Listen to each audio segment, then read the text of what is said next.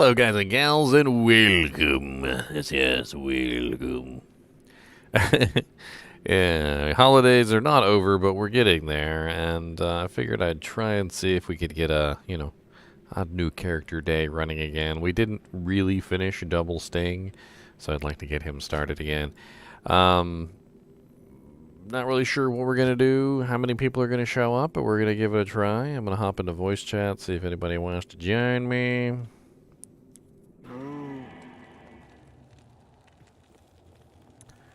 Let's see here.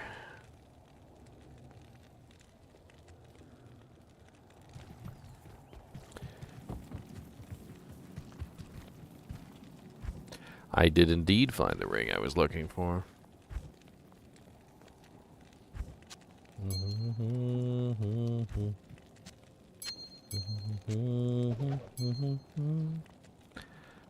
Yes. I do need IK boots. Terror begins to form within Sanctuary.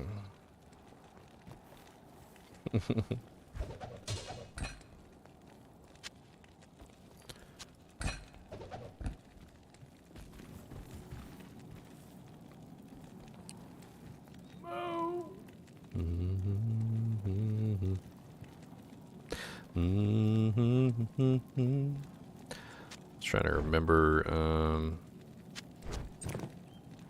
Okay, so I lose the attack rating, but honestly, string is a better choice in general than IK belt. I do lose 25% faster hit recovery and a little bit of attack rating, a little bit of defense there. I also lose the +2 combat skills on the boots, though. I mean, I don't necessarily need the physical damage reduction right now. It's not like we're in hell difficulty or anything. Eventually, I'll probably need it.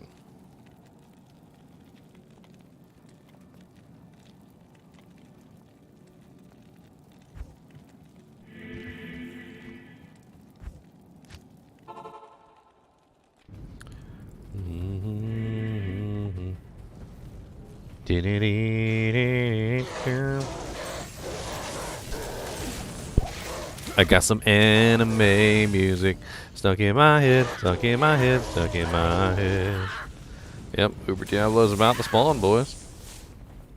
Weird.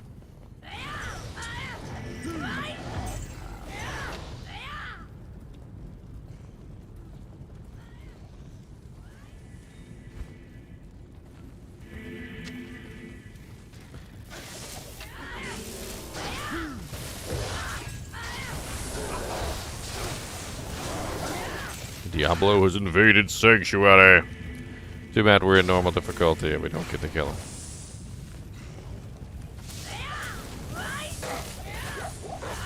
Get out my way, suckers. Ain't got time for you.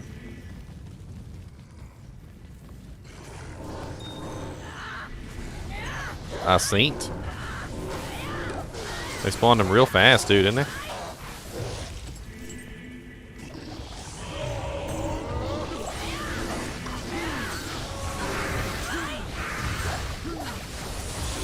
These weapons break so easily. Freaking Cutlass has like no durability whatsoever. Can't wait till I'm rid of them.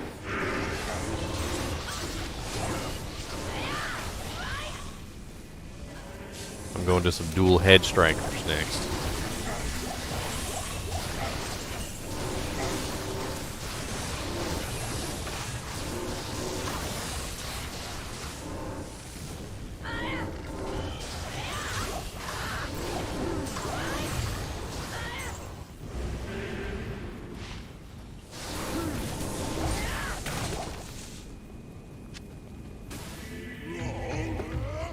Gonna kill Diablo. Gonna kill him dead or red. Gonna kill Diablo. Who are you? Who are you?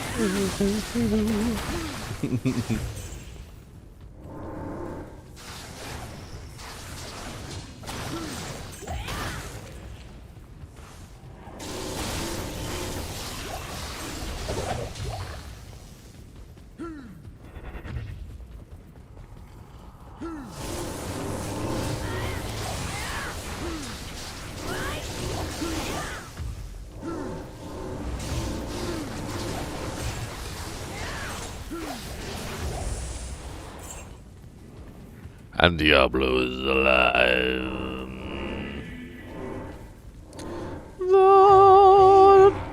We'll see. The hells are alive with the sound of Diablo. Terrified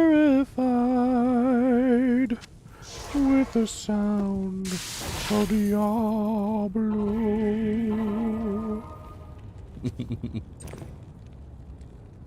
Good evening. I'm stupid. I'm gonna have some fun with my little trick pole today.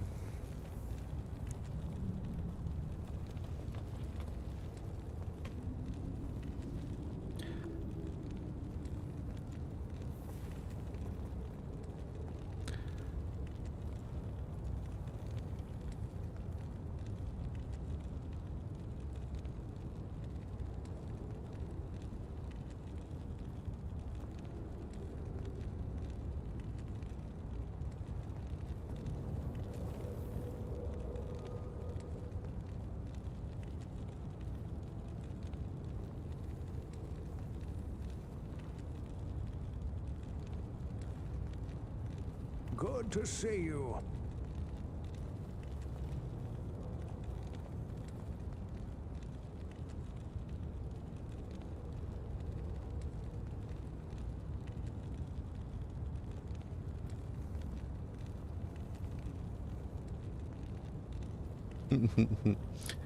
I'm not done yet.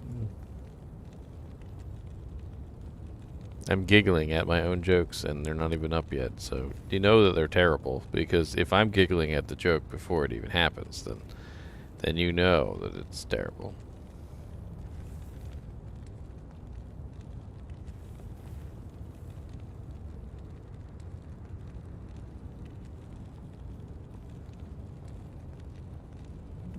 Good evening.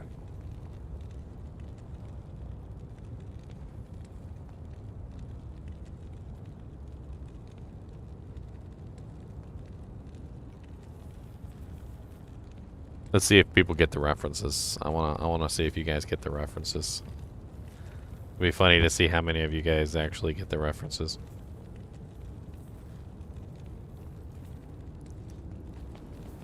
The time. The time. Oh, I haven't destroyed the soul stone yet? Well, we're gonna go destroy it. What do you need? Prepare my weapons.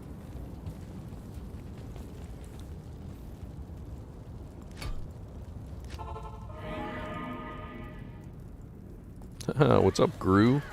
Everybody's on mute today. Everybody still hungover from Christmas? All them Christmas cookies went to your head and your butt cheeks.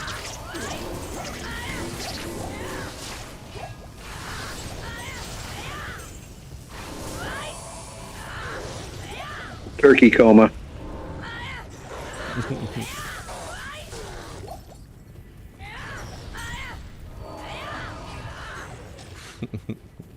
I put up a bunch of freaking Princess Bride quotes. Instead of the normal, like, have you hit the like button yet? Yes, no. I put a, have you hit the like button yet? My name is Ignorio Montoya. You killed my father. Prepare to die. Inconceivable. You keep using that word. I don't think you know what it means.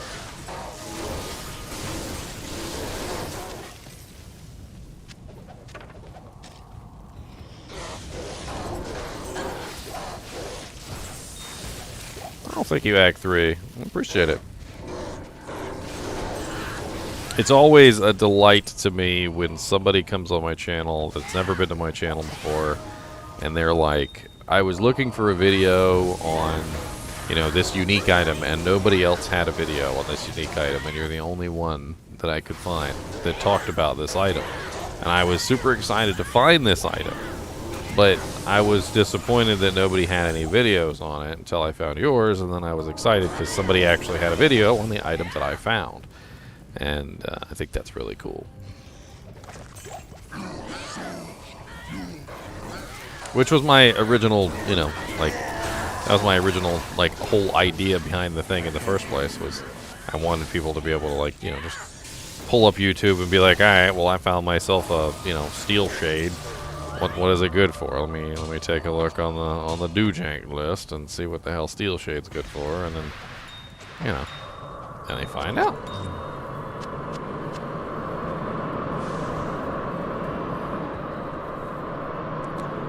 Yep, that's my spider web method. My spider web method is basically I have a video on everything, so it doesn't matter what you search for, you'll find me eventually. It's honestly one of my more brilliant ideas, and I am tooting my own horn. I am tooting it. Doot doot doot doot doot doot. Alright, I guess let's move on to nightmare difficulty. So let's go to number 2. Number 2. Pink, pink, and number 2.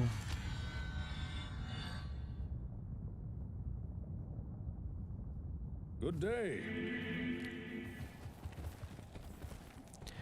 Honestly, when I thought about making those videos, my whole thought process literally revolved around the fact that I know that not everybody is going to be, you know, like a freaking Diablo veteran who knows everything about the game. Not everybody has been playing for 22 years, like, straight, and not everybody knows every single detail of Diablo and knows which items are good and which items are bad and blah, blah, blah, blah. So, like, you know, I wanted people that didn't have, like, an intense knowledge of the game to be able to, you know, like, actually figure stuff out. I am overburdened. Stop clicking at me. Why you click on me? Why you click on me? I've run away. Why you click? Why you do the click?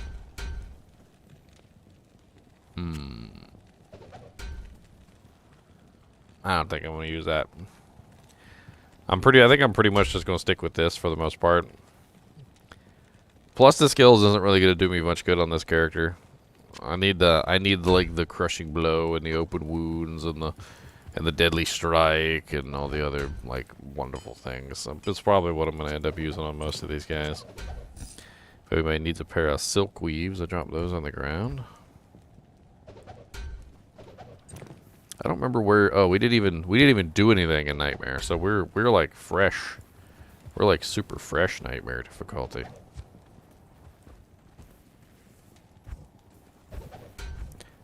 By the way, if anybody gets any 3-socket phase blades, I know they're not like super rare or anything, but I want to make 2 crescent moons. So I was thinking about on the alternate swap for this character, I thought it would be fun to have 2 crescent moons just for static field spam.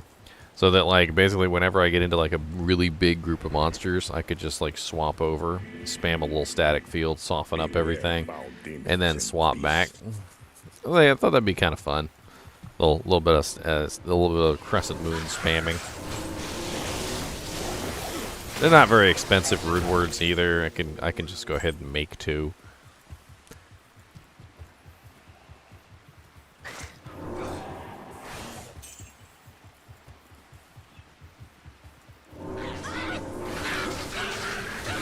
So how was everybody's Christmas? Did you guys have a good time? Did you get anything good?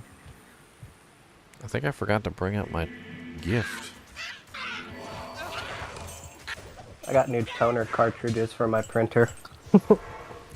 My girlfriend got me these like, I don't even know how to explain them. Like, they're ornaments, but that's like not even like what they are. Like, apparently there was some sort of holiday party that Blizzard had back in like 2012. It was like employees only kind of a deal. And they gave away these little Christmas ornaments back in 2012 to their employees, and they're like, somehow she got a hold of 2 of them, my girlfriend, and she got them for me.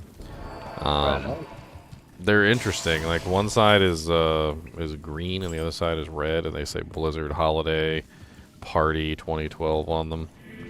They're definitely like some like collector's item. They're interesting, that's for sure. course, and that opened up a whole world of like looking into things that I probably should have never delved into because I'm gonna go broke. Apparently, like, Blizzard has been doing this for a long time. They basically have these, what's it called?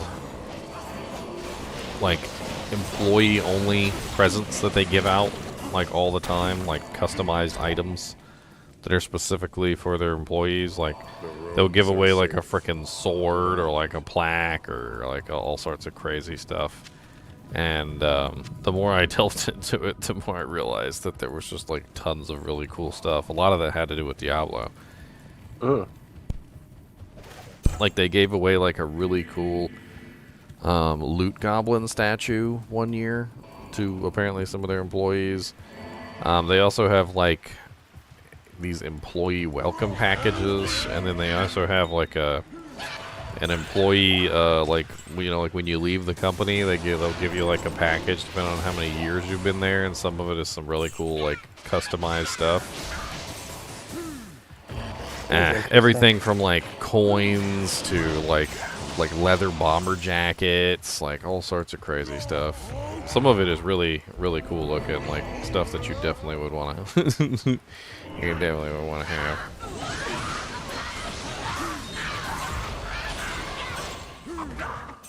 There's actually one jacket I've seen a couple times. I think Trix has one.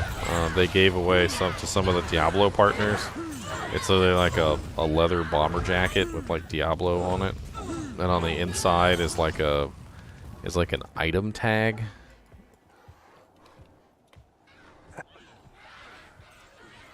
Got stats for the jacket on it. Yeah, it's got like stats on the inside of the jacket. She was showing it off on one of her streams. I for the life of me, I probably should have just like saved a picture of it at that point. Hey, look, an undead crown. It's lifesteal. If anybody needs lifesteal for their merc. Actually, you know what? I need lifesteal for my merc. Oh, you're stuck.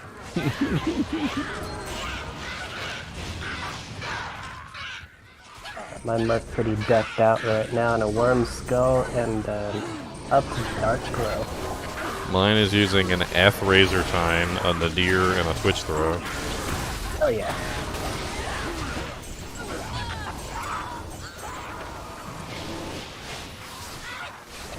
What if I can find a picture of it?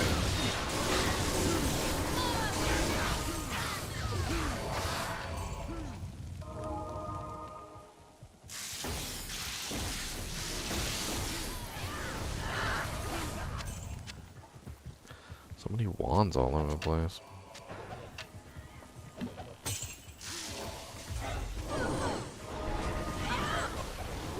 Two more levels, I can use my head strikers.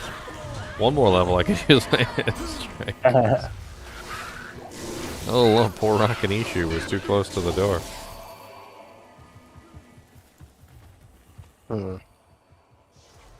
For convenience later. Well, I think I know how to pull it up. I'm pretty sure it was a hashtag Diablo partner post, which I'm totally jealous of, but whatever.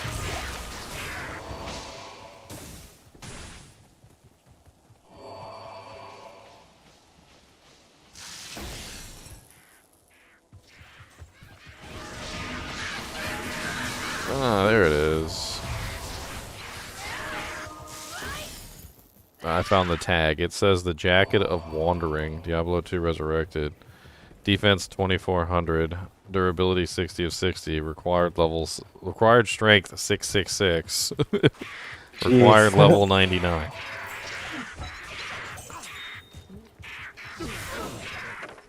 It's got Diablo 2 Resurrected on the front. It's got like a patch on the arm. It's kind of cool looking. Kind of nuts. I lost you guys. Where'd you guys go? Are you in the passage? Yeah, we're in the passage. We're not far from the entrance. You should see us once we walk in.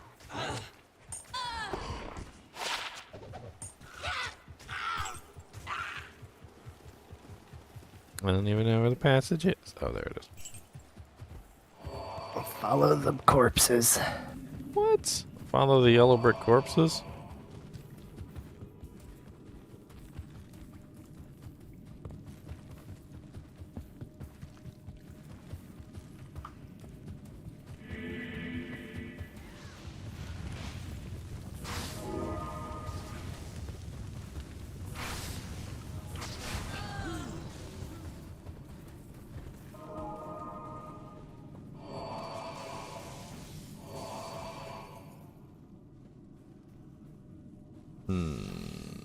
Apparently there's one now for Diablo 4 with like Lilith and Inarius on the back.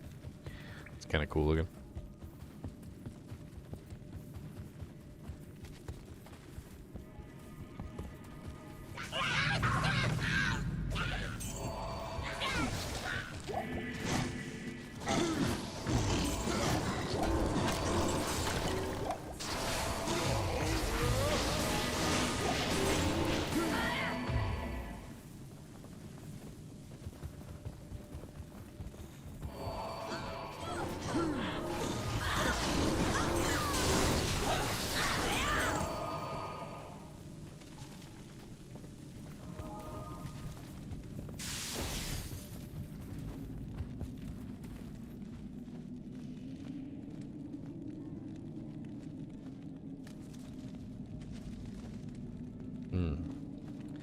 The Diablo 4 Inarius jacket is apparently on the freaking gear store for $130.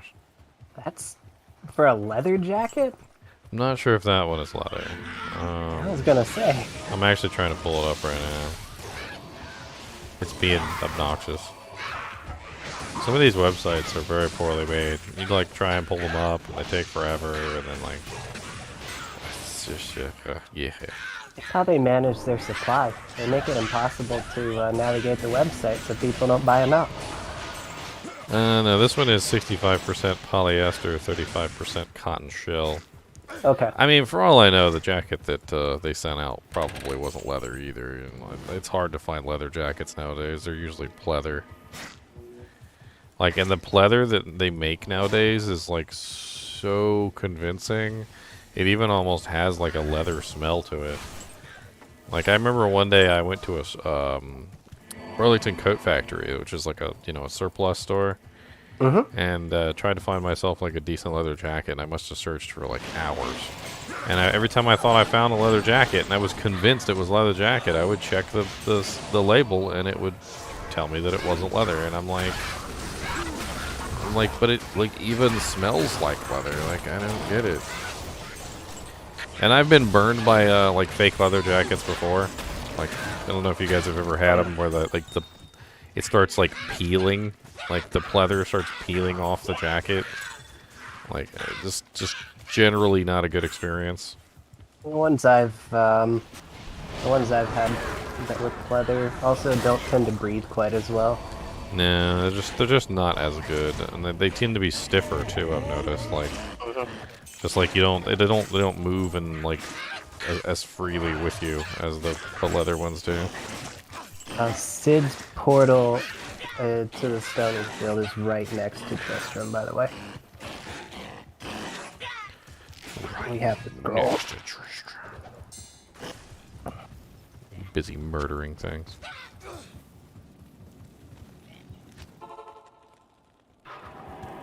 I want to murder everything.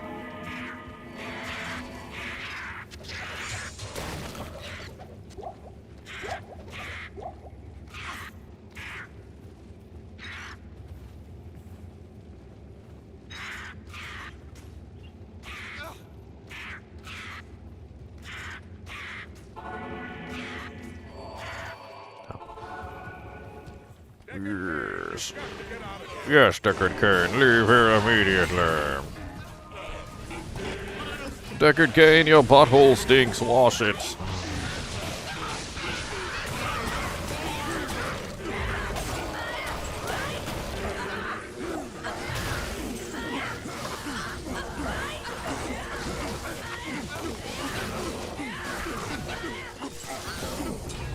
Stop resurrecting things. Level 39! Now I have unlimited access to head strikers. We drop these poopy items on the ground. Alright, who's gonna open up Nightmare Cows for us so we can go get mercilessly slaughtered?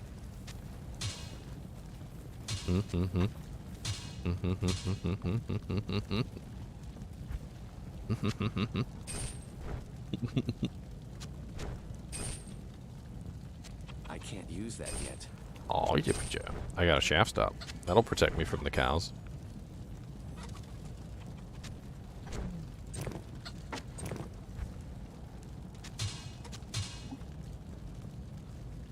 Oh, one of my head strikers already has durability missing. That's rude. What you need? Came pre-damaged.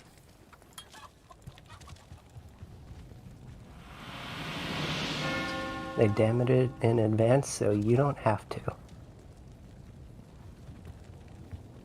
Sounds like the worst selling point ever. I can damage it if I want to. I can throw it in the fire.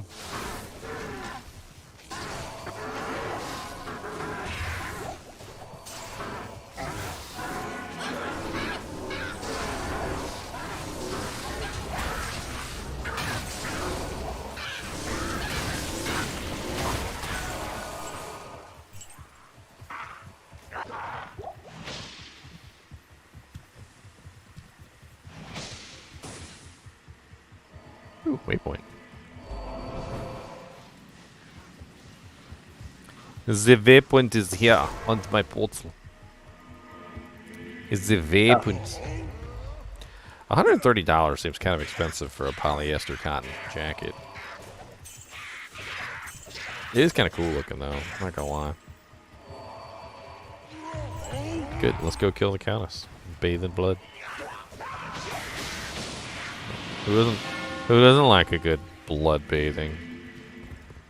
Who does?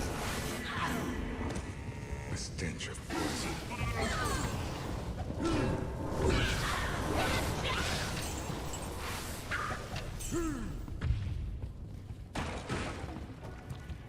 It's kind of cool using two weapons that are identical. They look really fancy in your hands. Matching. That's right.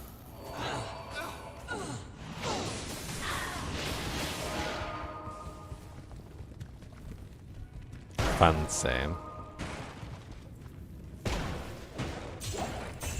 Diablo 4 Primeval Gray Fatigue Jacket. Yeah. I really doubt that they have the Diablo 2 one on the store, but that would be cool though. They do have a Diablo 2 Resurrected hoodie. Meh. Like, there's just something special about like a freaking like leather bomber jacket. Yeah. It's a cool thing to give somebody.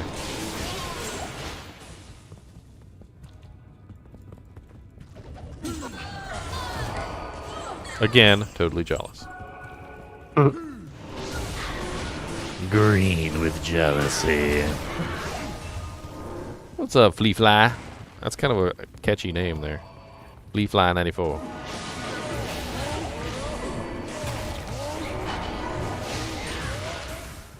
Shoo fly, don't bother me. Shoo fly, don't bother me. Shoo fly, don't bother me.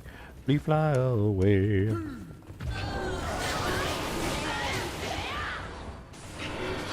Oh no, they have Holy Freeze. And they're gone. God, there's something so freeing about not having to worry about mana ever.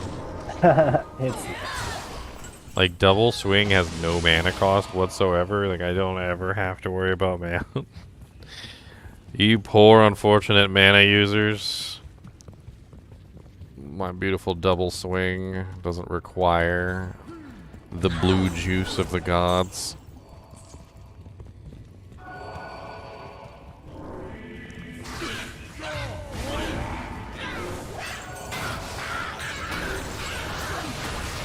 I'm dishing out some pretty nice damage for a freaking level 39 character. You get 831 top end per swing with like basically 100% deadly strike. What am I at right now for deadly strike? I don't even see it. Oh, 73% deadly strike. That's not bad at all. And that's not including my mastery, whatever that ends up like bumping it up by a little bit. Definitely need to start working on my masteries soon.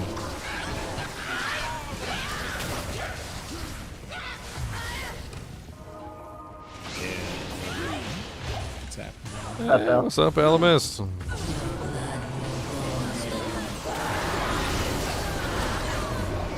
Oh yeah, that's right. I forgot. I turned up the game volume for one of my videos. I'll turn it back down. And also, apparently I need to turn Elemist up a little bit. Oh, no worries. I'll probably get louder. I don't know. We'll see. He's feeling He's feeling sleepy, guys. No, not sleepy. I am a little bit inebriated. I was planning on taking the day off, but I can't Smitter. resist this the call of new character days. The call of the new character day. Yep. Can't resist. So I felt it was a good opportunity to level up D2R, the pretty much dedicated GGM kinship, like D-clone, like game holder. But if I can get him to a stage where he can actually kill D-clone on him by himself, then awesome. Oh, you can. D-clone's super easy to kill, honestly. Like as long as you got the resistances and decent amount of HP, usually fine. Oh, I did find something kind of cool. That's his issues. Is he really doesn't have the resistances, and he's just not enough level, like high enough level to just survive. his life is just a little bit too low. Like even with life tap, he like struggles. Well, and in that regard, he's too low level to utilize Drax, so he really doesn't have a reliable. Well, you can just life life tap source. You can just life tap wand to be alright. Oh yeah, he has it, but his other difficulty is really not the fault of his own. It's really just I normally use him on my laptop Surface computer, which can barely the terrible one. Barely run D2R as it is. The terrible one. Yeah, it's so bad. Yeah, so it's just terrible graphics, terrible run speed, and yep, he often fails. So I need some. Dan, send me some rice crystals. How about that? Okay, I will take. I'll take all the rice crystals I can get.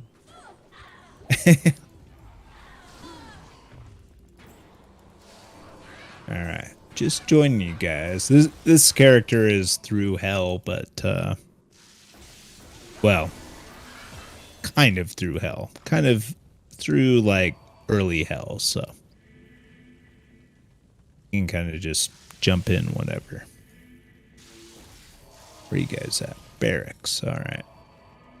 I just found kind of a cool thing on eBay while I was trying to see if maybe somebody had the like the bomber jacket.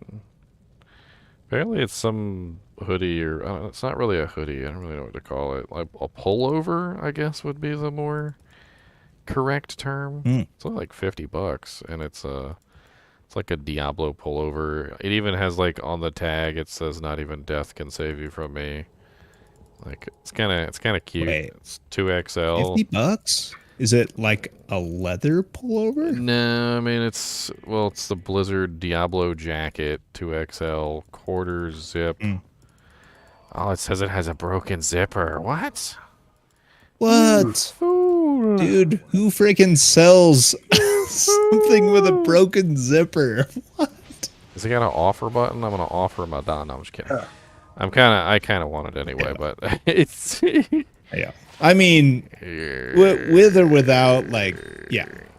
I mean, you can go to a upholstery shop and, yeah, have that fixed for like $40. easy. So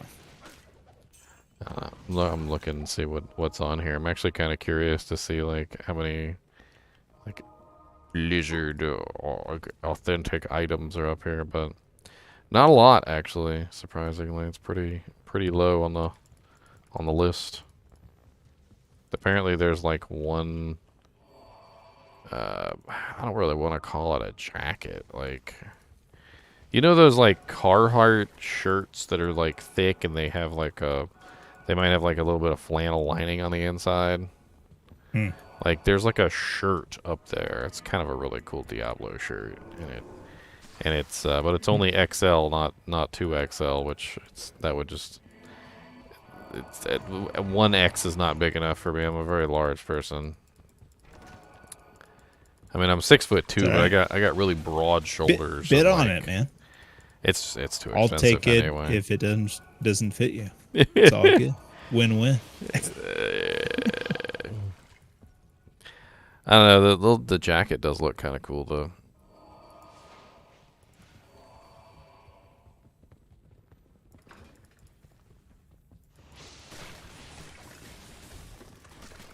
It's totally not a jacket though. People learn the difference between jackets, pullovers, hoodies.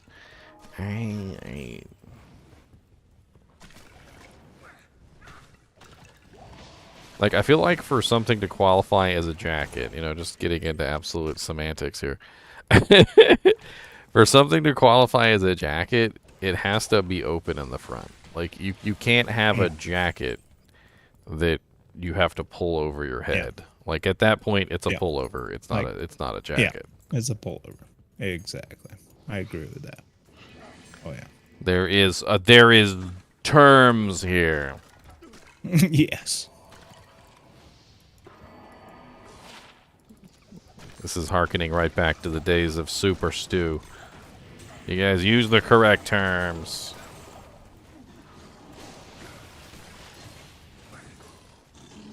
Oh, set ring.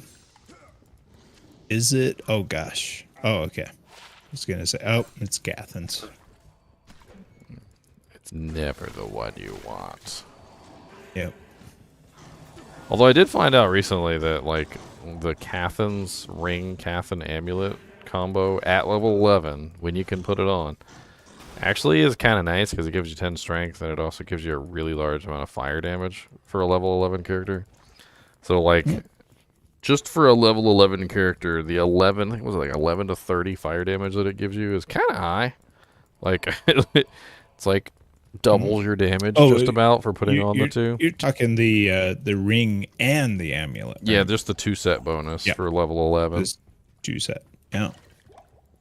Pretty legit, for sure. It's a pretty sweet little 2-piece. I mean, granted, it wears off pretty quickly, and I didn't want to use it after, like, you know, like Act 3, but... Like I said, at level 11. Mm-hmm. Yep. Level? It's pretty high.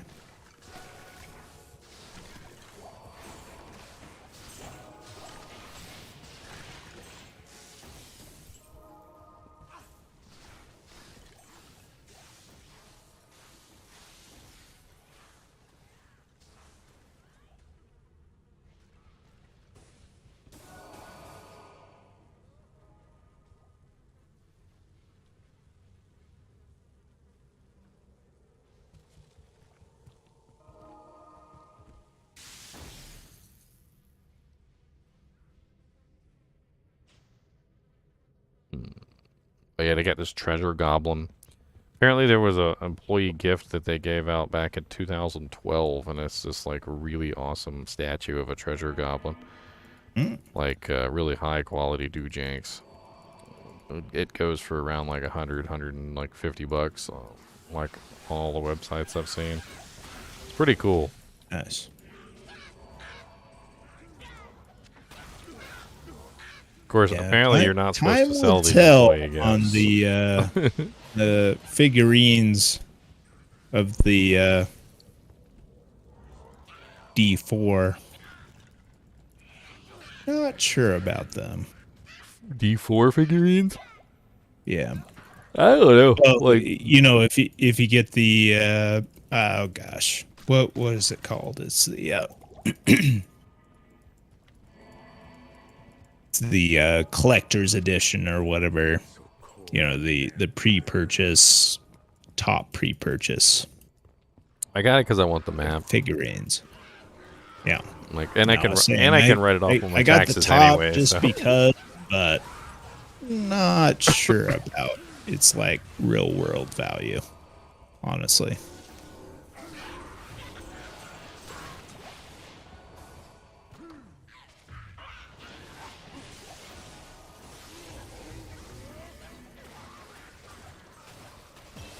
So that's kind of cool. 2018 unopened goodie bag. What the hell is inside of a BlizzCon goodie bag? Looks like a Diablo statue. Hearthstone. Bunch of like random. It's one thing, like Blizzard is an interesting company, but it has a lot of products that are very, very varied. So like a lot of the times you'll just look at them and you'll be like, okay, well I don't really like that franchise, but I like that one. And so like when they do like the grab boxes that has like every franchise in it, you're more than likely gonna not like one or two of the franchises. Yeah. You're gonna be like, oh look, the franchise I don't care about, yay. Yeah. It's the dark side of a hit or miss franchise. Well, it's even unfair to say a hit or miss franchise. It's hit or miss company, really, is what it is. Well, it's funny because even like in the depths of some of the like definitely misses, like Diablo 3, like I really did enjoy the loot goblins, and I actually went out and got the loot goblin little amiibo. I thought that was cool as crap. That's I true. actually bought 2 of them. No, that's a really good point. It's just like even if it is like an overall miss, like there's some nuggets for sure. Well, Lilith is probably going to be popular no matter what, because she's a demon, and she's probably going to be really popular. I mean, let's whole, be honest. Like she looks badass. What's like, the she does? What's the term for when a guy gets pleasure off of a woman being mean to her or whatever? Like, like I feel like she's going to be really popular in that crowd. Yeah, just I feel like. Yeah, I in feel general like because of that. Yeah, she's gonna be pretty popular in the whole, It's like let's people, be honest. Like even those that aren't into the dominatrix, like We need the waypoint though. okay, I think we can all agree. Like every guy is at least somewhat into the dominatrix. What? Step on me? What? Yeah.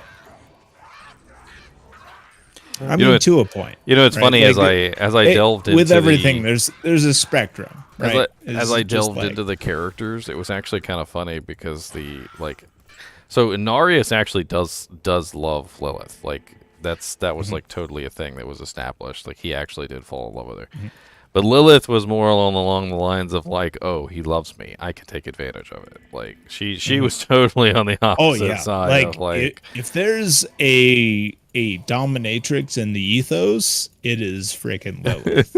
Absolutely, man. And then not only that, but Lilith didn't just do it to Inarius, she also did it to Oldacian. She did the same thing to Oldacian basically. Like it was like just a double double bop. Like yeah, for sure. Like canon, like Lilith is absolutely a dominatrix. But then she even took it even further because like as I researched the whole like Oldacian thing, turns out Lilith deliberately set Oldacian against Inarius and was like, he's gonna kick your butt, he's gonna kick your butt. Like your ex-boyfriend, you put your boyfriend against your ex-boyfriend, you're like, he's gonna kick your butt. Like literally. Well, and see, this is what's interesting about the because I'm not not huge into the lore, right?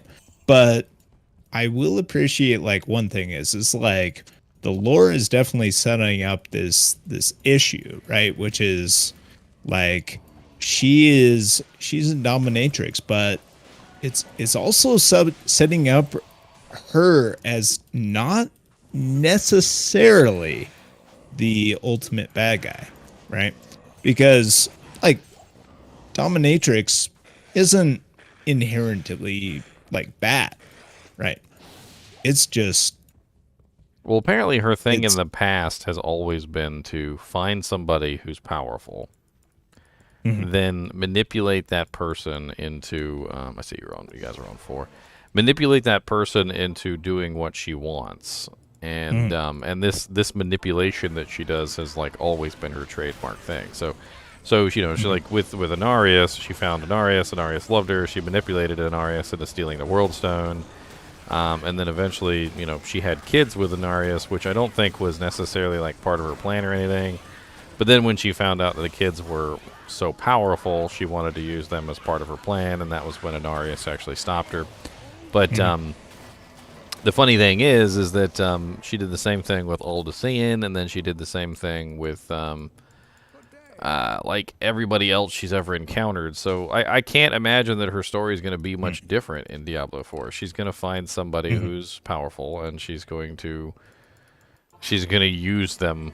She's going to use them for her purposes. Like she's never really at like the forefront herself.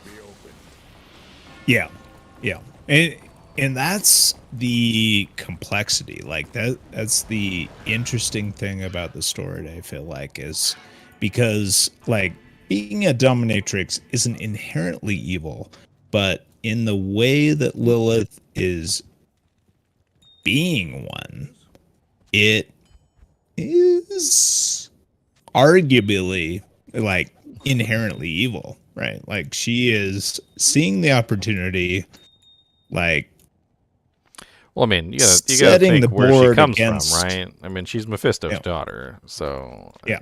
we can hardly expect her to be a like a Oh yeah. what's the term It- an angel. or- We can hardly expect her to be Yeah. an angel. She's Exactly. a demon. She's on that side, but she's definitely strayed away from like what the primevals like are normally doing. I don't think Mephisto. she's like weaving her own hatred, right? Like her dad is the Lord of Hatred, but she's like weaving her own kind of story. And Well, that was kind of what It's pretty interesting. the whole thing with Inarius was. Is that so? Lilith basically saw that the war was going nowhere, and that there was no like real way to win the war. No matter how many times her father, had victories, no matter how long the victories lasted, they were always temporary. And so she was looking for a way to win the war, like forever, which was definitely something that. Was definitely something that was possible, but it was like not possible within the grasp of what Mephisto was trying to do. So that's why she went outside of like anything that Mephisto would have ever done. Like Mephisto never would have slept with an angel and had babies and created his own world, and like she was looking for another way around the whole like war thing. And then when she saw the Nephilim, she realized that was it. That was the way out. But Inarius also saw that, like, literally, that was that Lilith was like, hey, we can use these guys for war. You know that baby we just had, we could totally just like put some battle armor on him. Slapping M16 in his hand and send him on his way. Let's just send him right in. Like It's okay. We can just pump out more. Narius is like, dude, he still has a pacifier in his mouth. Like, no, it's all right. That's a power pacifier. It gives him +7 to skills. oh yeah, there's definitely intent. So I mean, like, I'll give him credit. Like, as I'll call it as kind of bad as I feel like the lore has been for 10 plus years, like they're starting to think about it, I think. Well, Anarius was smart because he linked himself to the World Stone, and that's how he got all that power. He was easily stronger than Diablo or any of the other like major players during that time period when he was linked to the World Stone. But he's no longer linked to the World Stone, so I mean, I'm not really sure what's going to go on with him. So as he is that's right where now. I feel like he was smart in the short term, whereas Lilith was smart in the long term. The long game. She's playing a long game. It's a little difficult to really figure out what the hell Lilith was thinking, because I feel like she would have died if it wasn't Anarius. Like maybe she just knew that Anarius really did love her and just exploited that fact like to the utmost. But Anarius basically swore never to kill Lilith, and that's part of the interesting thing about like the whole trailer is that he swore never to kill her, never to do harm to her ever. Well, that is her strength and his weakness, right? So, but that's why he banished her to the abyss 2 times, not just once, but two separate times. He banished her to the abyss. So like literally, so while he is in strength more powerful, if he's not long-sighted enough, she may win out.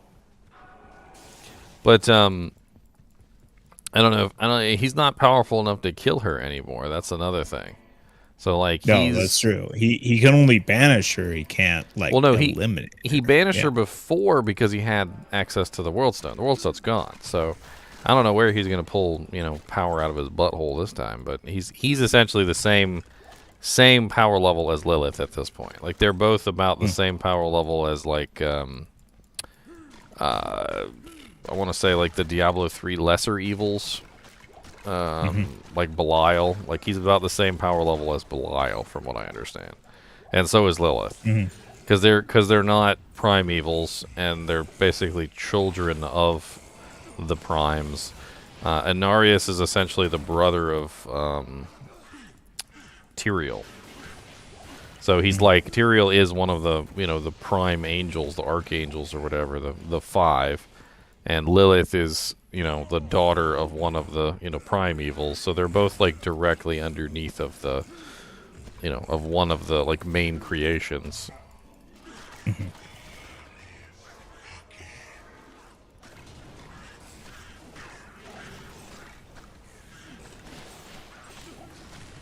It'll be interesting. Like, I feel like Tyrael is like a pivotal character, right? So they bring him back, and he's been like banished to mortality, but I feel like there's a path back for him, right? So if well, you never know. He could be restored. That's what I'm saying. Is like maybe if there's a path for his restoration, like he can come back to be above an Arius in some capacity. That could be interesting.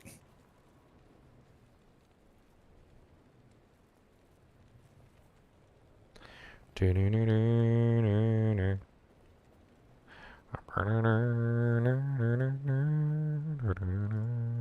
level are you guys? About 40 to 50-ish. It's kind of spread. Yeah, we're beginning a nightmare difficulty though. We'll be all right. Yeah, where are you at, man? Mine's level 80, man. I had a martial arts assassin I've been building. The MA assassin. Nice. Well, yeah, we'll meet you in hell, unless wait, if you want to walk with us through Nightmare, feel free. You guys man. don't mind? Yeah. I'm watching y'all play, and I'm jonesing now. He's jonesing. Jones is password. Okay. Yeah. Gotcha.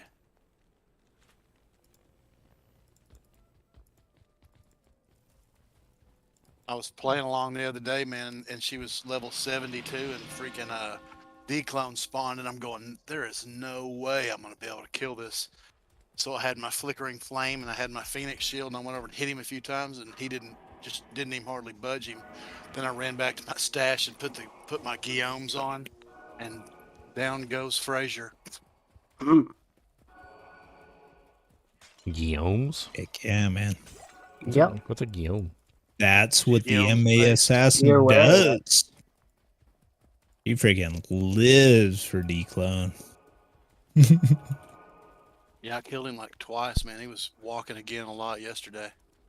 What is after GGM noobs? What's the number now? 2. 2. Yeah, I tagged you in kinship ladder chat. You want to join us? Yes, and the password is in there. It's locked. That's what I'm doing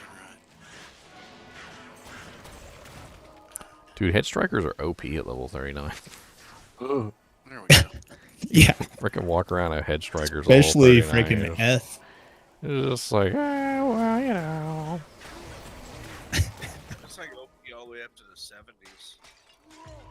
I mean, you can even up them into conquest swords. They're pretty powerful conquest swords. That's what I ended up doing here with my assassin. I ended up double upping my goblin toes. I get my run walk from Little Charms, and I'm running Cat's Eye Amulet. I'm running a super high level fade, and not the run around like you're a crazy person with your head cut off skill, burst of speed. Did you up your G-toes? G-toes, yeah, I upped them.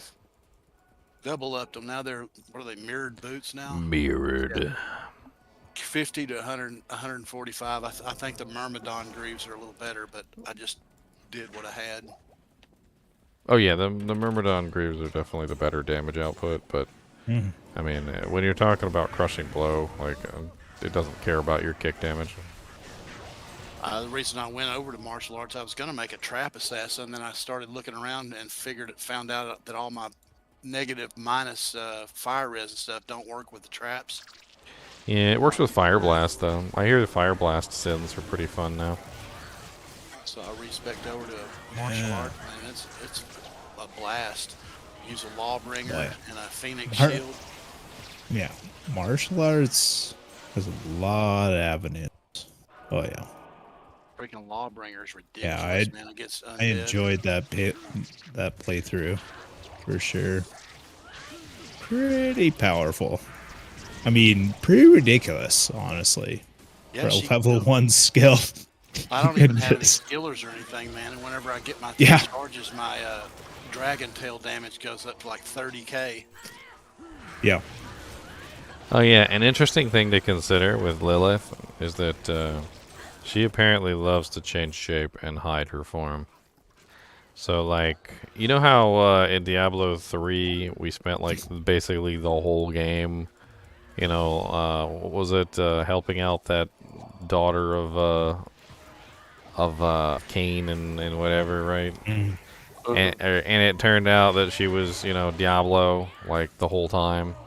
Like we very well could have a similar situation in Diablo 4 where literally we have some character that's a female that we're helping at some point, and it turns out she's Lilith like the whole time. Like totally, it totally could be that in Diablo 4. Because Lilith loves just being in disguise and tricking people. Like that's her thing. Yeah, the queen of deception. It's true. Yeah. Did find out an oddity of the build that I have here. I run this Phoenix shield with a redemption on it, and I use a Lawbringer, and Lawbringer has rest in peace, so it kind of cuts out the freaking absorbing the corpses for life and mana thing, but Yeah. gives her 366 ED though, and a lot of negative fire res and stuff, so I still think it's worth it. This is not hardcore. You're iragey. No, sir. I was gonna go Storm Shield, but I had this shield and I just can't not use it. I'm pretty sure What's up, Farnham is dead, JDM? Charles.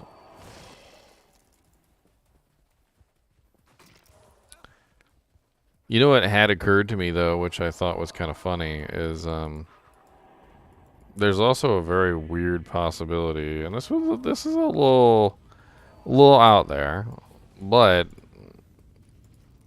all of the basically the people in Sanctuary are kind of like what would you call it? Like they're nerfed, I guess would be the term. Because like the whole thing with the World Stone and them causing the powers to diminish over time and blah blah blah. So like the Nephilim that are currently in Sanctuary aren't as powerful as they should be. But what if freaking Denarius and Lilith got back together and made some more babies? The babies that they created would be as powerful as the originals, which were apparently really powerful. I was watching Mr. Llama's stream earlier, and he said he was going to name his daughter Lilith, but his wife said, like, hell, you're not naming my daughter after no demon. and he's like, well, like, it's good luck, dude. perception. Is she Good or is luck. she not, you know? Oh, God. All about perception. It's like, He was literally going to name his Ooh. daughter Lilith. I mean, ooh, we don't know whether she's a that bad is guy yet. Okay, we don't know. You can't. yeah, but Don't still, judge a is demon by the bold size of her move. horns. Like, Okay. like forgetting what Lilith is or may be, like that is a bold move just from it's just a name. reality It's standpoint. just a name, right? though. It's like in any Lilith is instance- kind of a pretty name. Like, let's be honest. Oh, Like, yeah. taking out that still though, part. like in any instance, somebody that's having a baby, like some guy that's having a baby with a woman that is in any context trying to dictate the name of said baby, ooh, that is she might have been on board. You know? thin ice, man. Maybe she That doesn't. is- Maybe she doesn't like Diablo. But if she did like Diablo, maybe she'd be totally on board with it. She'd be like, "Yeah, come on." Yeah, she should be, but I feel like she's on the fence because he did like a playthrough with her, and she was like, I would say like willing, but not fully on board. I would say. Yeah, she played with it for a minute, and it kind of. So that is a bold move, like that. Well, like that is a bold, but I feel like that. My it's not thing even about going too far to say like that is an arrogant move. Like that is a ignorant move on his part. That's too bad. My thing is though is it's not a weird name. Like it's not like we're talking about naming our kid like a kid like Beethoven or like That's true. Ebenezer Like, or Inarius. No question. Like all there of these could be names are far definitely worse names, but Lilith is a rather What- innocuous, like ordinary name. Like it's a girl's Oh, name. yeah. I've seen a lot of people named Lilith. They go by Lil, and they have they got abbreviations and things like that. Like it's a perfectly acceptable name, which I think kind of like normalizes it a little bit. Like if it was one of those out there names, Yeah. I would totally be on board with like the arrogance thing. But it's just a regular name. Yeah.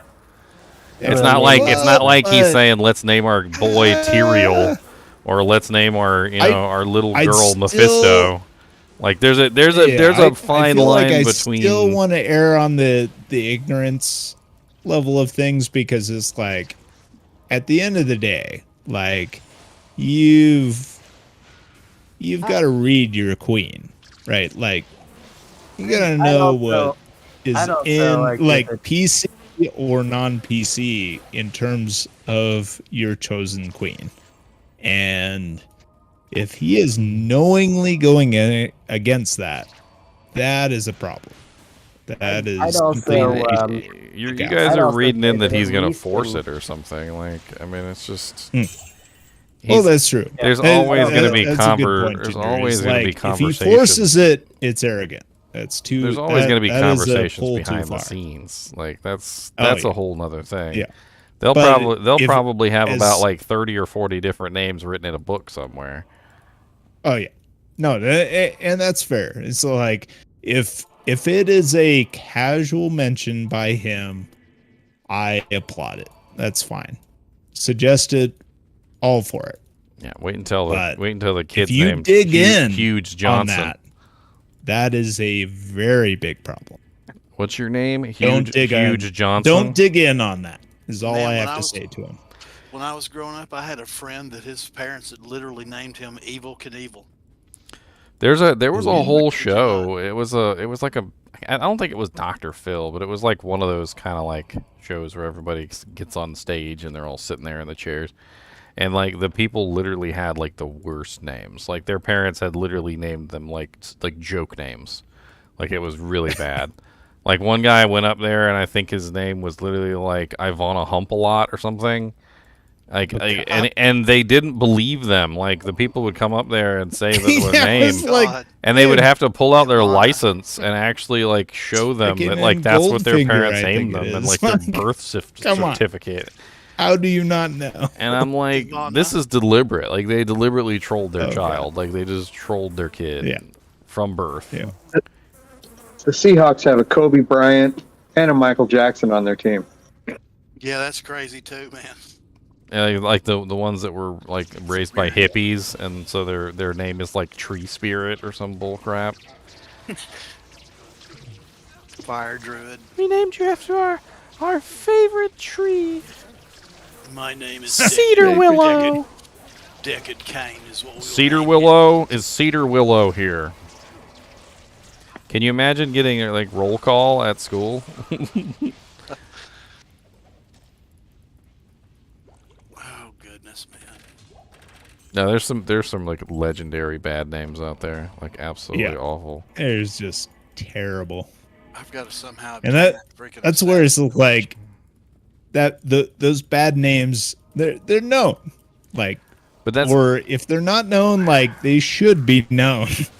Right? And you name your kid that, it's like, it's on you, man. It's on you. I'm curious. Like I've actually met people with names that are just really strange, and I'm like, what got into their parents' head that made them think that Ebenezer was a good name to name their kid? I mean, like the dude's name Exactly. is literally Ebenezer, and I'm over here like, I'm sorry. It's like, are you aware that 80% population Has three ghosts. Have three ghosts doesn't visited appreciate you your name? in the middle of the night. Man, I gave up on going to get the staff. It was like a CF in there. And then some of them are just unpronounceable, and this is a whole thing. Like I've met so many people that just have names that are just like they're pronounced completely different than they're spelled for some reason. Like and when you look at them and try and read them, it's just like completely impossible to read them. Like it doesn't make any damn sense whatsoever. Yeah.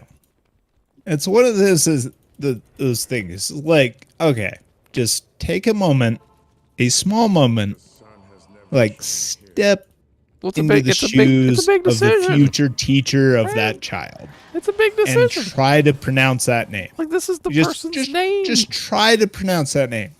I mean, granted, it's not like that your name is always the name that you're gonna have the rest of your life. Because like my sister's name is Deborah, and she goes by Carrie, and like my brother's name was Edward, and they ended up calling him Teddy. And, like there's like ways around having a bad name. Yeah. But like it's still gonna follow you the Well, rest of your there's- life. Like even when you go to the DMV, There's still like limited ways though.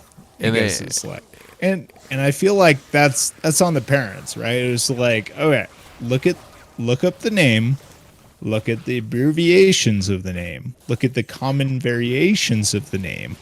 It's like, do you want those possibilities for your child? It's like, seriously, like consider it. You have 9 months to consider this. some of them Like, some of them consider it make no well. sense, and right? unless you've actually like experienced it, like you wouldn't even know. Like I didn't know that William was like basically never used. Like people that are called William never actually get called William. They usually get called Will or Bill. Apparently Bill is Or also Bill, a common which like Bill doesn't make any sense to me. I don't I don't even understand that one. Like I can understand Will because that's obviously a bastardization of their full name, which is okay, I guess, if you prefer the abbreviated version. But Bill is just like they just took the whole first letter off, took the ending off, Just threw on a new ran with letter. it. Yeah, I agree. It's funny because I've actually the reason why I know that one is because William Shatner. So like there was this interview with William Shatner and Spock, Leonard Nimoy, and Leonard Nimoy calls him Bill, and I'm like, my eyebrow raised like a Vulcan. I'm like, Bill, what? It's like, I would if I had a last name like Shatner though, I think I would just want everybody to call me the Shatner. The Shatner. I am the Shatner. That's right. I'll shat right on your nerve. No, not the Shatner. The Shat.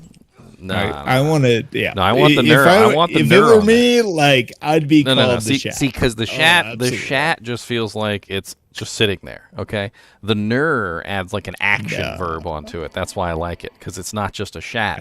It's a Shatner. Okay.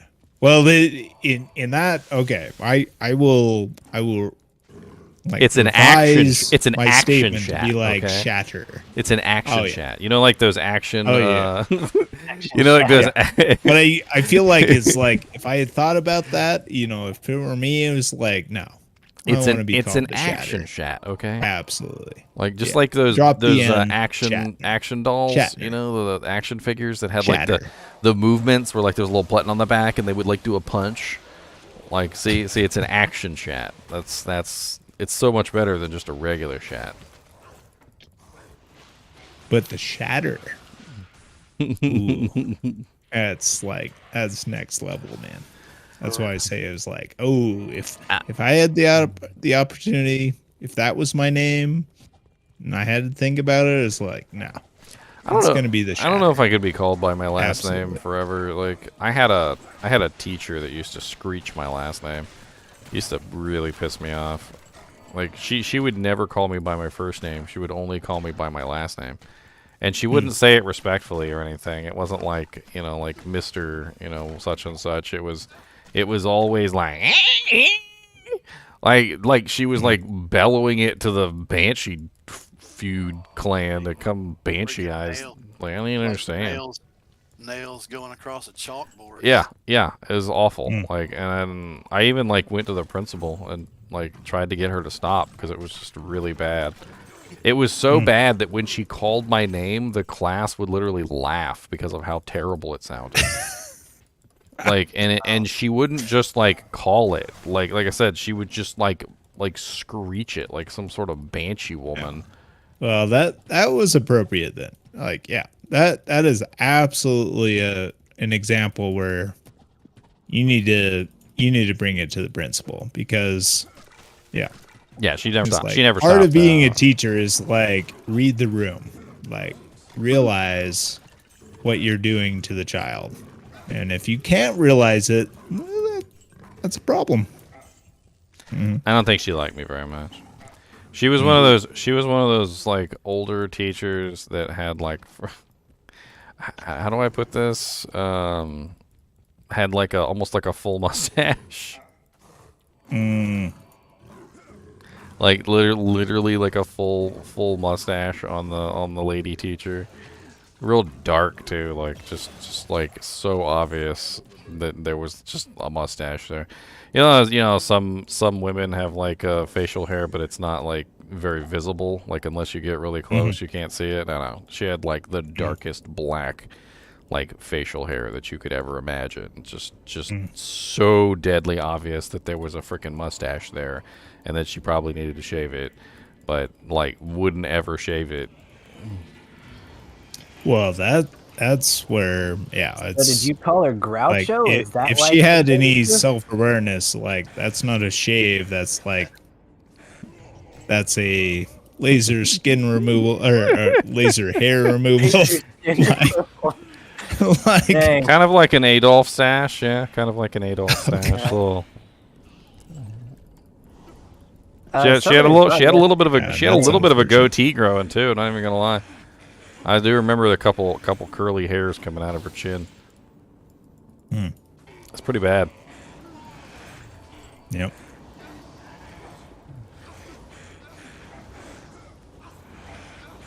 That's like the worst. It's like when they're not self-aware enough to know that they're imposing on someone else, that they're so bad that they are imposing on themselves. It's too bad. She was also the same kind of teacher that would do this crap. I don't know if you guys ever got this from your teacher. It used to piss me off so bad. Can I go to the bathroom? Yes. You start to walk out the door. Where are you going? To the bathroom? The, You didn't ask for permission. I did. I said, can I go to the bathroom?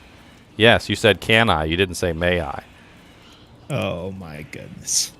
May I go to the bathroom? That is Sniper Magi on the ground here too. Ooh. yeah, that's too much. He needs to be outed.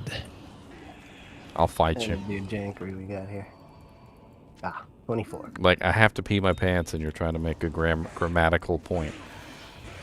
It's like I literally and physically cannot stay to argue with you. I must go. I'm just going to pee on the floor here. It's no big deal. Don't Yeah. worry about it. Exactly. Don't you worry about a thing. Oh, the TP's up for the summer. Nice. Who's TP? Coaster. Rocket. Who's worse, Who's Adolf or Lilith? I think, honestly, freaking Adolf. Nope. Coaster goes to the Claw Viper. Adolf, Sorry, Sidhausen or Rocket. Sorry. Adolf is one of those people who would literally choose an animal over you. You could be in the middle of the street about to get hit by a car, and there could be a dog there, a fully grown dog who's fully capable, by the way, of getting out of the way of the car himself. And Adolf would probably jump in front and save the dog and not Are you. you coming, Ginger? Or I'm trying to find a portal. Hold on. Whose portal is it? Yeah, I think. Rocket, Sidhausen? Rocket. I need to go back and grab the waypoint too. I forgot to click on it. Dang, didn't even click it. I didn't. I was too busy talking about my evil teacher. Yes. He was enthralled with his Proud young the marks nightmare. of a teacher. There was tons of fun stuff that happened back in school. Like there was this one. I remember I think it was like first grade or second grade. I can't remember exactly, but I had this really cool, crayon pencil sharpener thing. I don't even know what the hell it was. It was literally like a red crayon, but it like had a pencil sharpener inside of it. And I remember literally this kid stole it from me.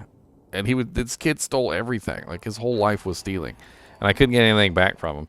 But he finally got his comeuppance when he stole my frickin' test paper. So the boy literally took my test paper, erased my name off of it, and put his name on it. And the teacher comes up to me, or comes up to him and goes, "This isn't yours." And he's like, "How do you know?" And this cracks me up to this day. She goes, "This handwriting is terrible." She goes, "Only one person in the class has handwriting this bad. It's Daniel. And this is not your handwriting. You have pretty handwriting. So I know that this isn't yours, and I know that this is Daniel's, and that you took it from him." And literally, like, just land blasted him right there in the middle of the thing.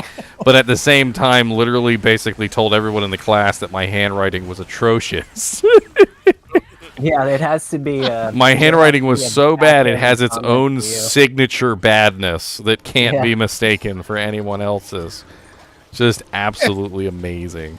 Yeah, I saved couldn't myself. stand up for you in any way without making some kind of backhanded comment. Like Well, this was a different See- teacher. This wasn't the same bearded lady. This was another teacher. This was because this was first grade. The bearded lady, I think, was like 6th or 7th. I can't remember. I actually had her like 3 years in a row, and it pissed me off so bad because she kept going up a grade. You know how sometimes the teachers will go up a grade? Like, and she kept going up a grade and following me, and it was nasty. I hated it. Stop following me. Like, please stop following me. Please. Sweet, somebody's going to blade assassin. Nice. Yeah, that's acid. I'm 47. 47 is Ravenfrost, right? I can finally put a Ravenfrost on. Nice. I think, right? I desperately need it. I keep getting chilled to the bone. They keep chilling me. I don't like it. It makes me cold and frosty. To the bone. To the bone.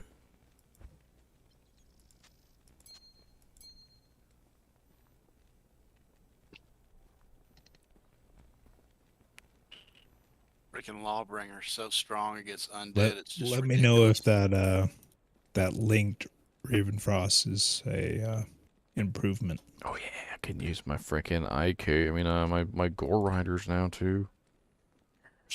Oh, but that means I can't use the IAS. I'm gonna have to switch back to the IK belt for the IAS on the gloves. That should really cap out my CB, IAS, all that bullcrap. Let's see what I'm running at now. 50% crushing blow, 100% deadly strike, 10% open wounds. Not bad. I'm probably way over 100% C deadly strike, but whatever. I got the staff. Clobber's not with us, but I'm not sure if he needs it since he's level. Well, actually, no, he's level 50. He should be. He's in hell, he said. Oh, he's in hell? Inhale. I mean, we'll push him through anyway, even if he's not.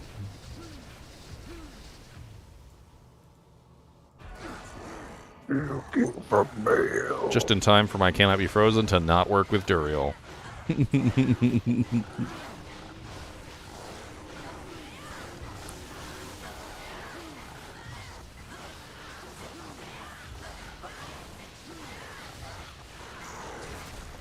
Sith. It's a Sith. Bunch of garbage. Standard Duriel fare. Duriel. What's up, Tyrael? You know your brother's back, right? I have failed. Dude's like, that bitch Cenarius. The world remains at their mercy.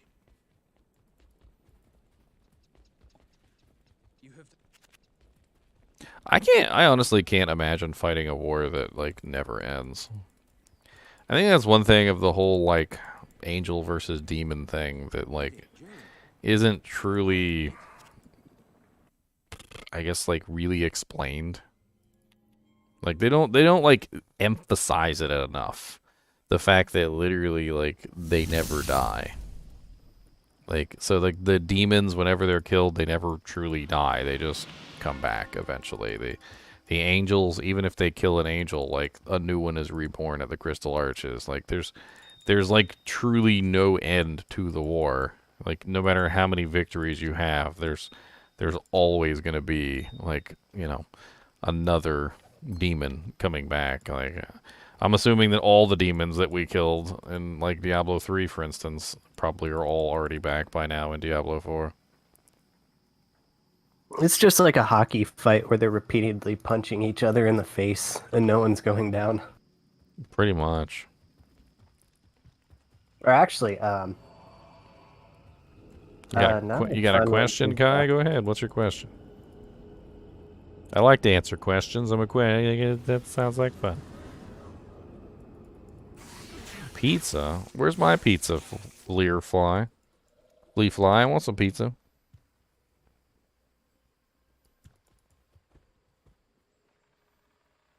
You know someone named Cedar? The dude's name is Cedar? He's named... Oh, man. That reminds me of that freaking comedy skit where they were making fun of the Moving On Up girl, the mom. Her name was Florida, and she's like, my name is Florida, so named after a state. She was like so upset that her name was Florida. It was hilarious.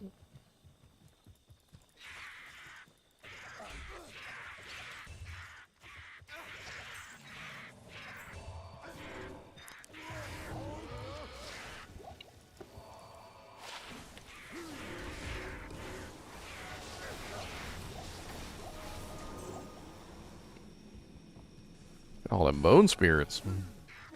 They go for a while.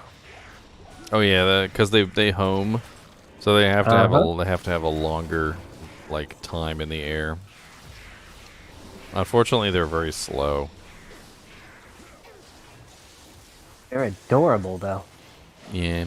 A very common tactic in PvP is to fire a bunch of them and then travel with them in the line. So you just run in the line, and that way if somebody bloodhounds. That way if somebody telestomps you or something like that while you're inside of your line, like all of them will hit them. And that's why people have been using things like the wolves and stuff like that, because the wolves will eat a bone spirit and like save you from being killed, because those things definitely they can hit really hard.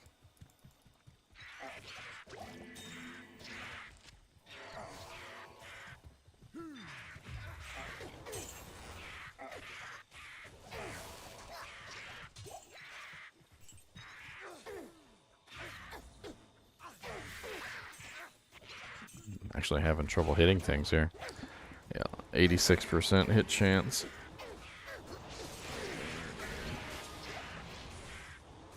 Stuff here is probably pretty high level. If you have a weapon that gives your merc an aura and he has a synergy as a skill. Yes, so for instance with meditation, that's the easiest example I can give you.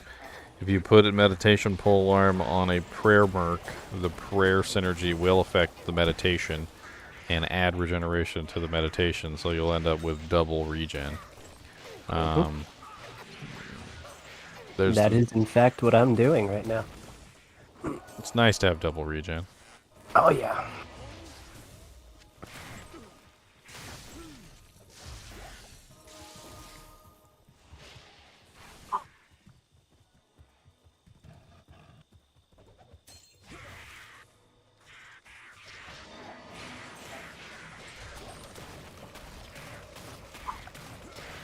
I should probably throw 1 point into Frenzy so I can build stacks.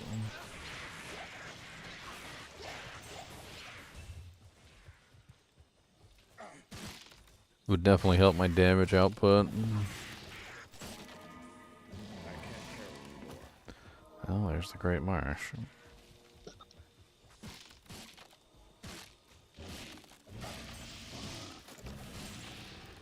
Inconceivable. Ooh. I like how you keep using that word as the current winning option on the poll, too. You keep using that word. I do not think you know what it means.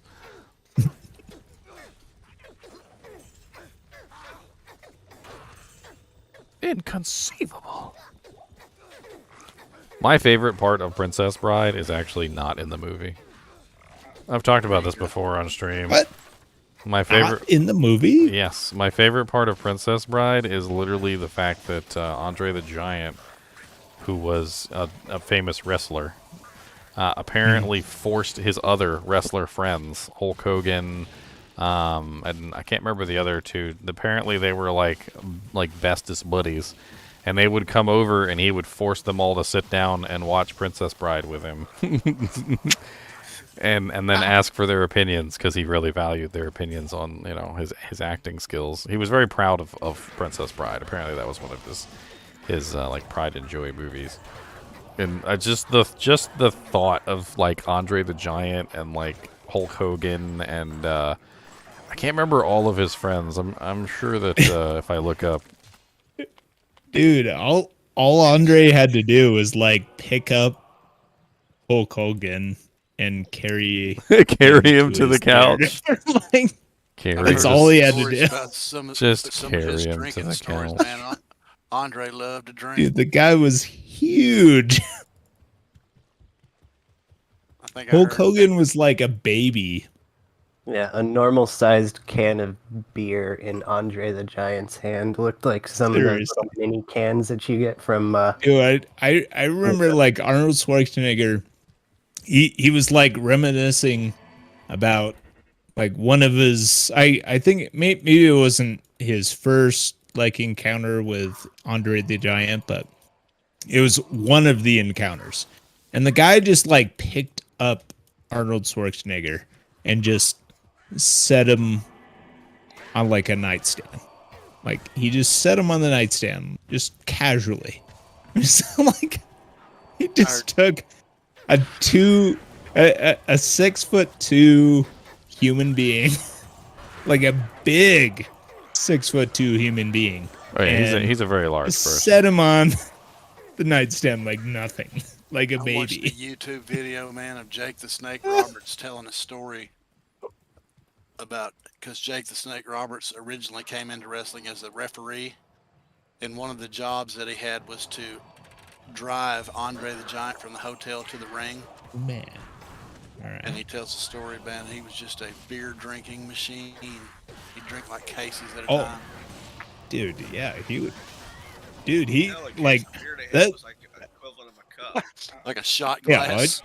dude, I think about like these relatively like small human being that made a YouTube video about just drinking a fifth of Jack Daniels, and like freaking Andre the Giant, like It's a lot if of Jack he had done it, I wouldn't worry at all. Like, dude, it's like, all right, that guy's not gonna die. He's like 400 pounds. Like, he's fine. He was 535 pounds. Okay. Touche. And that's probably being There, conservative. there you go. There you go. It's When I like, was 11 years old, he he is wrestled at the not at local high risk school. of dying with a fifth I watched of him Jack Daniels. slap a guy at a high school. They wrestled at a high school in town here, and the guy accidentally, he hit him with the. They were using a crescent wrench to ring the bell, and the gag was he was going to hit him with it, and he actually hit him with it, and caused him to bleed. And for about the next 7 minutes, Andre the Giant just pushed him in the corner and open hand slapped that guy until his whole chest was a grossest looking bruise I've ever seen. Oh god. My grandfather, all the way home, kept saying, "Well, that certainly wasn't fake." There you go. Like, a lot of wrestling is fake. That was not. Yeah, that was clearly not fake. You'd stick to the script. Like, I'll tell you what, Yeah. like any wrestling match, like any WWF match that he lost was fake. Tell you what. I mean, hell, the fart on Princess Bride was completely unscripted. And I think he still holds the Guinness Book of World Records for the most fart. Like a freaking horse farter. Like There you cow go. fart, something Dude. second. No one could match that capacity of a colon. Yep, I believe that.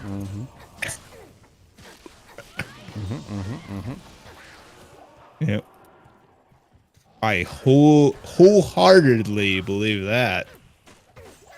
Like, yep. Can only have a colon so big Kick your little unless baskets. you're a giant. Kick your little baskets. There's a guy in the Ripley's Believe It or Not Museum who grew like ridiculously tall, and apparently the reason why he died was because he got freaking tetanus from his leg braces, because his legs were growing so fast that he couldn't support his own weight. And there's like totally a thing apparently, like when you get too heavy, like you can't support your weight anymore. Mm-hmm. Like, I don't know if you guys ever heard like the old saying, like if an ant were the size of a human, like, and people are like, well, if an ant was the size of a human, like, he would kill us all. Like, But then the scientists come along and they're like, no, if the ant was the size of a human, he would weigh like X amount of pounds and he would like literally collapse under his own weight. Like you can only get so big as a human before eventually like it just doesn't work anymore. Like you're just too big and your bones can't support your weight anymore and your skeletal structure doesn't quite work right anymore. I'm sure Andre probably had some issues because he was pushing that ridiculous weight and height. Yeah. Although I don't think he was as tall as the Guinness Book World Record guy. I can't remember. I think he was like 7'8" or something like that. was like No, he 8'11". wasn't. But he was short of 9 feet tall. Yeah. That's the dark side of gigantism, as it were. Is like. Well, I feel like if he was alive today, I think he'd be all right. Yeah. I think because he didn't die because of the gigantism. I think he died specifically just because medical technology sucked back then. He died from the infection from the braces. So he most likely would have lived a pretty long life, to be honest. Yeah, I mean he was a rather unfortunate one, honestly, because he was not a pure just gigantism like anomaly or just human being. According to what they said with him, it was so you have apparently everybody has like a mechanism inside their brain or whatever that tells their body to grow, and it's supposed to turn off at a certain point and basically tell you like, okay, yeah, you're big enough, that's good, now stop growing. His apparently never turned off, so like he was his brain never got the memo, and he was still like his body was still sending growth signals like way into his adulthood. Are we just running around in a circle? We did. That's why I'm going backwards now, because it's got to be down this way. Yeah, I feel like we're just going around in a circle here.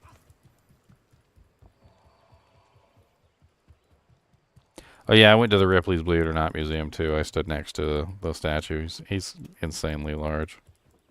That's what she said. You're pretty big human being yourself, GG. I'm like, yeah.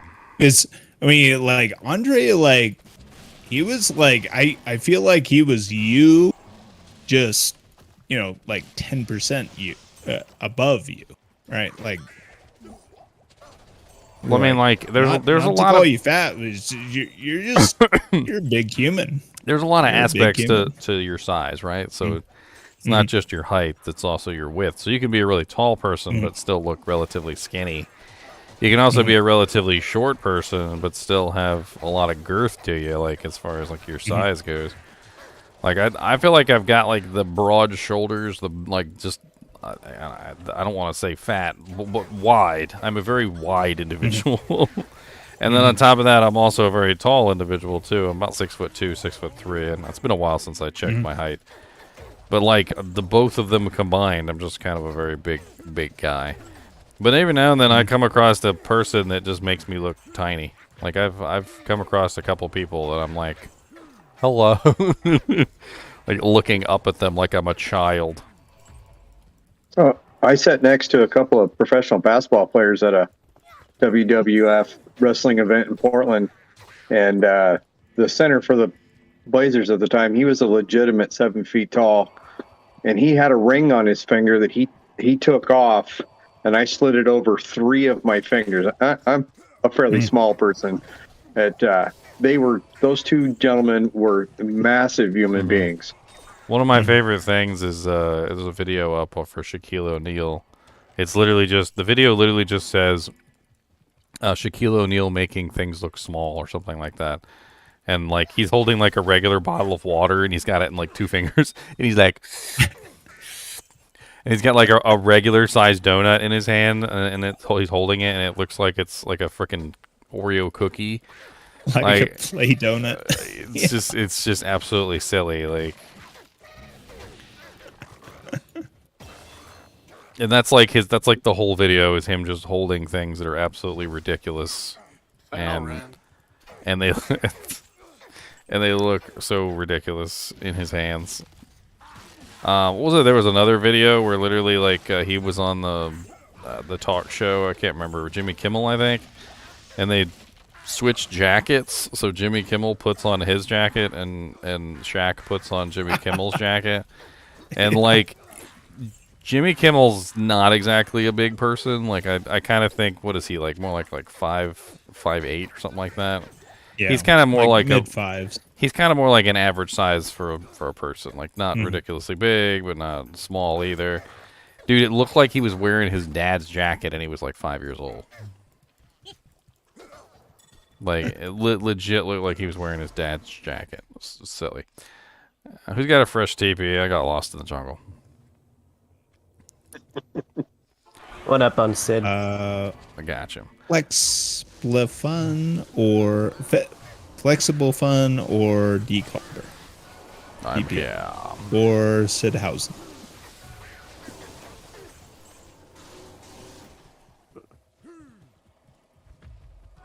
Nah, but it's always been funny, like looking at the differences. It gets even more ridiculous when you have somebody who's really small next to somebody who's like really tall. And it just gets then it looks like you're a freaking Oompa Loompa.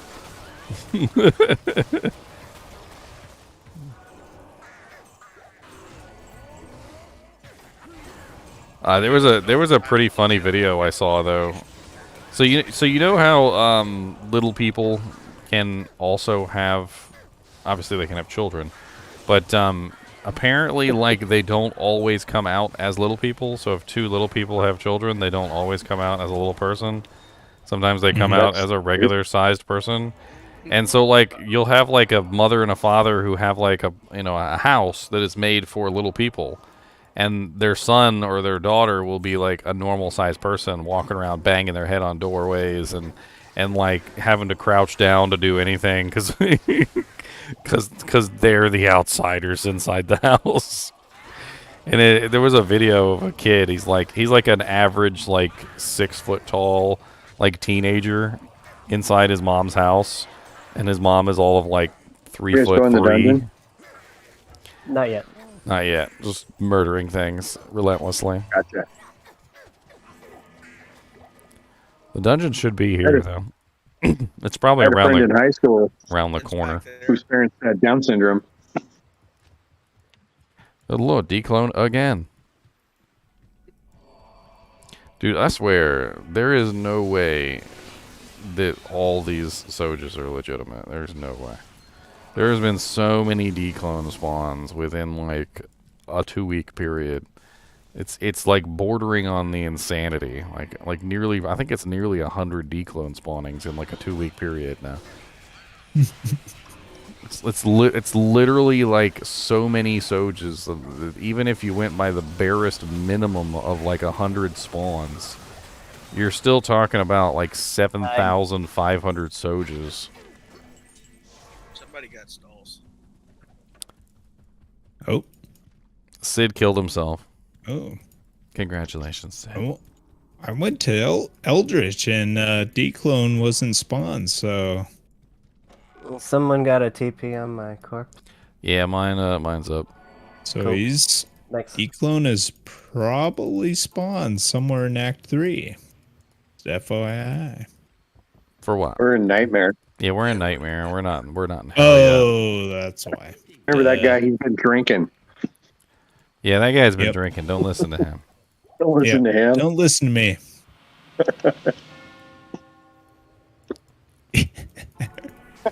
Too much Elijah Craig. Don't listen to me. It's all right. I'm gonna kill Eldritch just out of spite. Like, how dare you, Eldritch? How dare you? Oh, he Not dares. be Oh, he dares. Oh, he dares, and he dies as a result. That's the cost.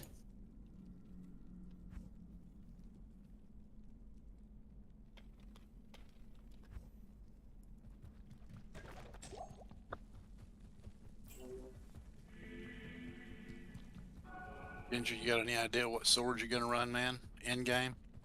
Yes, I'm Sure gonna you be do. running dual Eth flesh rippers. Oh, good lord. Zotted, of course. They'll Naturally. Be bloody. Those Naturally. things have 1,000,000% open wounds on them. Well, you got everything.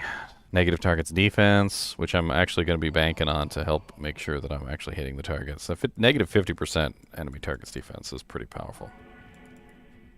Heck yeah. But it's got other things too that are definitely going to be nice. I hate this stupid little area. It's like just take the longest path that you can possibly take, and that's how you get to your freaking quest zone. I think this freaking Lawbringer I have has that on there, if I remember seeing correctly. Minus 50. It's really a rather ridiculous sword against undead. There it is, right there. Time to cheat.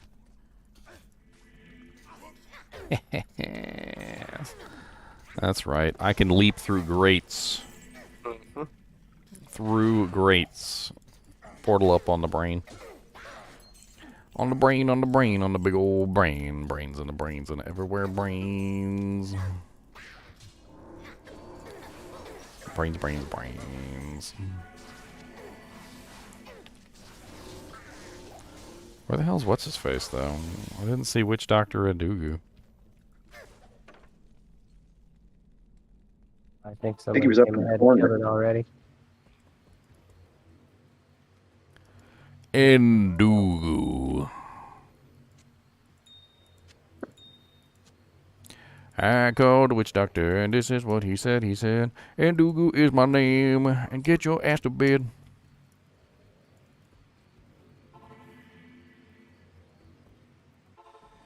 Goodness. We never did get the spider eye, unfortunately. Unless somebody else got it. I got it.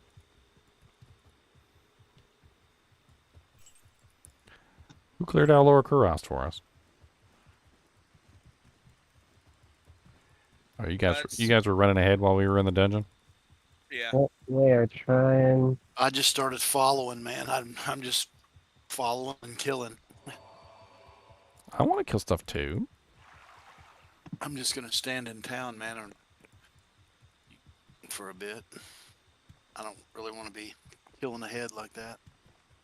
Does GGM use JSP? The answer to that question is no, I do not. Takes the fun out of it.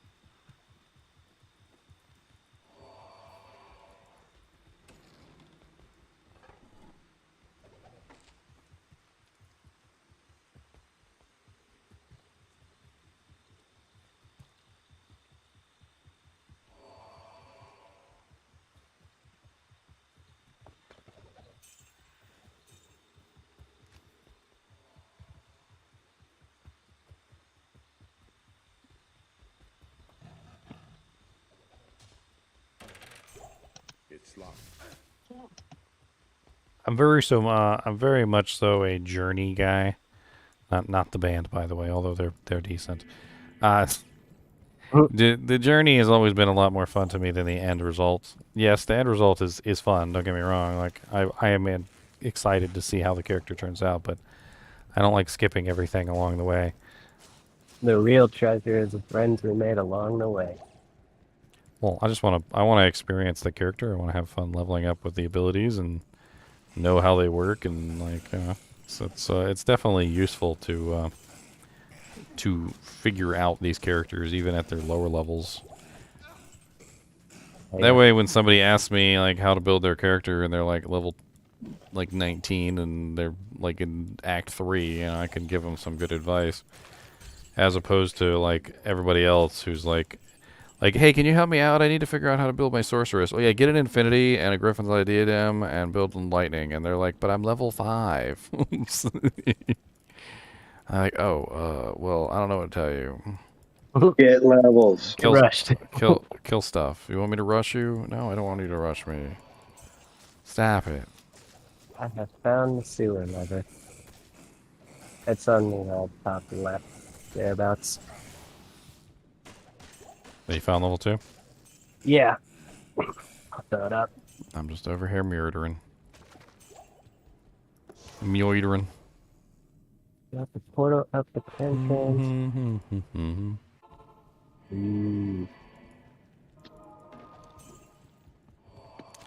Alright, we need the eyeball stone.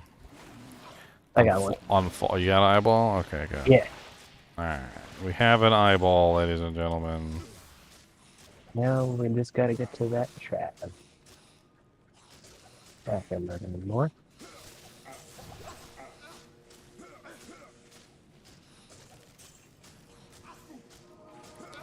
Oh my god. It's freaking elite undead freaking doojanks over here.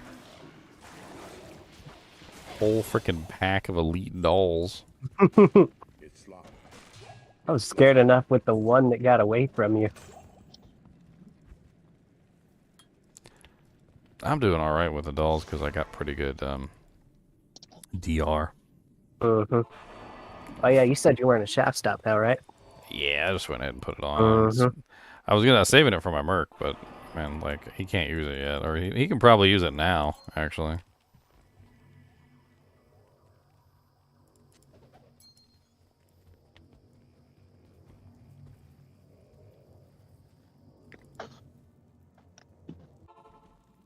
Upper crust waypoint.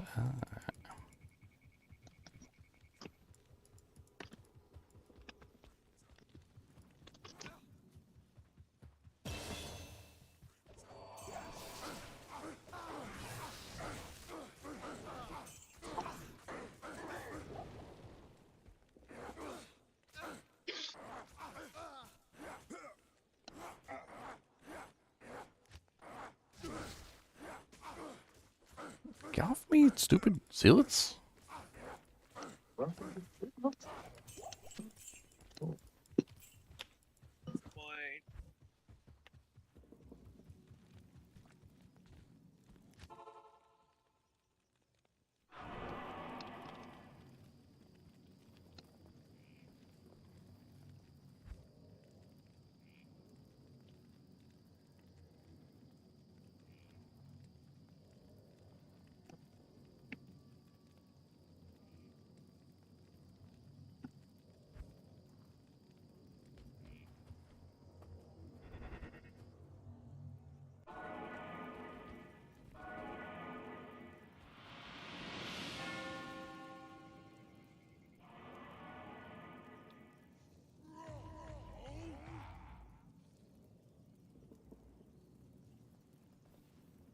All these sparkles.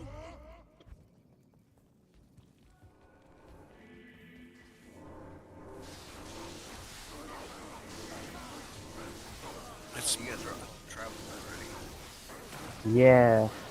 that's this Lawbringer I'm wearing, man. It's got this Sanctuary, I think is what it's called. Uh-huh. Sanctuary is real nice. Dude, it is unbelievable. It gets undead. Crazy. We're missing some people. We don't have everybody here.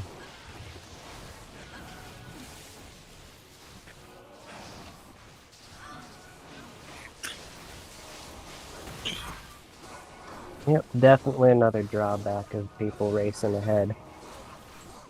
Get Well, separated way too easy. It's usually just one or two specific people that don't get the memo. Like, I swear sometimes if this was real life, they'd get smacked in the back of the head and be like, look, dummy.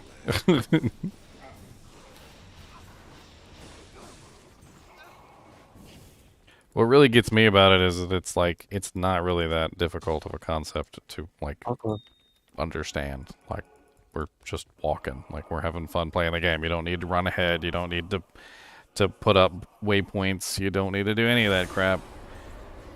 Just stick with the group and kill stuff. Like, it's the simplest thing in the world. Mm-hmm. Just play the game.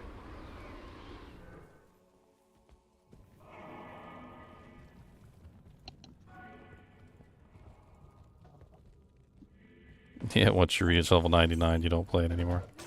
It's true, though. Like, I haven't played my Frostbite Amazon since I hit level 99, really. Like, I think I pulled her up once or twice for demonstration purposes. I gamble with her because she's level 99. That's like her best use right now is gambling. Just so I can get those sweet, sexy, high-level gambles. There are so many freaking dolls over here.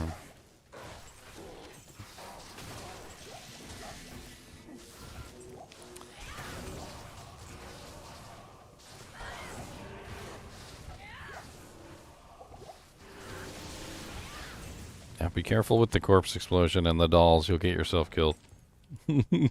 Oh yeah, I've learned to pop corpses where other people are standing. Oh, okay, alright. You kill your friends. I've killed myself once. I learned that lesson. Just kill your friends. I see. Gotta learn someone else that lesson. Oh, there's level 2 right here. If we can find this waypoint.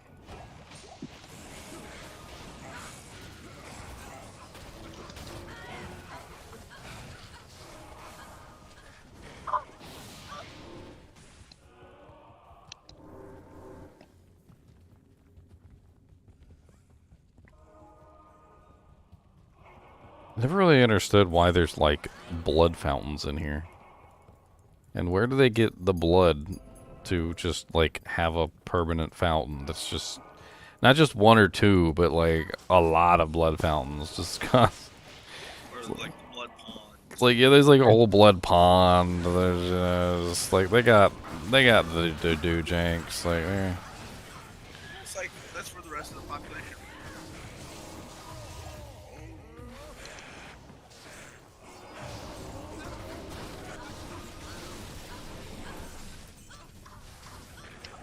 I see somebody has Cloak of Shadows. It's locked.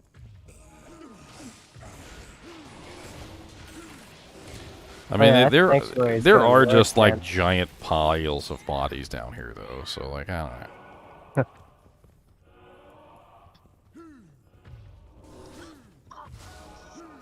There's just Is there Giant a cooldown? Is there a ooze cooldown on Cloak of Shadows? It doesn't seem like it just casts whenever you push it. Yes, there's a cooldown, and the higher level it goes, the longer the cooldown is. It's silly. Like there's kind of like a whole thing with Cloak of Shadows where the lower level version is spammable, which is nice, but it has the very weak effect, and the higher level version is not spammable, but it has a really like long duration. Basically, as long as Cloak of Shadows is up, it can't be recast, and the higher level it is, the longer the duration of the skill is, and then you can't recast it. So it kind of sucks, but at the same time, it is really powerful though when it gets to a high level. It gets to like, an Aki just dropped on the ground. you gotta go around. Alright, go for an Aki. Alright, just random Aki. It's really good when there's a Well. lot of density. We don't have any sorceress though, so Mm-hmm. just 18 assassins and a necromancer. Yep. You can tell it's late in the season. Sounds like a sitcom. I am pretty done. Do I think that the next ladder will start next month? I'm sure that we'll get an announcement. Like, I'm not going to speculate this time like I did last time because they didn't launch the ladder when they were supposed to. And then, like, when they were supposed to launch the ladder, I put out a video and I'm like, ladder should be out by now. And then they were like, Yeah, it's about right here, ladder. Like, about that.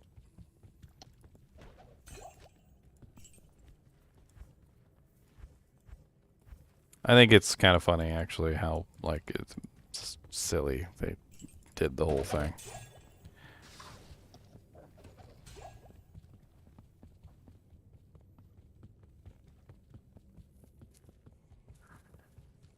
I guess we'll see. I mean, 4 months was the original statement that they made, but then this one didn't last for 4 months, or it wasn't 4 months, it was longer than 4 months, though, the previous one.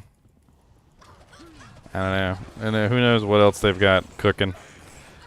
I mean, I guess we'll know. You'll probably know when ladder comes, because I'm assuming there's going to be new rune words this season, then season 3. So they'll probably start leaking the rune words. Look, here's some more freaking rivers of blood over here. Just going down a grate too. Like just it's going down to level 3. Like those are Mephisto's feeding troughs. Little did we know we could have just poisoned his feeding troughs and killed Mephisto that way.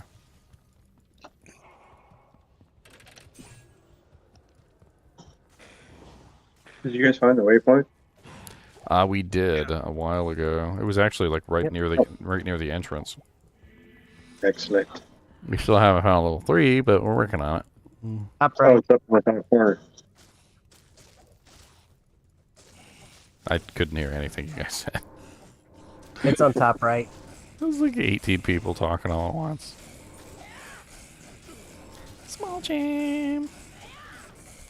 Don't sleep on them nightmare small jams. You can get all res 5s.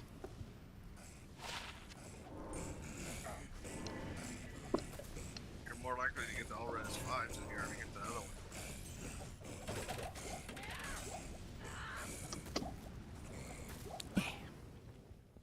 Come on, double sting. Let's go.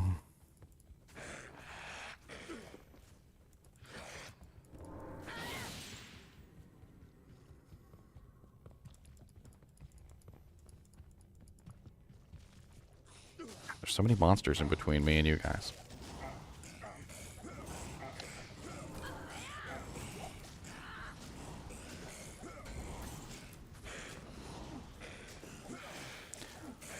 We're at level 53, dang.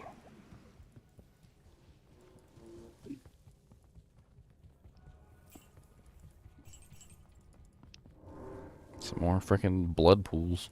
Mm-hmm. All the blood pools.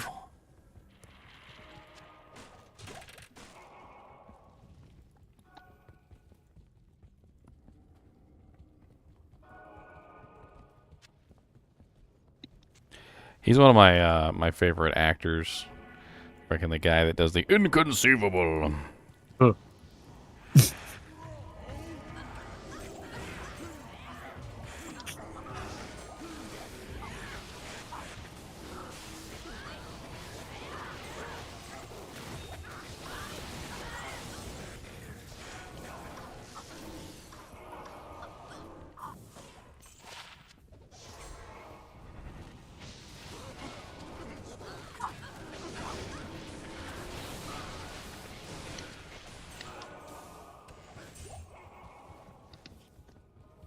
Yeah. What? Come here, Meffy Peffy.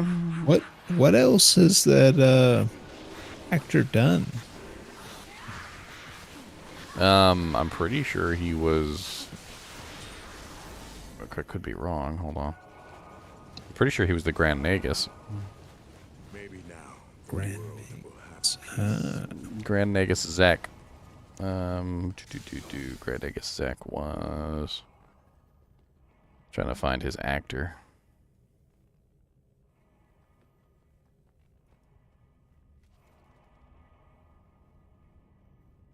Played by Wallace Shawn. Yeah, that's him. Yeah, Grand Nagus Zek. I don't know if you ever watched Deep Space Nine, but yeah, Grand Nagus Zek is one of my favorites of that series as well. Like he's got a couple of really good roles under his belt, and they're all like honestly, he plays Grand Nagus Zek just like he plays the character in Princess Bride. It's like the same character, but he's an alien.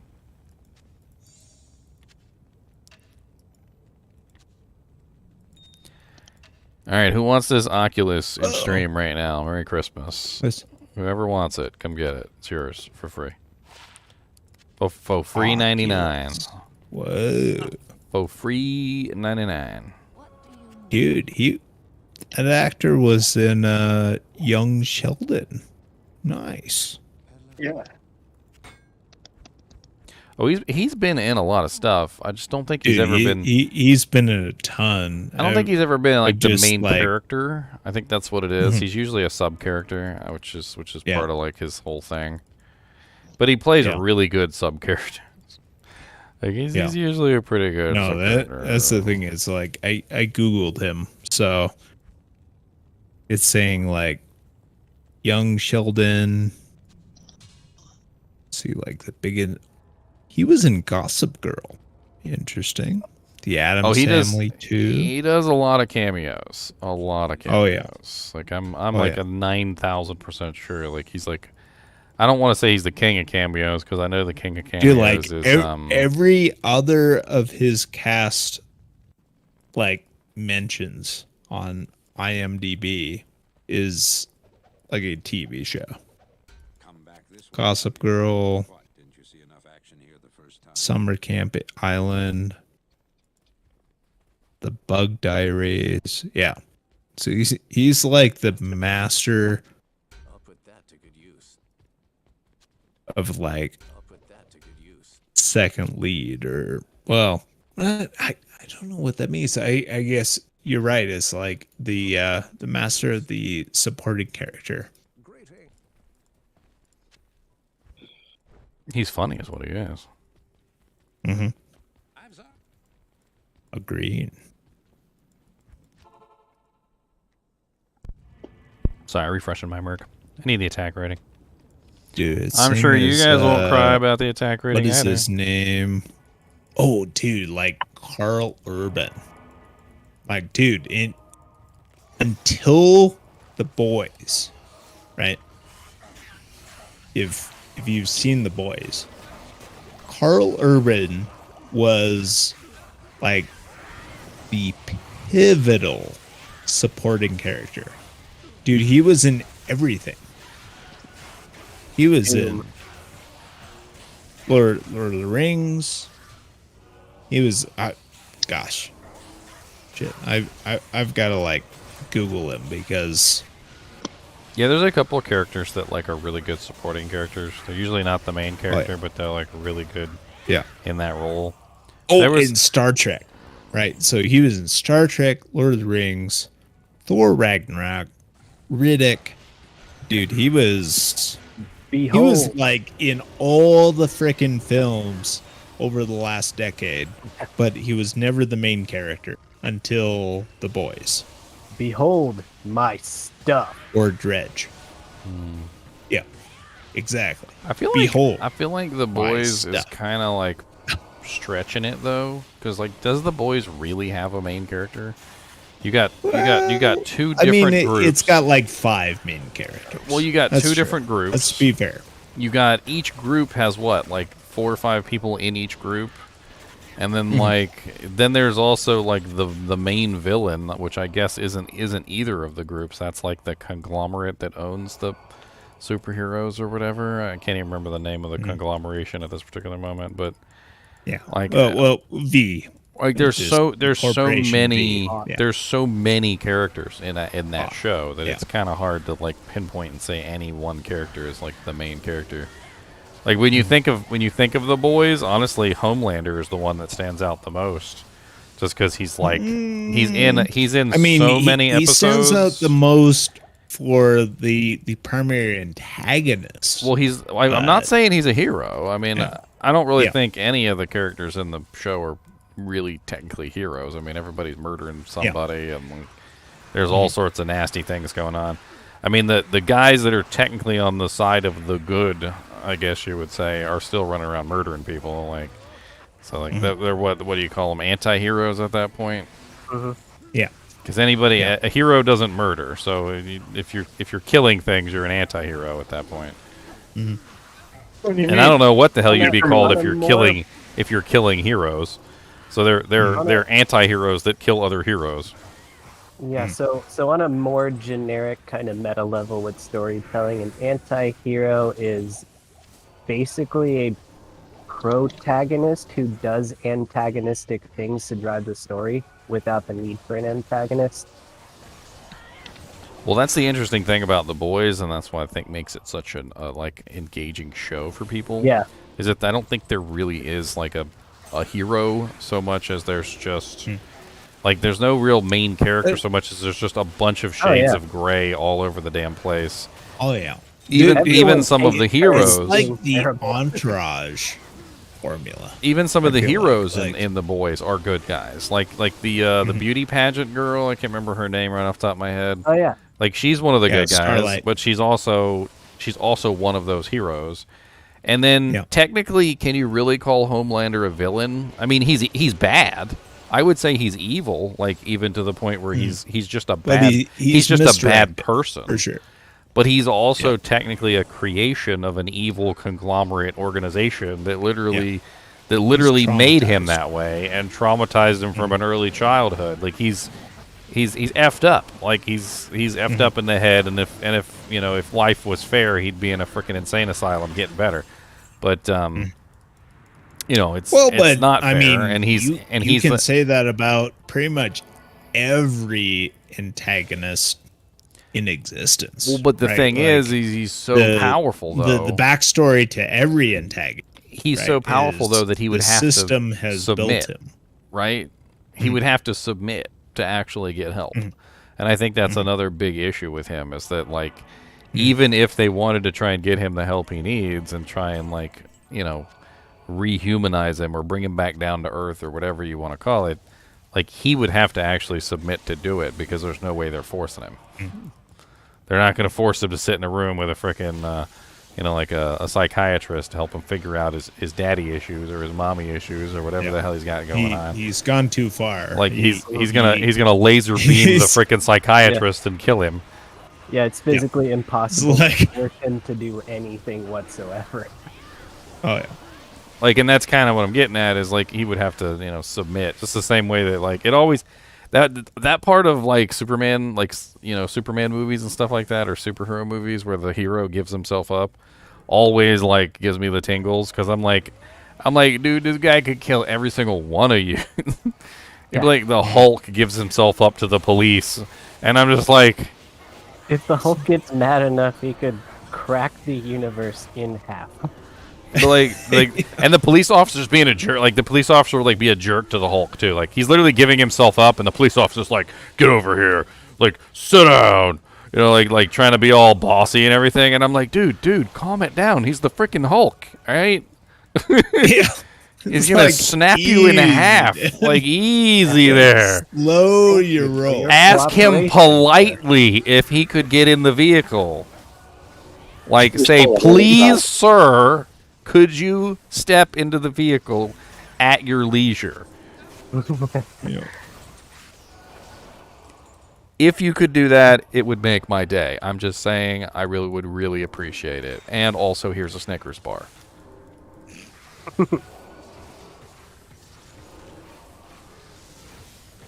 Because, like, you know that snap, what was it, when Hulk and Thor were fighting together? And, like, Hulk was like, really angry, and they ended up winning, but Hulk was still angry, and he just, like, punched Thor, like, through the wall. Like, but that's Thor, right? So Thor can take it.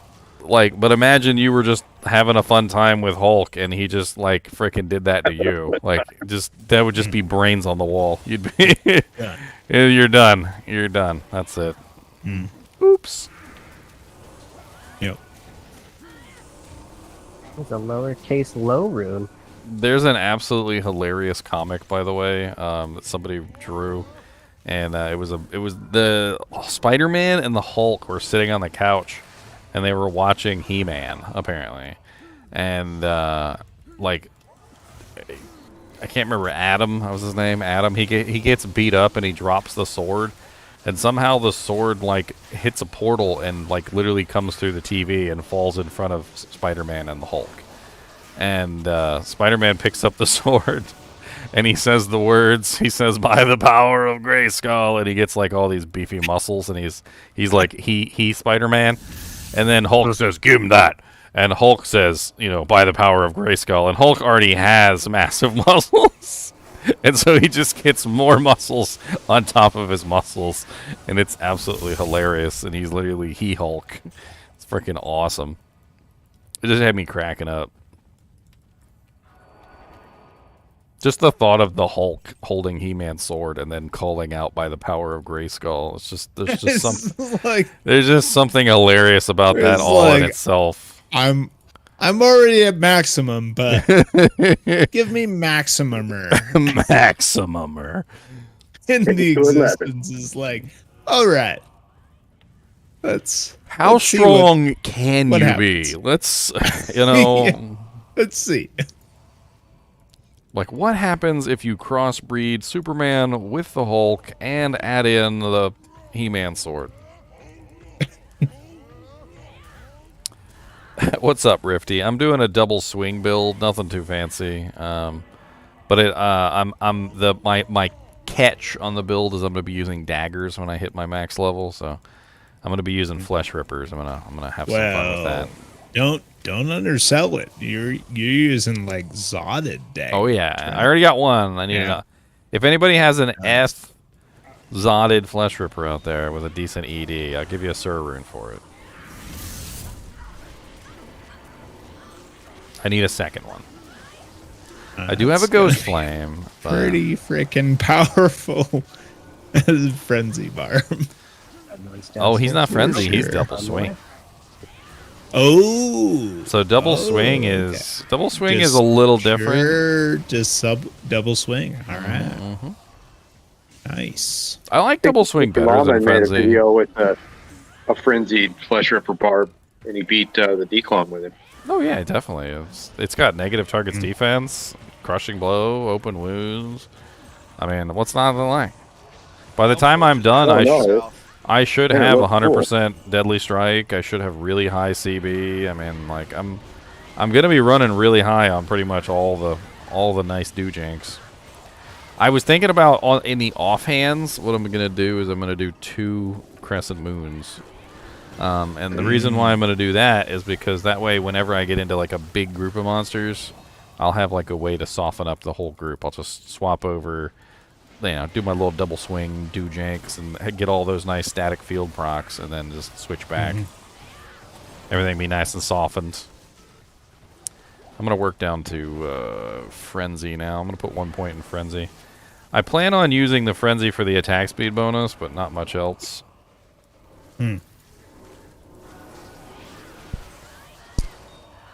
You know, that might be an interesting build with the if you're focusing on double swing, you could build the synergies for Frenzy.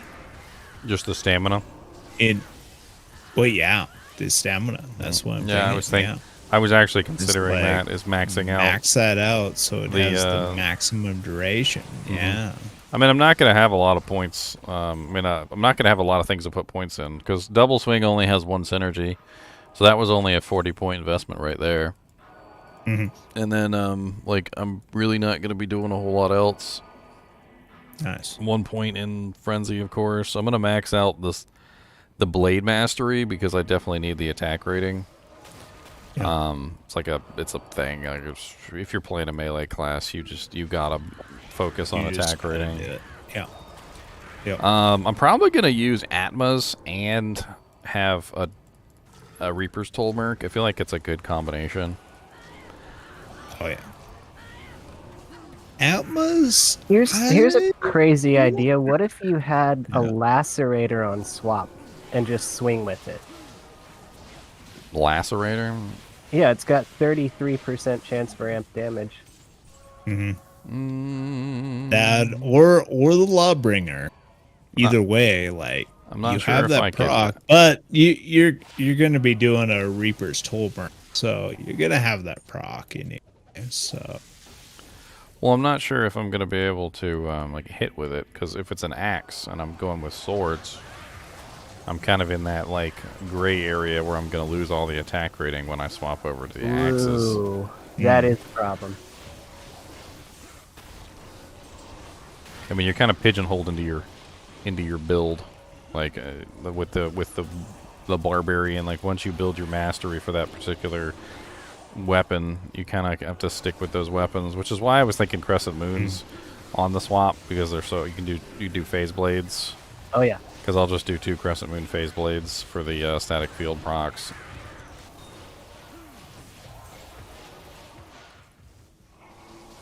Your Grimward's also going to be more potent than an amp as long as you can get corpses outside of bosses, of course.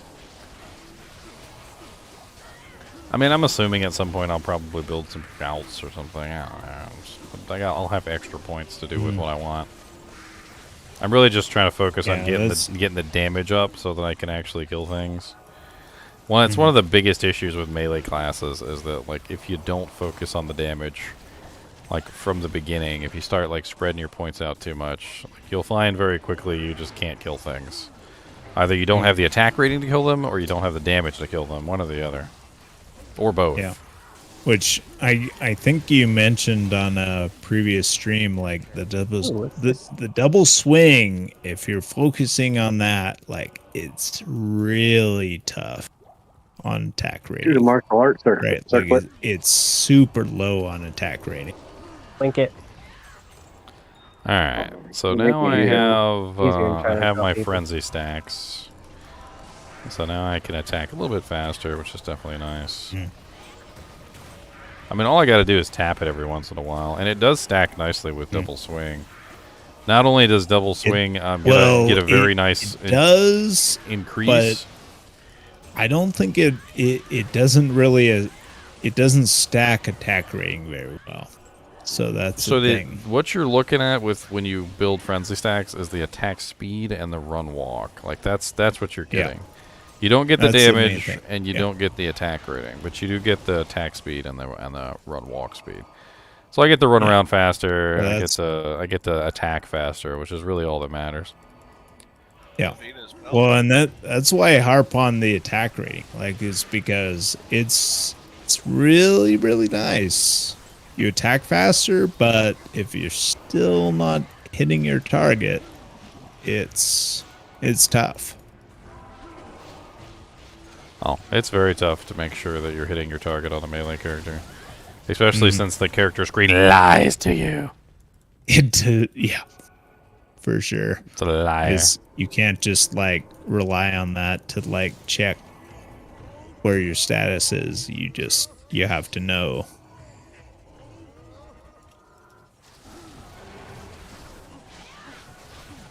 Yeah, I like how fast that's a good freaking that's a good point, Novotny, with the lacerator. Like that's what I felt with the lacerator with my kicks in, is the chance to flee was more annoying than the benefit of the amp damage prop.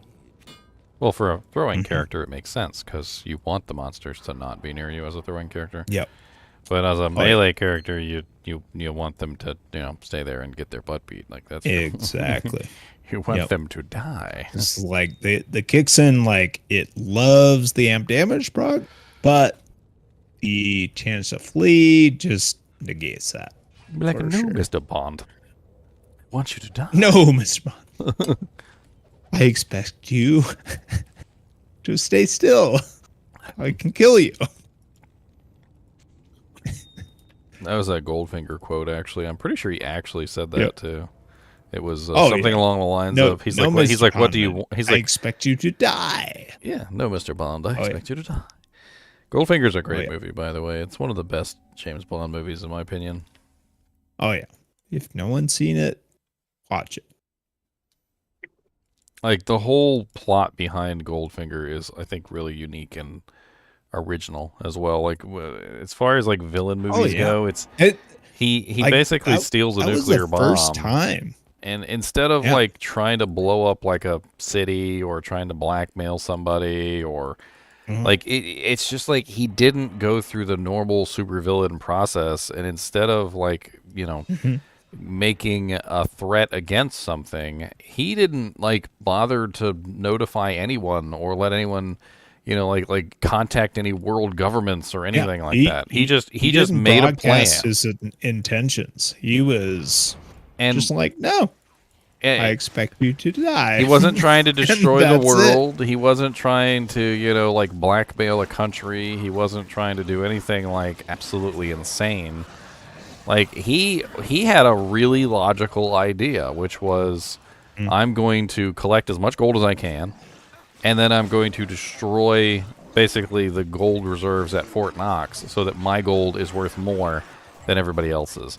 So that he would basically be the richest person in the entire world. Because, once he has his gold stockpiles, and once all the gold in Fort Knox is irradiated and is no longer usable, his gold skyrockets. And it was a freaking genius plan. And honestly, even if he had succeeded, I can't really say that things would have really been all that terrible. Like, I mean, yeah, he would have been rich. And I'm assuming that the people in the Fort Knox area probably would have died. But, like, overall, it's not really, like, the same kind of plan that you normally see in James Bond movies. We probably just would have backed off the gold standard sooner than we actually did.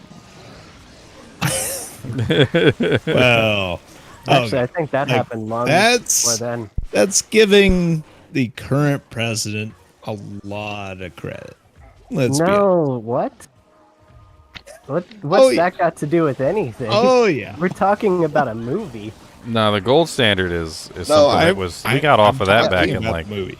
We got Yeah, off we of that a haven't been long on the time giving- ago. gold standard in a long time. In the context of the movie, that is giving a lot of credit to the president. That's all I'm Well, saying. It's not necessarily the president's call to make. I don't really think it would work anyway. I mean, the gold Yeah. is still the standard for a lot of countries. It's not like they got rid of the world's gold. They just got rid of the United States gold. So, you know, Europe and all those other Yeah. countries like China and Japan and like Australia, they still have gold reserves, and they're not going to be like, "Oh, well, your gold isn't worth anything anymore, America. Okay, well, we'll just throw ours out. We don't need it anymore." No, they're going to be like, "Okay, well, my gold's worth more money now." I mean, granted, the United States I don't think would have been like bad off in that scenario anyway, because they still have a lot of things that are worth money besides gold. You know, steel, copper, silver. I mean, they're, you know, they're people, number like 2 in ships, gold All the production bullets. compared with diamonds. Brazil. I think it is the number 1. I mean, we got plenty of stuff besides gold, I guess is what I'm saying. So like, it wouldn't have been the end of the United States anyway. Mhm.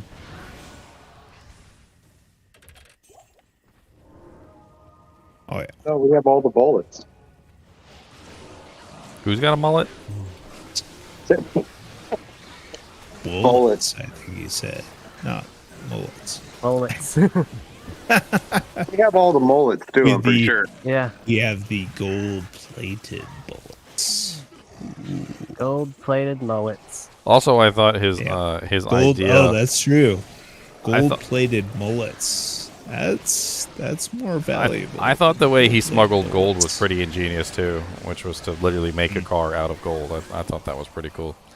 Although I'm concerned about the logistics of it. Like if you actually did make a car out of gold, it probably wouldn't go very fast because it would be really heavy. And on top of that, Well, the tires would have to be like some magnificent beasts to be able to support that Oh, weight. it would The be suspension heavy would have to be and like fixed frickin'- up and. dude, the frickin' body would deform. Like, let's be honest. I mean, but it's not really about whether the car survives, right? They only need to like drive it across the border, right? So it just needs to survive is long if enough.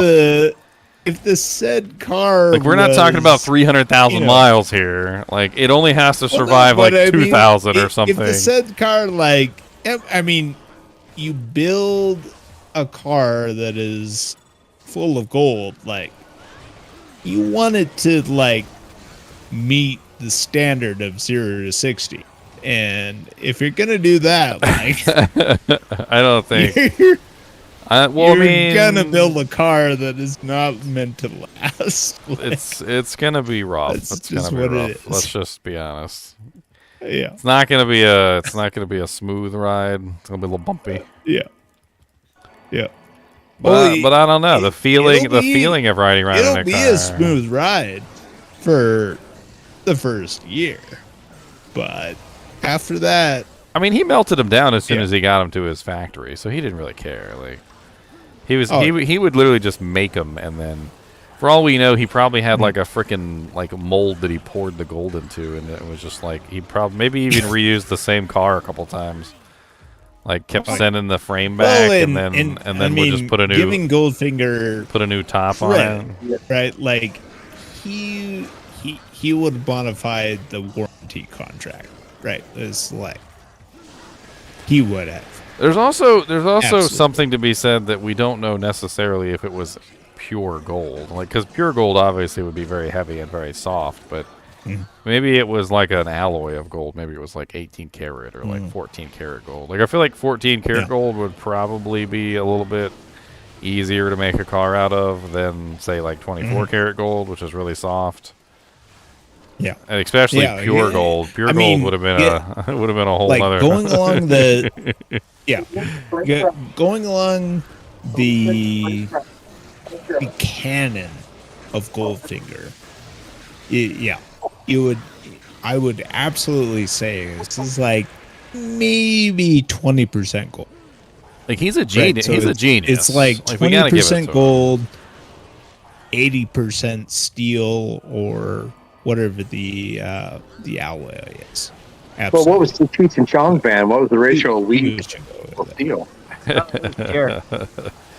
Well, we also don't know if the entire car was made out of gold though. Like obviously it still had seats, it still had steering wheel, like maybe it was just the outer casing. Maybe it was just the hood, like the fenders.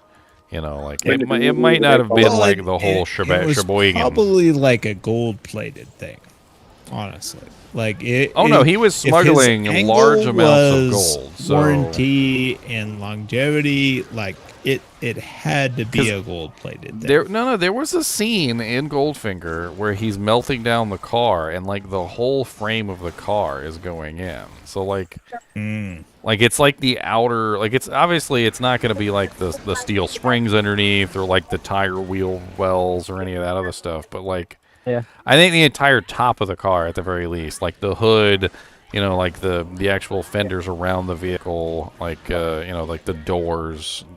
Like it seemed like the outer part of the car was definitely gold, but not the inside. Well, or a gold alloy. Yeah, we were thinking gold alloy because it makes more sense. Yeah.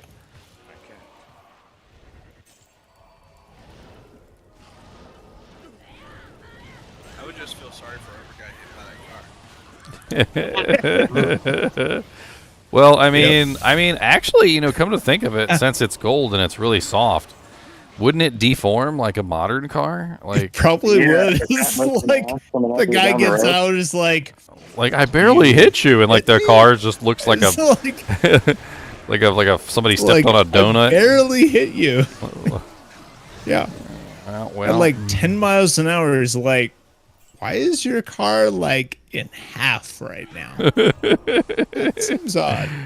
look at 10 mile an hour. Just Yeah. It's like a 15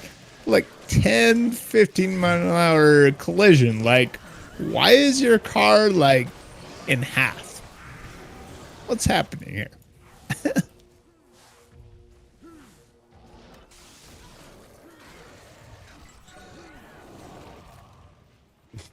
Oh, that's one of my favorite a parts fair of that movie. point, Novotny. One of my Yeah. favorite parts If- of that movie if you're too gold, was gold plating a car, you're probably going to pay for extended warranty. It's true. Bond Like, basically and- defeats himself in that movie too, which was pretty cool. Like he plays chicken with the other car that's coming at him, but it turns out it was just a mirror. So he ends up defeating himself, which is hilarious. Yeah. Like it's a moment that you don't expect. You're like, oh my god, he's playing chicken with that guy. That guy's totally gonna like give. He's gonna give. Like he's not giving. Wait, he's not giving. Oh, Fowlerin. Oh, Yeah. that's a good point. It's like even if the person had an extended warranty, it's like or a bumper to bumper warranty, as Doug DeMuro would say. I feel like if your car was Yeah. made out of gold, it would have to be what's it called when they come out and they do like an estimate of your belongings, like for the insurance company to make sure that like they're paying you what you're supposed to get. I can't remember what there's like an official term for when the insurance adjuster, that's what it is. So the insurance adjuster comes out and checks your vehicle. It would see like kind of like what your vehicle is worth. And he would see that your vehicle's worth is solid gold, and he would be like, "Okay, you're gonna have to charge you the premium plan." I think he'd probably tell you were uninsurable. Well, So hold but on, if how you much money is had your insured car it- worth? I mean, let's follow the logic at least, like, because you reported, that your car is plated gold, right? Like So the insurance Goldfinger. company is going to follow up on that and then be like, well, So let's work this out real quick, all right? So Goldfinger's car is the Rolls-Royce Phantom 3, and And the Rolls-Royce Phantom 3 is... Let's find out the weight of the Rolls-Royce Phantom 3, shall we? I know that a I'm sure regular if I- Phantom's like what, a $750,000 car or something crazy like that. I'm sure if I look up the Rolls-Royce Phantom, we can find like a weight. It's like So I feel like 2,560 the gold-platedness of a kilograms. Phantom 3 is Five, like that alone is gonna like take care of the gold-platedness. But okay. regardless, All right. So let's just do some silly math here, and let's say Yep. that. So let's say that the car was 20% gold. Like let's just say 20% gold, which is I think a fair estimate. So we'll take our 5,643 and we'll subtract 80% from that, which still leaves us with 1,128 pounds. And then like we can use the gold value for today. So what's the gold value today per pound? I got per ounce, per gram, per kilo. 16 ounces in a pound. We need pounds. Hold on here. Yeah, I could just multiply the ounces by pounds. Hold on. It's $1,809 per pound. 1,809 times, what is it, 16 or 12? I can't remember. 16. 16. All right, so $28,944 a pound times 1,128. We're looking at like 32.6 million is how much that car would be worth if it was just 20% gold. We're not even talking about 100% gold, which I don't think it was 100% gold, but 20% still even seems like a little bit of an 20%. underestimation. Oh, that's pretty reasonable, I feel like.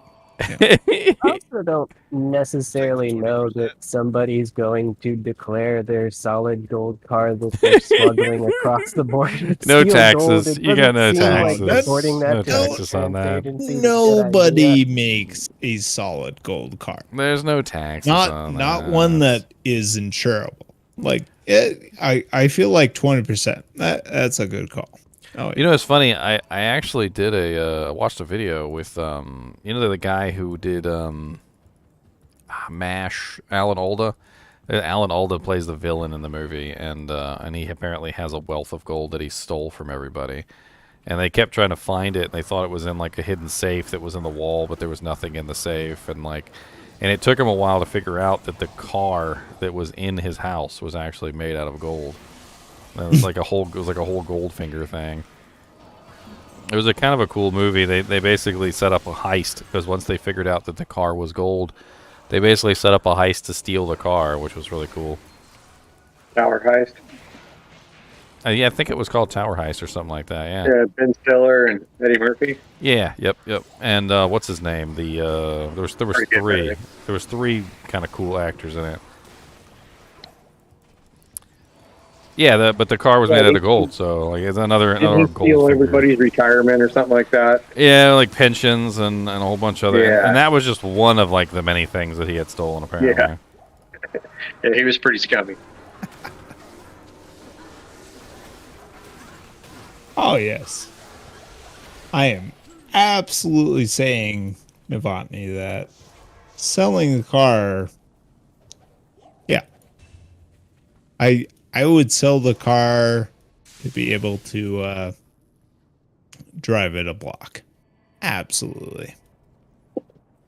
If I had possession of said car, oh yeah, I'd sell it. Anya, we need our resistances, Anya. And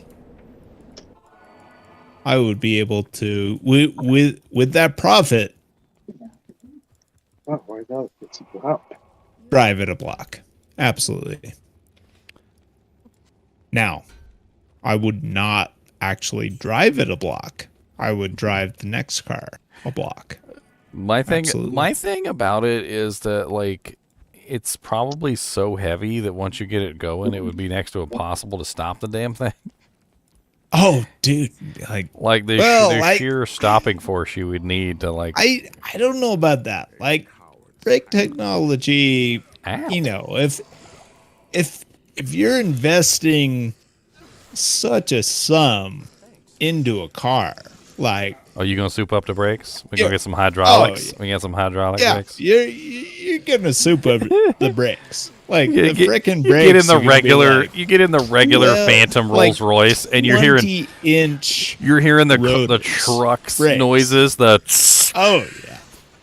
Oh yeah. You like not even the specs. Like you can't even like look up the radius of the brakes that you would need for a gold plated car. Oh yeah. No, absolutely. So I feel like that is a non-factor. Like, you have to just throw that out. Like who needs brakes? rotors Who needs of a brakes anyway? brakes Okay, who needs of brakes a anyway? gold-plated car, like someone that has invested that amount in a car will spend the money on the brakes. I have that faith in humanity. Well, I have a feeling that's why he chose the Rolls-Royce Phantom in the first place. Hmm. You know, higher quality car, higher quality parts. That's true. It's like, yeah, he probably went with the higher Phantom- quality vehicle to begin with, Oh. so that he didn't have to worry so much about souping everything up as much. Yeah. You wouldn't Yeah, want a the gold-plated Phantom Pinto, is such that, for like, instance. regardless of material, like you're dealing with a very heavy car, Let me gold plate this and Pinto real quick. you're gonna have the brakes to match that weight, regardless whether it's gold, whether I don't even know what is higher weight than gold, but you're gonna have the brakes in a Phantom to accommodate that. If you're not, then you're not about the Phantom. Like you've won that Phantom in a lottery. Who knows? Like you don't know about the Phantom. Like it's a freaking heavy car. Like it's a luxury car. Like, and it, oh, dude. Well, they come with huge motors. Oh yeah. I have a Dude, friend with a hot rod that's got a Rolls motor in it, and it's 500. It's based on a Exactly. 454 Chevy. You put a parachute in the back to in a stop the car. Rolls, dude, 500 is like baby numbers. Like Oops, wait, in, Stitch, I'm trying. in a like in a full spec Rolls, 500 horsepower is nothing. All right, like Which is probably why they picked it, because they probably needed the horsepower to actually make the damn thing move. oh yeah, no, like if you're talking like solid gold or even plated gold, like you're talking like 1,000 horsepower easily. And if you're in that price point, oh yeah, done. Level 60 already. We are blasting through this, aren't we? Oh yeah. Anyone need laying of hands? I got one saved up, actually. I'm going to be putting those on when I get a chance, so I can switch off to the string of ears.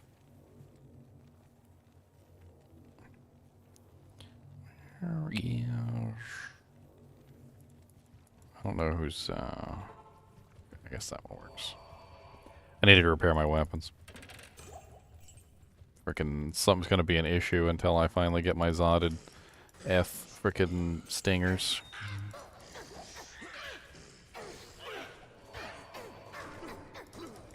Which is coming soon. I mean, I think it's level 69 or something like that is when I get my hands on them, so... About 9 levels to go. We're gonna be in hell before we know it, too, so... we're practically already there. We already got our Frozen River do jank, and we're just playing with Neothak.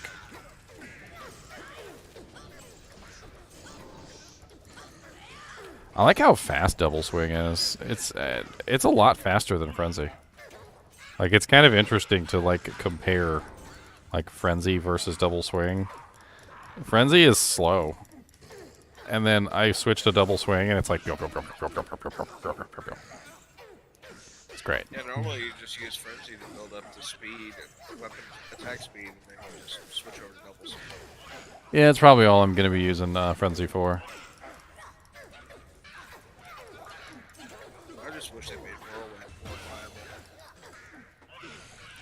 viable. Yeah, Whirlwind has definitely gotten some changes, and I don't really know if they're good changes or what's going on. Oh god, this is a lot of monsters down here. So this is my main weakness with this character, and I know it. And that's why I was thinking about the Crescent Moons, because I'm like, you know, if I had 2 Crescent Moons on right now, I could just sit here and just static field all this stuff down, have it nice and soft, so that when I do actually bonk it on the head, it only takes me like maybe 1 or 2 hits, as opposed to having to like manually bring down each monster's HP.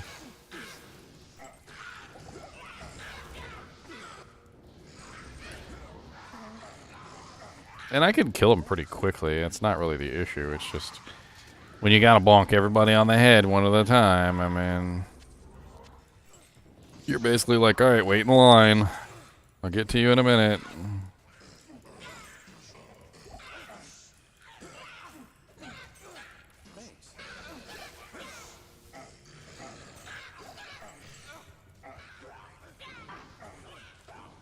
And then you add in like the monsters resurrecting and stuff like that, and that's where things get stupid.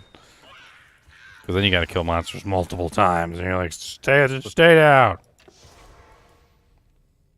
I need to catch up with you guys. I got separated anyway. Just a second, I'm running to you. At your service. Just throw me a TP. I'll catch up with you Good guys. portal. It's already up. Oh, I didn't even get my scroll. Sids? Yeah. Gotcha. Lost City 1.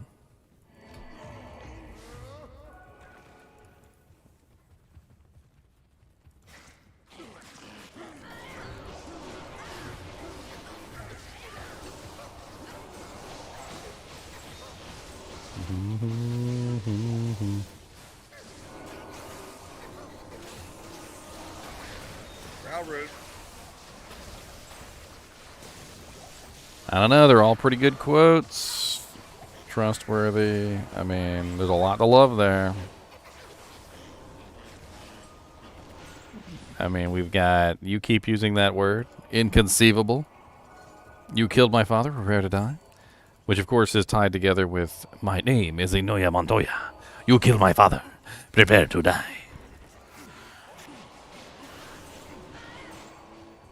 What was he looking for? The six-fingered band? Mm-hmm.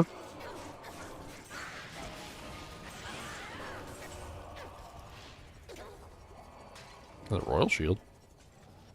No res.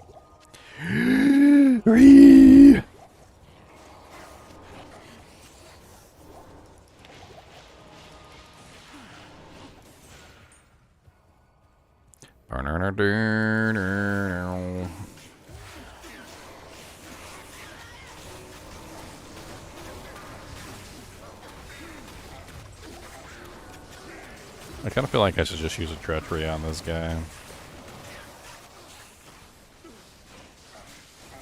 Anybody got a treachery lantern? That's what I'm wearing. I made the mistake of making one in a superior armor, and it costs about 40,000 to repair like 2 points of durability on it. It was not my smartest decision. I want to go get it. I can't remember who has the treachery. I think it's sitting on one of my mercs. I think I got like a treachery and a nice mage plate.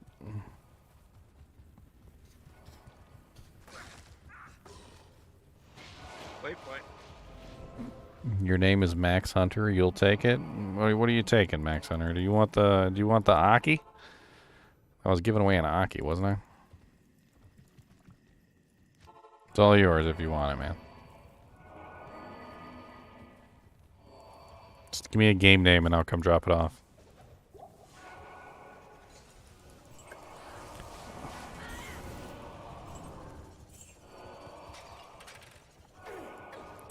Meow mix, we deliver chicken, fish, and cat liver. That's right, they're cannibals. Deal with it. Doesn't surprise me.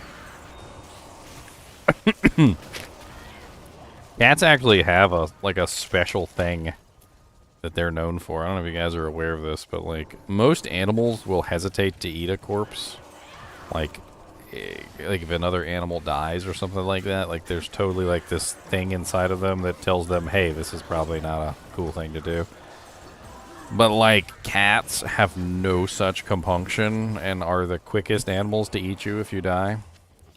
So like just pretend like you were in your house or something and you had like a stroke or something like that, and the cats ran out of food, or the dogs ran out of food, or the squirrels ran out of food. Doesn't matter. Like you can like any animal you want in there. Most animals will wait a pretty long time before they feed on you. Cats don't care. Like they're just like, oh, he's dead, eat him. Meow mix. I can't remember what the exact term is called because there's a very specific term for it. It's something like corpse predation or something. I don't remember. I was looking it up and like apparently like it's a real thing. Like if you die in your house, your cats will not hesitate to eat you. They will not even think twice about it. Just be like, thank you for this final contribution, human. Delicious. All those apple pies he ate made him so tasty. It's like, thank you, food slave, for final meal. A fitting death. It's a couple final meals. I mean, I'm a big boy. Let's be honest. Yeah, a couple days. Yeah.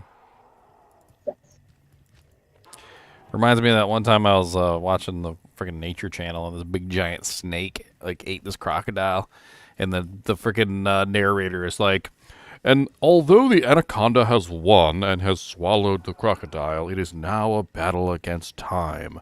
And I'm like, what are you talking about? He's like, because the crocodile will slowly rot inside the snake's stomach. And if the snake does not digest him fast enough, he will die from, like, sepsis or something like that. And I'm like, like, okay. It's getting weird. I don't know why a snake would eat an animal that's so big that he can't digest it in time before he literally dies, but I guess that's totally a thing, and it does happen.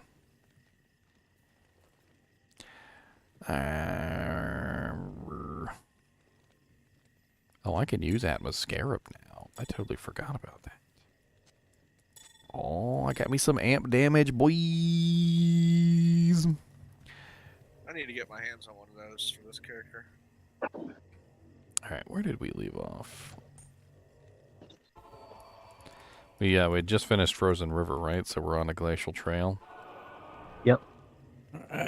Anybody got... Okay, we got a portal up for Crystalline. Probably our best bet. Yeah.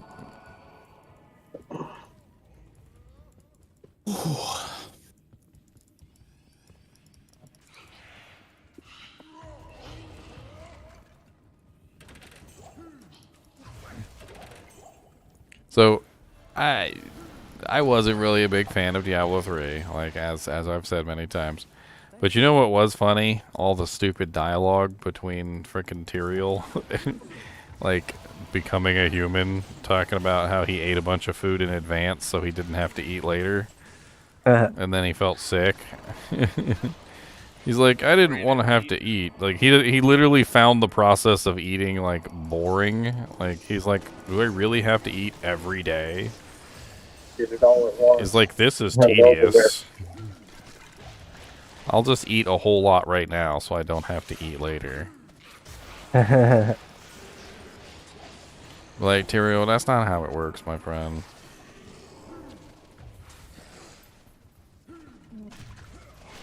Tyrael opens up his own mukbang channel. Well, was even more funny whenever he was talking to that one guy about Kadala. How he's always staring at Kadala. There's this one guy that my girlfriend watches named Nikocado Avocado or whatever. I don't know if you guys have ever seen his YouTube channel. But like he's a mukbang person who eats a bunch of food all the damn time and he talks crap and like, but like I don't really watch his channel, but I'll watch my girlfriend watch his channel because I'll be sitting in the room with her, and the slow descent into just obesity that this guy like has like from the very beginning, because some of his earliest videos he's really skinny. He's like, you know, a well-shaped individual, I guess would be the term. Neither fat nor too skinny. And then, like, as each video has gone on, he's just gotten bigger and bigger and bigger and bigger. And the latest video that he posted, he was like 356 pounds. He actually weighed himself. And he's just getting like larger and larger as every single video goes. And it's like a... You know, like those things where like you take a picture of yourself every day or whatever, like when you're pregnant, and then you like put it all together and it makes like a cool little video. Like you could totally just take like a screenshot of Nico Avocado, like from each video from the beginning to the last, and it would make like this really morbid like video of somebody just getting really fat. Like they're just really skinny and it's like, and then you can reverse it and he would get skinny. Right. Yeah, I think I've seen a few criticism videos concerned about how fast he's been gaining weight. Like, they're worried he's going to kill himself doing it. Well, I mean, yeah, he's going to end up, like, freaking... He's so rich at this point, though, like, he just needs to just step back, like, just get himself, like, maybe a health trainer. He's got the money for it, hire a health trainer. And I know he said many times in his videos that he is a health trainer, but obviously he's not, like... adhering to a regime, and you know, get himself back on track so he's, you know, healthy again. Like I don't think it would really even take him that much effort, considering the fact that he's honestly, I just want to say rich. Like he's rich. Like he's got the money for it. He could go hire one of those like ridiculous like high end like, you know, movie star personal trainers, like the ones that get you like the abs in like 6 months for the Avengers movie, and then like afterward you just like pig out and eat and lose it. Steroids. Yeah, well, I mean, yeah, steroids too, but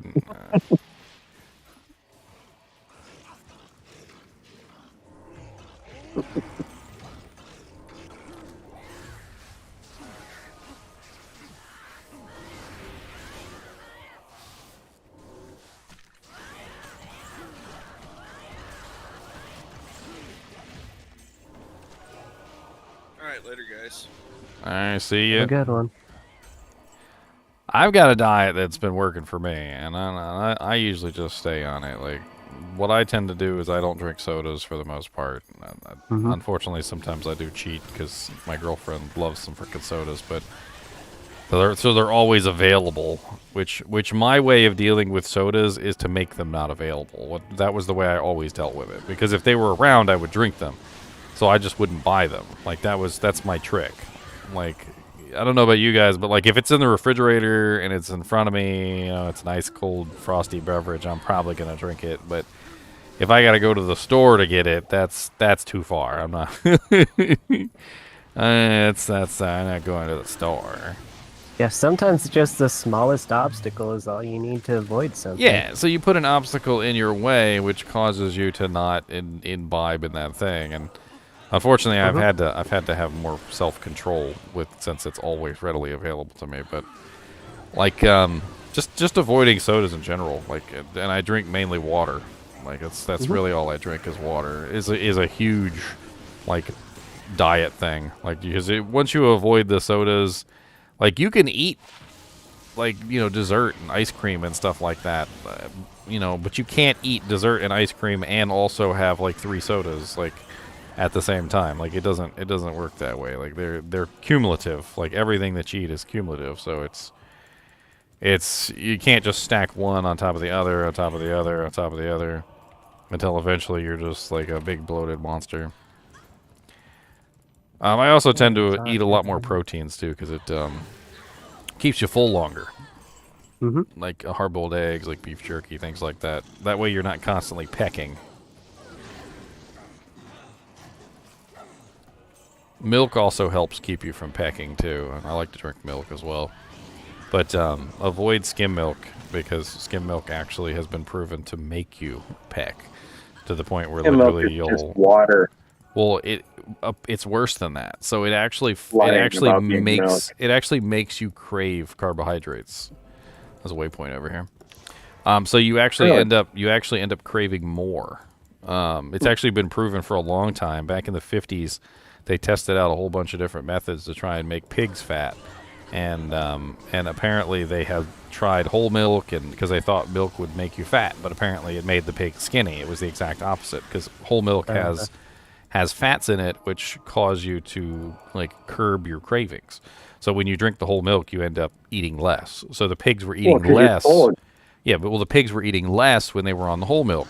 But then what they found out is when they fed the pigs the skim milk, the pigs were eating more. They had more cravings, and so they would continually eat and eat and eat as long as they gave them skim milk. So they started giving the pigs skim milk to make them fat, and it worked. And like it's literally a known thing that literally if you feed even humans, if you feed humans skim milk, it causes cravings, which makes you eat more. And like it's kind of like how I deal with dieting in general. Is I don't actually go on a diet. What I try to do is I just try to curve the cravings, so that I'm not constantly going to the refrigerator and picking up things and shoving it in my gob. Because if you can kind of like eat more foods that tend to curb your cravings, you tend to eat less. Well, if it wasn't for dairy fats, I'd probably be dead. Milk, I love an ice cold glass of milk. Oh, My- I drink my- a gallon of milk every other day. My dad got me on this. I will literally get milk and put ice in the cup, and like the colder the better. Like, and everybody looks at me and they're like, "Ew, did you just put ice in your milk?" And I'm like, "Hell yeah, I put ice in my milk. Like that's how it's freaking delicious. Try it."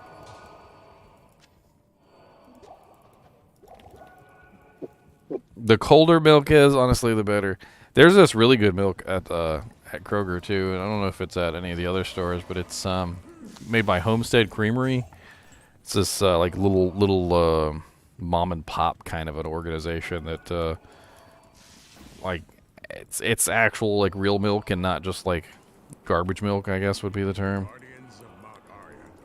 And it's delicious. It's absolutely delicious milk. Way better than the like the one that comes in the plastic jugs. Comes in glass jars. Any girl that has a room in the back of the bar is a devil?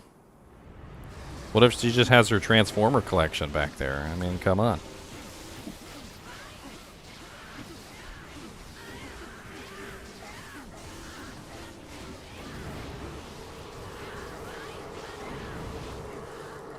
Maybe she's just an entrepreneur. Entrepreneur. Now I got skills that I don't know what to do with. I mean, if I did put points into Frenzy, I would at least get more attack speed out of it. But I'm not exactly sure how much more attack speed I want. I do like the idea of beefing up increased stamina, though, to increase the duration. But what's the point of increasing the duration of Frenzy if, like, the effect is garbage? You got that 120 on Grimward yet? Oh, no, I'm not. I wasn't planning on doing Grimward. It's going to make everything run away. I don't want anything to run away.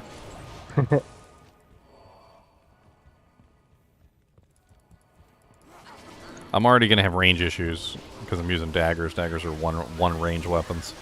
Oh, yeah.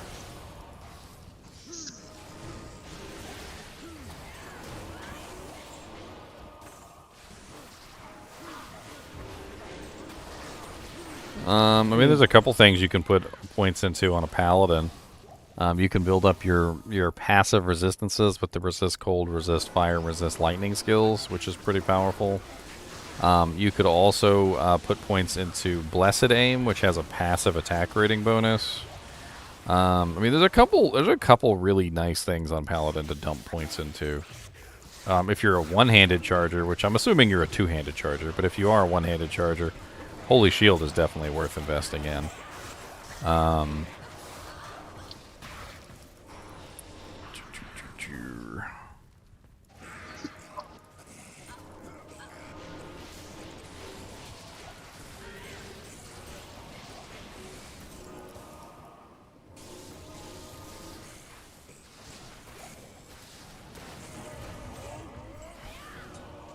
Holy freeze, Bruce Grimward.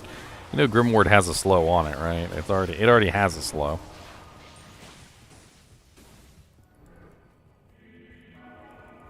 I'm not gonna lie. I mean, it sounds like fun. I think I would have to max it though. Like, I feel like if I'm gonna go down that route, I would want the slow on Grimward to be as high as possible, so that the monsters are running away as slow as possible. I believe the slow on Grimward does get to like 60-ish% if it's maxed. Slowly trudging away. Yeah, they literally just trudge away. It's hilarious. Like, they're not even really moving. They just kind of turn around and then like look in the other direction, and then like just kind of like think about going like over there, but they don't actually go. I mean, it definitely could be fun to try out and test. Well, we'll go ahead and grab it. I got the points.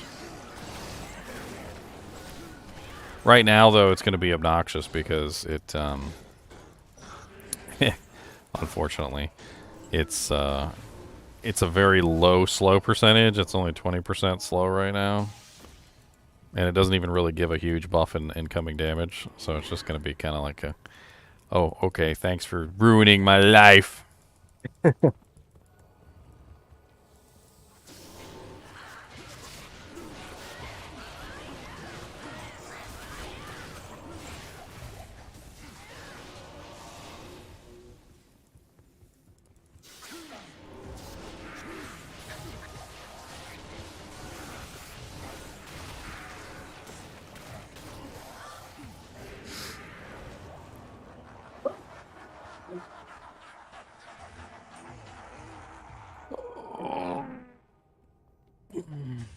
Hey, what's up, Kyle? You rearranged your mind today? Why would you rearrange your mind? That seems like a silly thing to do. If you rearrange your mind, then you're not going to know where anything is.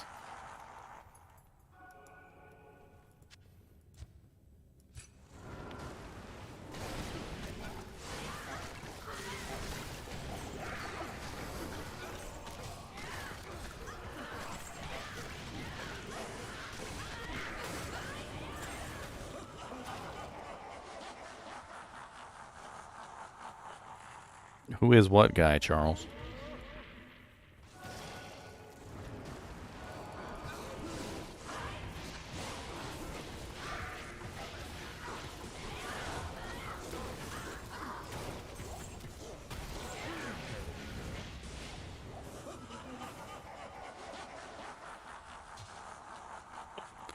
+3 salvation.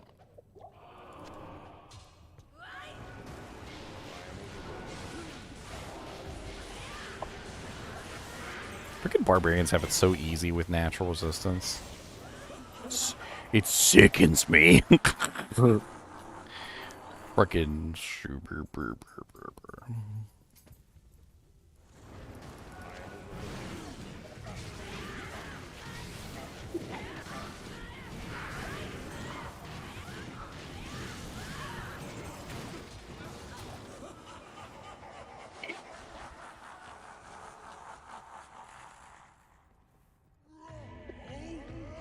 Natural resistance is just one of those like ridiculously broken OP abilities. It just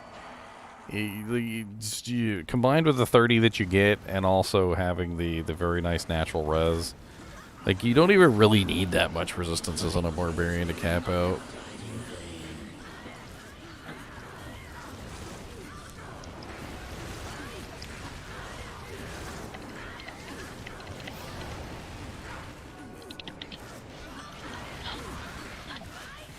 Oh no, Bale took all my mana. Whatever am I gonna do? Because I don't use mana. Sorry, Bale.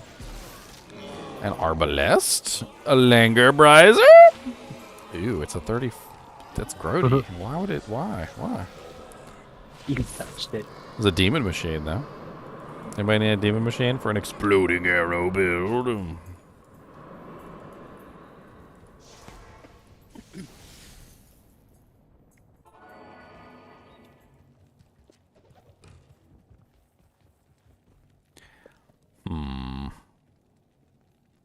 Well, yeah, I got a demon limb. I can enchant myself. Yeah. Yeah.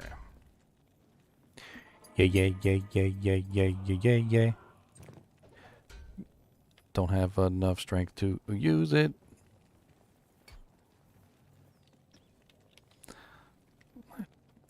Enchant. Enchant me. Enchant me. Yes.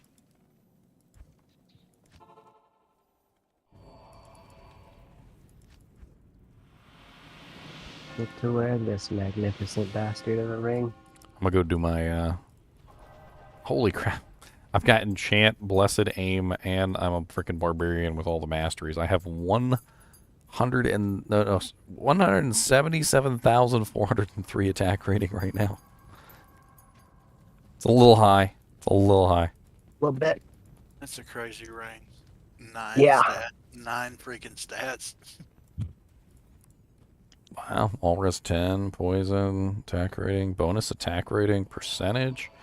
It's not bad. Mm-hmm.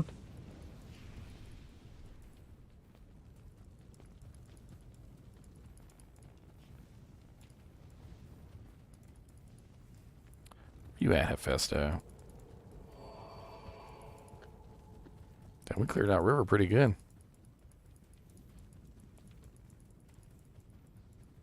I don't even know where Hephaestus is.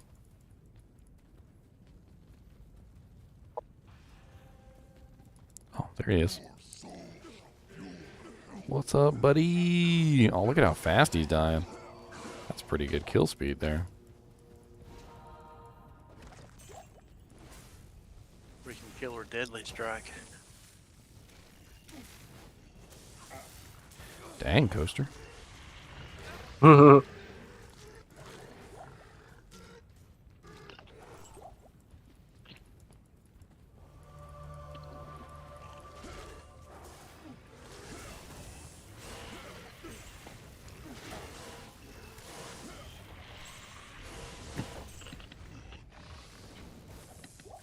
Oh, I'm freaking loving the laying of hands with this build. I'm such a high physical damage build to begin with, and the 350% damage to demons is absolutely excellent with this. Ah, code rune.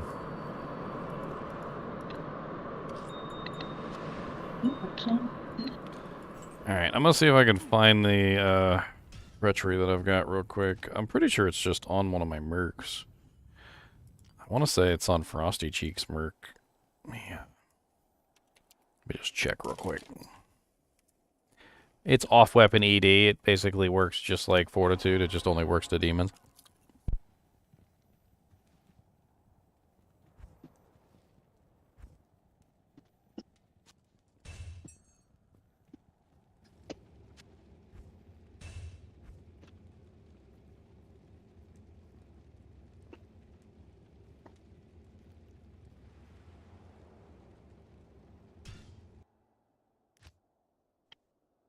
You guys come across any 3% faster run walk small charms, man, and you don't want to keep them? I would like to have them. Keep that in mind. Yes, sir.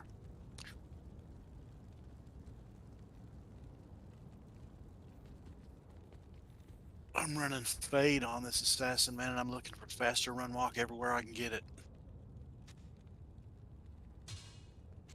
Impossible.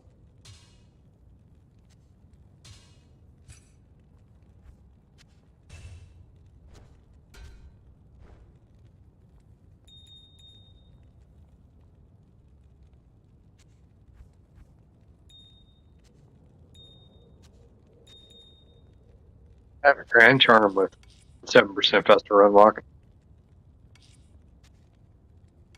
Or do you using it, or? No, you want it? Sure, man. Come I'll to have act. really good stash of good charms much anyway. Act 1. I got lucky and found a Geeds earlier, and I thought, oh damn, another Sunder charm. And then I figured, oh no, but ain't that? I'm not in the right spot for that. It's like, wow, a Geeds. Seen so many gold charms drop that aren't Geeds, you know. So the process of calculating off-weapon ED is kind of complicated, Christopher. If you take a On the look at ground. my might video, Appreciate though, it, man. because might is literally off-weapon ED, I go through the process of explaining the calculations for off-weapon ED on that video. So if you really want to learn about how off-weapon ED is calculated, what it actually does for your character, that's your best bet right there.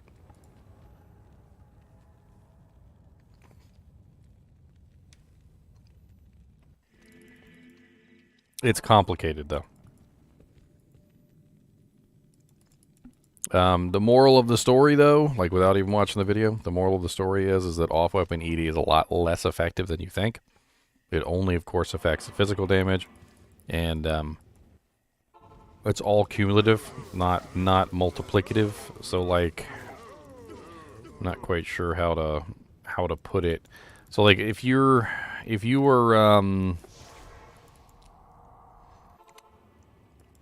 say you had like 100 damage, and so you had 100% off weapon ED, and so you would think that would bring you up to 200, and it doesn't, but let's just pretend that it does. And then let's say you added another item which also gave you another 50%. You would assume that it's 50% off of the, the new number, right?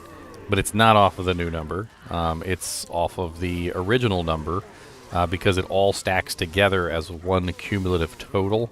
So any off-weapon ED source that you have from any sources are all basically going to be identical. They all count together. They all stack together. And so they definitely work differently than I think a lot of people realize.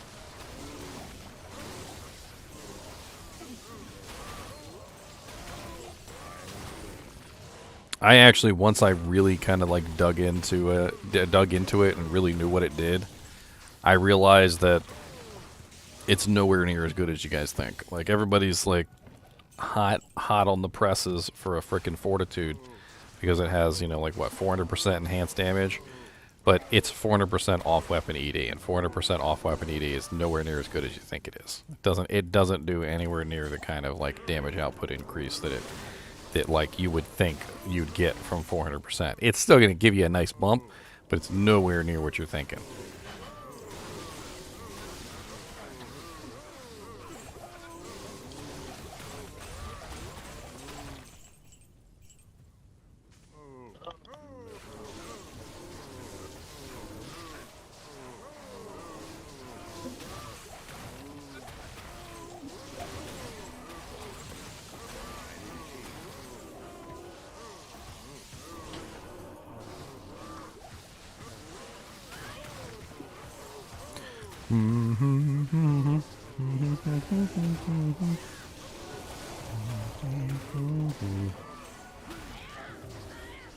If you're talking about like really high damage numbers, that's kind of like the thing, is like the higher your damage is with physical, like the more that kind of stuff actually does for you.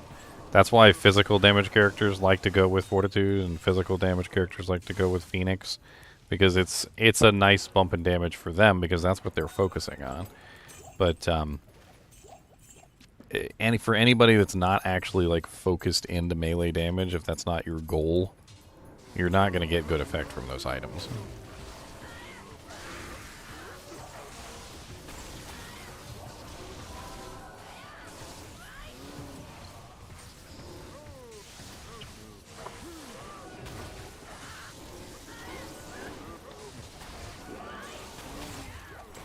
It's kind of fun to have a little safety zone. Like, the Grimoire creates this little safety zone that I don't have to worry about, like, the cows running over me.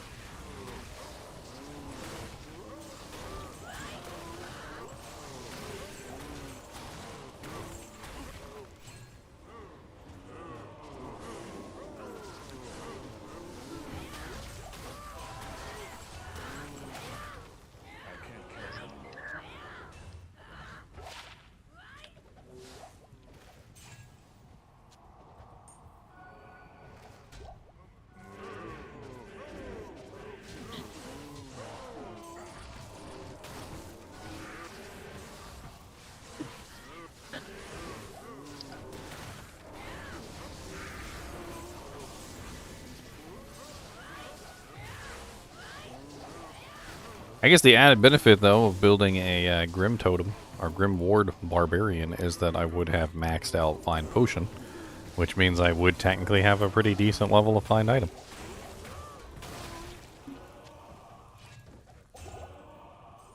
Certainly not a bad thing to have a nice level of Find Item. Oh god, my weapon just shattered on that guy's face.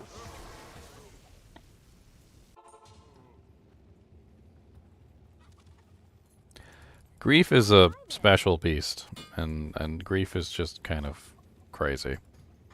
Like, it's hard to talk about off-weapon ED when you're talking about grief, because grief has weird calculations. Comes in at a weird part in the calculations. It also has extremely high min damage as well as max damage, which is kind of like the main thing that makes grief so broken. Is that the min and the max are basically the same. So it ends up being like a really like crazy calculation. Because like even if you had like a really nice like Breath of the Dying Thunder Maul, like there would still be a really low min along with your max.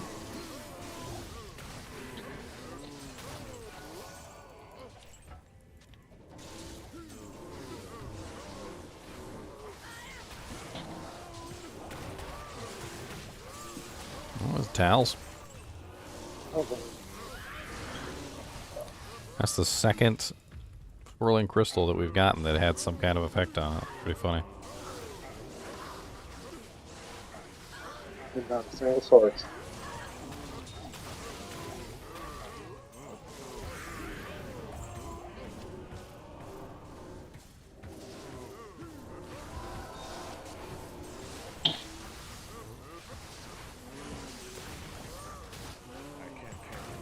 Well, that's the problem with grief, is you can't see the calculation.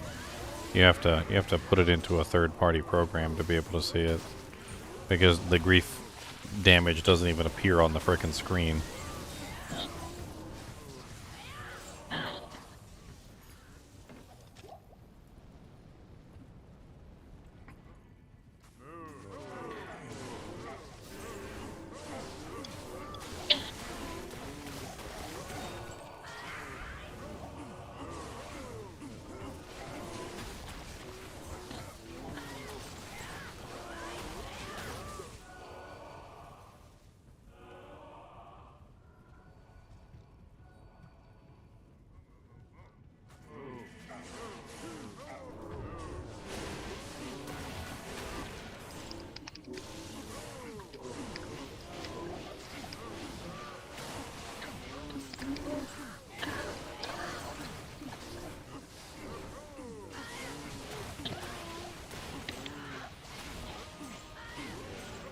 I mean, not only are the calculations different for different items and different skills, but yes, grief also has its own special calculations because it comes in at a weird part in the calculation, bypassing the PvP penalty and all sorts of other stupid things. Like the way that the damage calculates is different.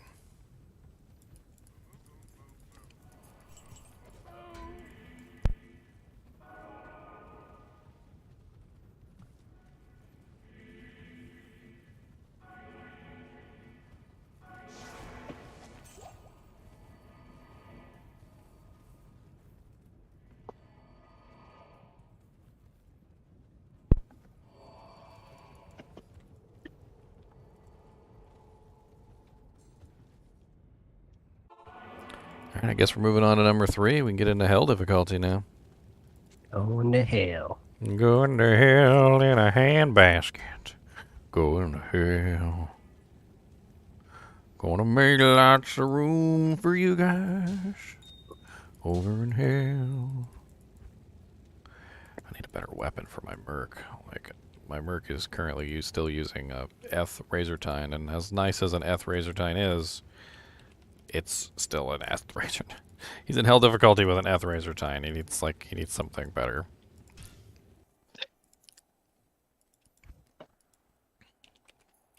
trying to think if I have anything just like sitting around that he can use.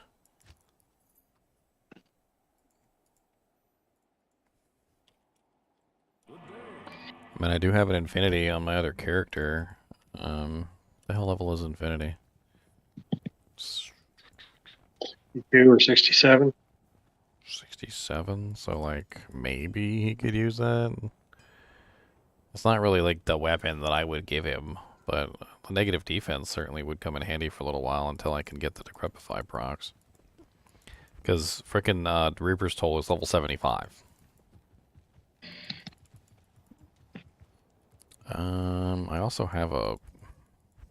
I think I've got a Great Halberd, but I don't know if he can use a Great Halberd. I feel like that one's the one that has the really high requirements, and usually your mercs can't wield them because they don't have enough strength or dex.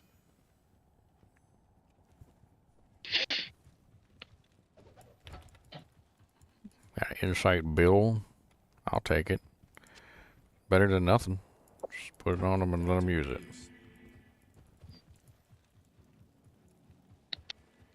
So he doesn't die. Beware foul demons and beasts. Yeah, beware foul demons and beasts. Exactly.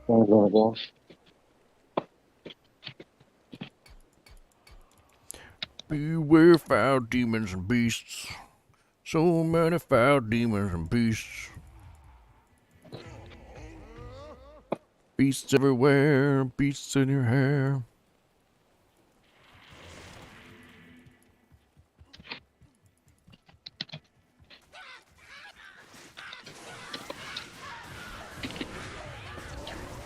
Oh god, quill rats. Why did it have to be quill rats?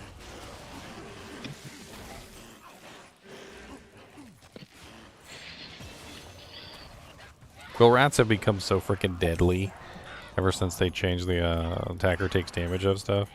If you're on like a really fast attacking character that doesn't necessarily do like large amounts of damage per hit, you can totally go up to them and just like smash your own face in. It's glorious.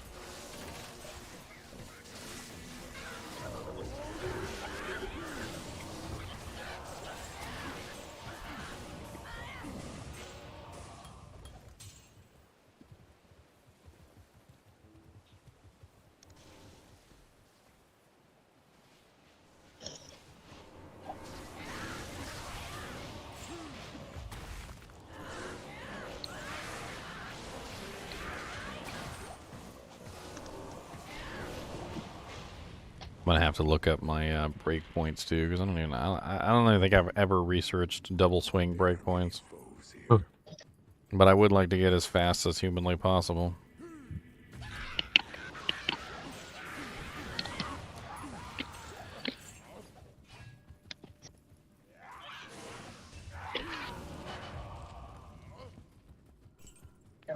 It's nice being able to run around fast. Thanks.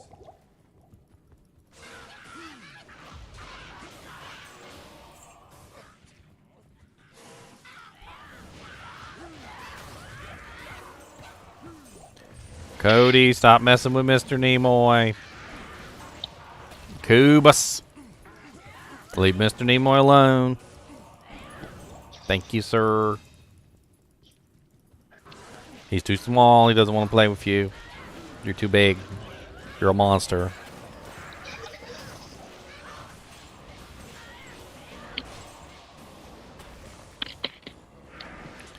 Did you have a hard time with Tell wearing the demon bow? What?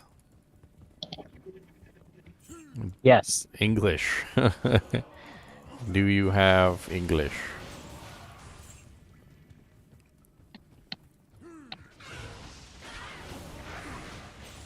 Sounds like your magic find's working, Donnie. Sounds like your magic find's working. A lot of people misunderstand how magic find works. They literally kill Bale, and Bale will drop them like some gore feats, like a undead crown, a Saigon's gloves. Like they end up with like literally like 4 uniques and like 2 set items and a rare. And they're like, oh, my magic find is 400%, and this is the garbage that I get? It's fucking garbage. Who wants this garbage? This is garbage. Like, no, that's, your magic find literally worked. That's how magic find works, is it doesn't determine what drops. It only determines the quality of what drops, which means that if you had no magic find, Bale very likely would have dropped you, like, a white pair of gauntlets, a white crown and a like, you know, like just in general everything would have been like white or blue. Maybe you would have got a rare. But like the whole point of Magic Find is that it increases the quality of whatever does actually fall on the ground. So when you kill Bale and he drops literally 6 uniques and a set item, yes, your Magic Find is working very well.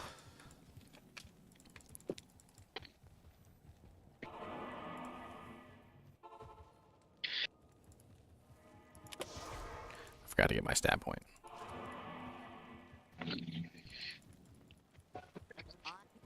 Step point that I'm probably not gonna use. Step point. Hello.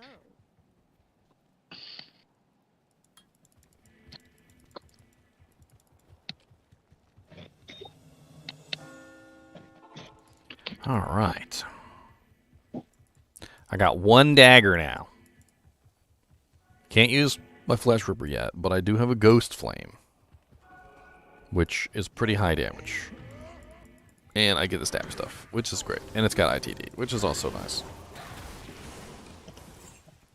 As much as I do like head strikers, and I think they're great weapons, they're also not very fast. So I imagine that when I switch to these daggers, which have like -20 bases, by the way, like I'm gonna be flying. Like my attack speed is just gonna go through the roof. I can already tell a huge difference just using 1 dagger. That's not even with Frenzy up. Let me get Frenzy up real quick. Oh yeah, that's nice. That's like Zeal level.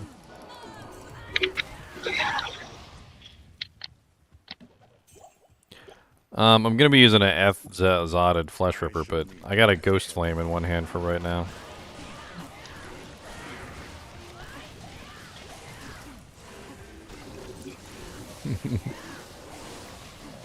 You know, realistically, like, let's talk about Diablo as if it were like a real game. Realistically, you would never have just 1 weapon.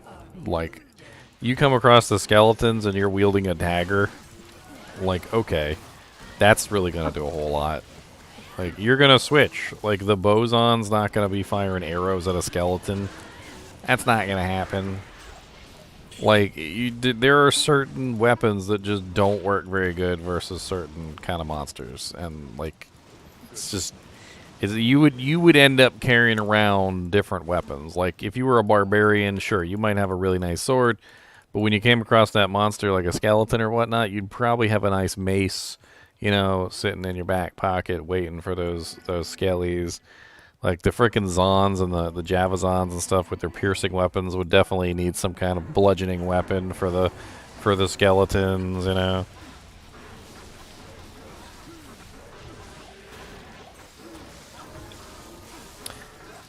Gets complicated.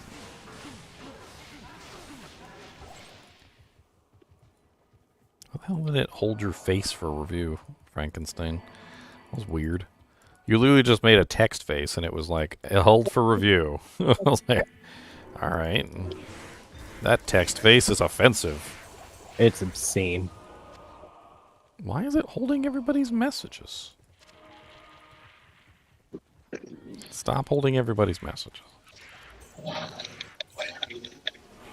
Hey, I got 69 likes. Nobody else touch it.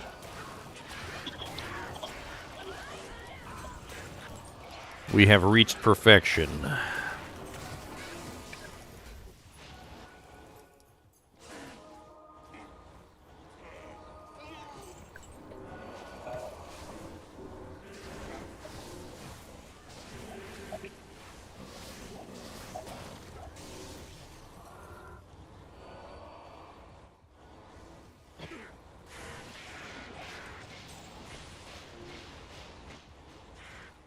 I don't care if Diablo 4 is a steaming ball of fire. I'm still gonna make videos on it. Even if the videos are literally me just making fun of the game, like I'm gonna still make videos on it. So you guys better be there with me making fun of the game. You better be at my side like loyal puppy dogs, like making fun of the game if that's the case, because I'll need you there, like little backup singers. Like, yeah, what he said. Game sucks.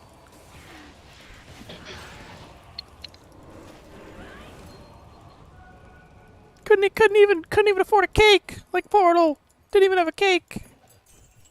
At least Portal had a cake.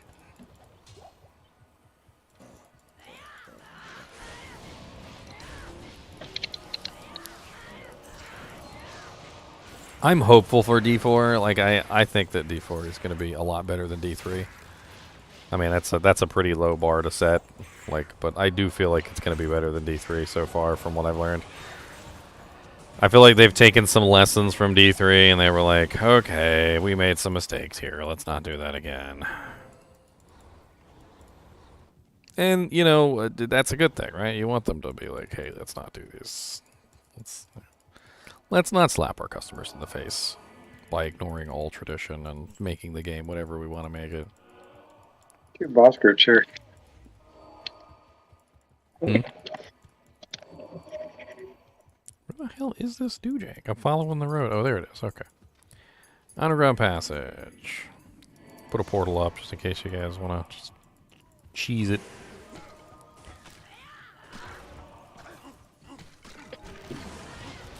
I'm almost to my flesh ripper.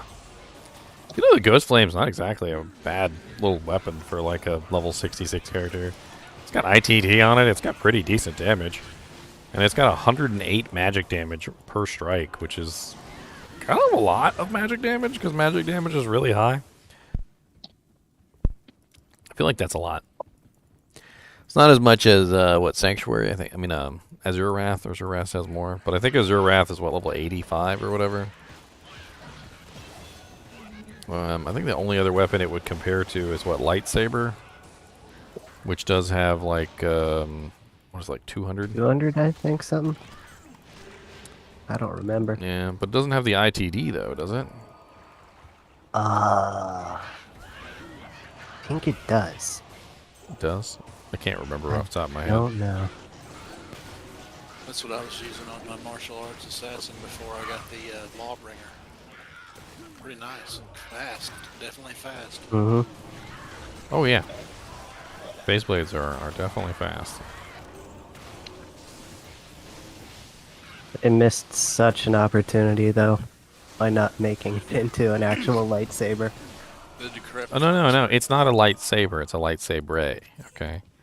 Soft ray. It's not the copyrighted lightsaber, it's the lightsaber, alright? It's all about avoiding those copyright laws, okay?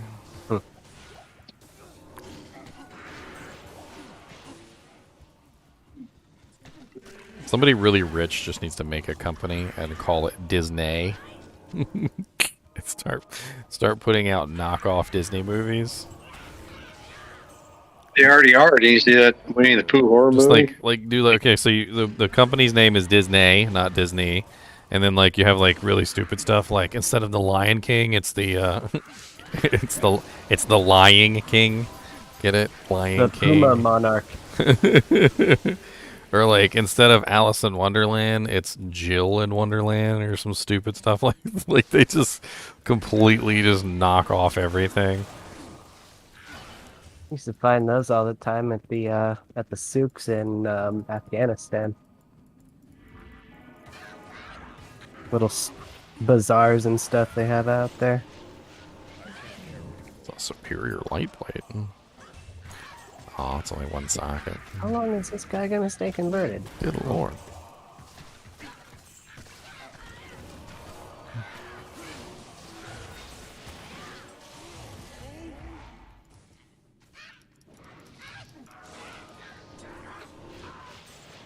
God, Double Swing is so nice. I don't know if you guys remember, but Double Swing was bugged in the beta. I tried to make a Double Swing Barbarian in beta, and it was so bad. I don't know how, but somehow they had managed to break Double Swing so that it was literally worse than regular attacking. Like just regular attacking was faster than Double Swing was, and it was like it bothered me so bad. Because like you assumed, you know, like when you assume something is fast, but then it turns out not to be fast, but then somehow like in your mind you still see it as fast because you've hyped yourself up to believe that it's fast.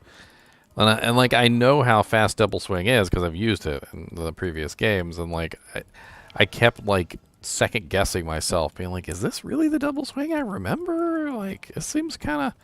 I mean, I know double swing is fast, but this doesn't seem very fast. And then other people would come in and they'd be like, that double swing seems pretty slow. And I'm like, I know, right?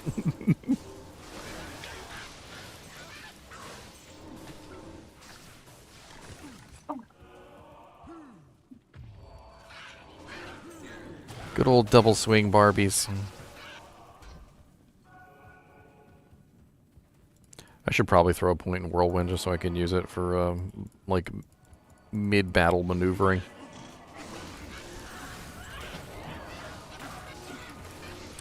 One of the beauties of Whirlwind is just being able to be like, all right, I'm surrounded by cows. All right, well, I want to be over there now. And then you just hit Whirlwind and you just go through the cows and you're on the other side. And you're like, yep, yep.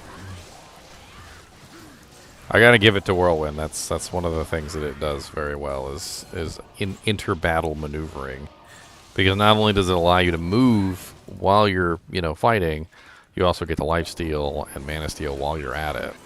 And keep your defense, so you don't actually lose your defense while you're moving. And it lets you move pretty quickly, too, which is all of which is a positive.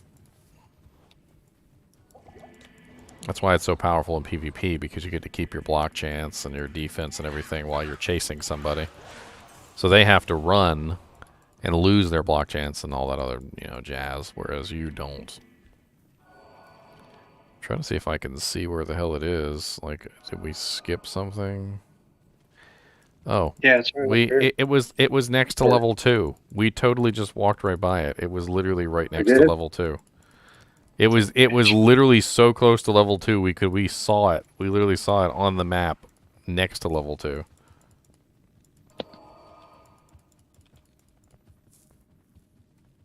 Yeah, there it is right there.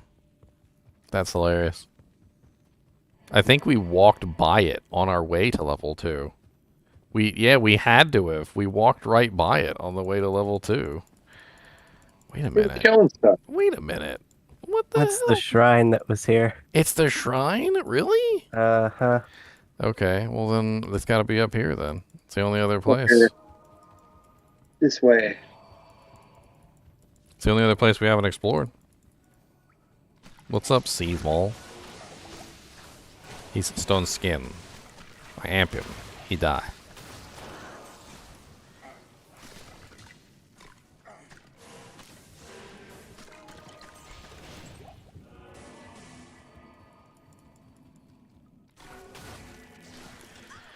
Into the dark wood, where you will meet your fellow spike fiend in the dark wood.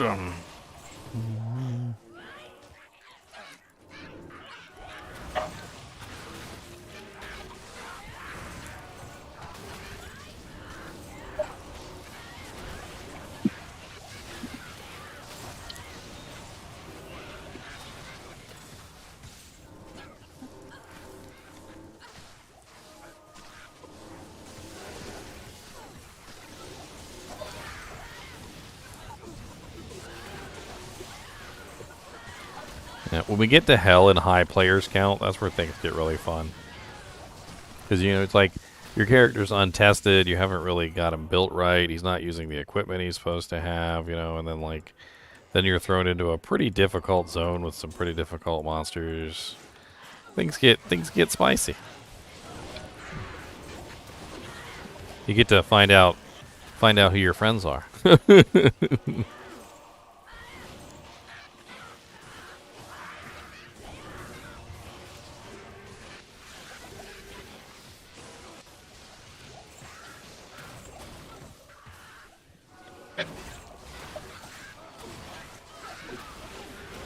Ow, ow, ow.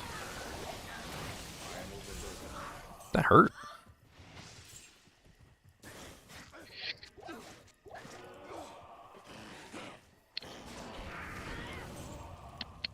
Whee!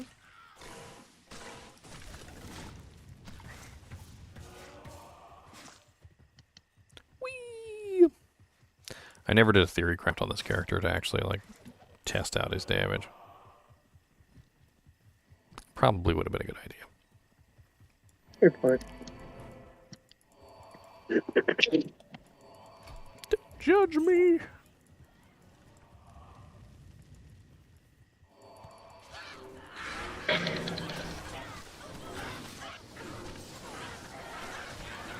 I mean, honestly, with the amount of crushing blow that he has, and open wounds that he has, and deadly strike that he has, he won't ever have any trouble killing anything.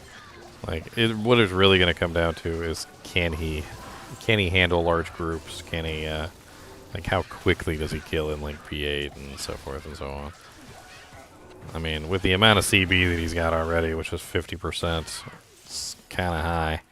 And the Flesh Rippers, don't they have 33% CB on them? So it's just going to be a little bit more CB added into the list.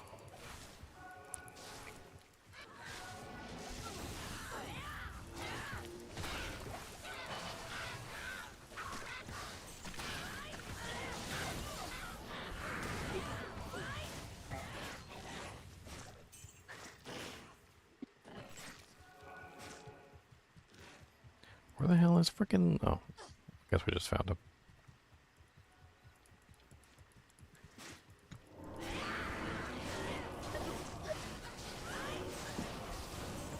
No, guess not.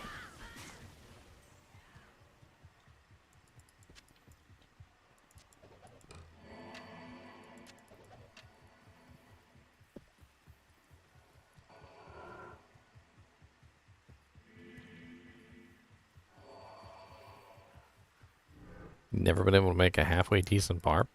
Barbs aren't that bad to make characters that work. I mean, they work just fine. I think the main issue with barbarians is that they just, no matter how well you build them, they're not like the most optimal creations. Why does it feel like we're just, well, we didn't go down here in this corner, I guess. Watch him be down here in this corner. Yeah, he's in the frickin' corner. He's hiding down here. He's like, they're never gonna find me. He's like, I got a really good hiding spot this time, guys. You guys aren't gonna believe it. They're never gonna find me down here. You guys just watch.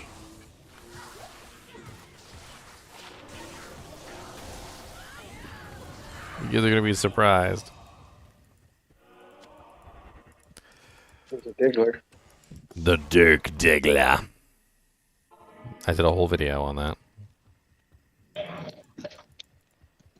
And let me just say, it was a masterpiece. All right. I searched for hours to find just the right 80s porn music. All right, to put in the intro. Look at attack ratings, small arms on the ground there.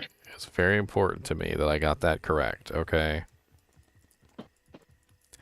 Dagger does count as sword mastery now. That was a change that they made in one of the patches. They changed sword mastery to blade mastery. So now it is a blade mastery instead of a sword mastery.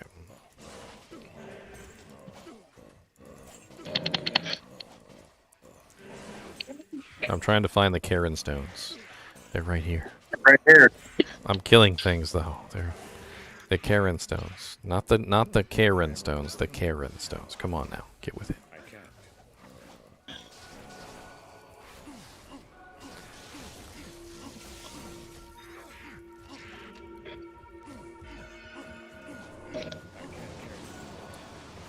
The Karen stones.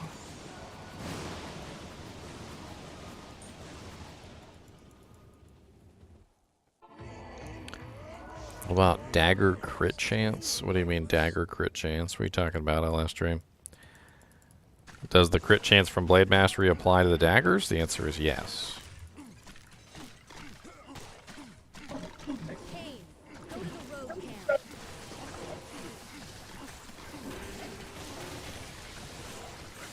Man, the freaking assassin. I think that was the assassin that told Kane to go to the road camp.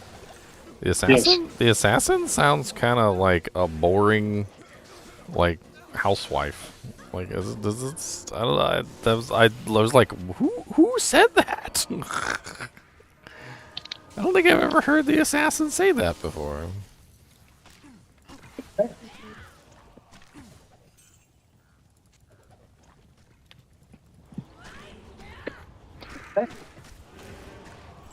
One more level, and I'll never have to worry about durability again.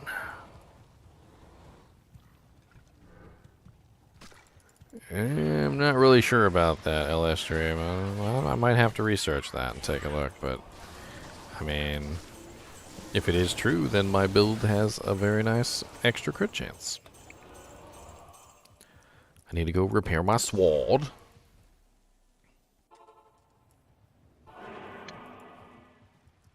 Chauncey, repair my sword.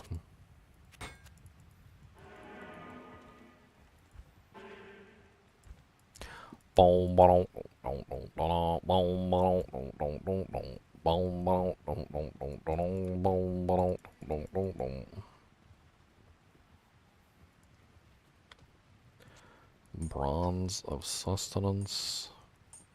Static of storms. Wow, that's actually not bad. It's a double lightning.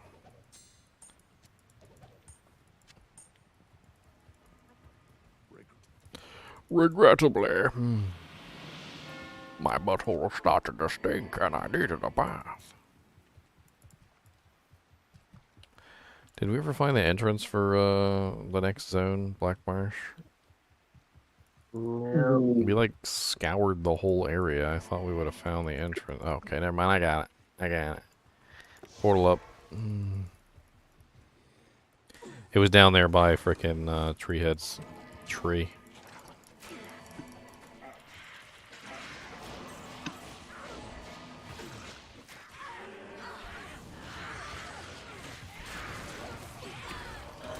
Get your swords here, your swords. We got big swords. We got small swords. We got the pointy swords. We got the really sharp swords. We got the ones swords with the piercing damage, and we got the swords with the poison, and we got some we got some lightning swords. Oh yes, they're very shocky swords. We got the swords, all the swords. The Macaroni Brothers. I beat that game too, and it was freaking hilarious. At the end, you shove the gun up the freaking dude's butt, and he explodes. It's hilarious. There's apparently like some warp discs I didn't do though, and I kind of want to go do them. I saw a couple little snippets of some of the other warp discs that I missed out on. One of them is literally a, you know those chests that I would like rip open from time to time with the knife? Like, there's a warp disc where you warp in a house, and it's literally like a family of those chests, and apparently they're living, breathing, like, beings. and like, they talk to you, and they're, like, telling you about their day, and like, about their species and stuff like that, and how their species works, and like, you can totally at any point just, like, kill them and take the loot inside of them. It's, like, it's horrible. It's a whole little family. It's like a mommy and a daddy and a little kid.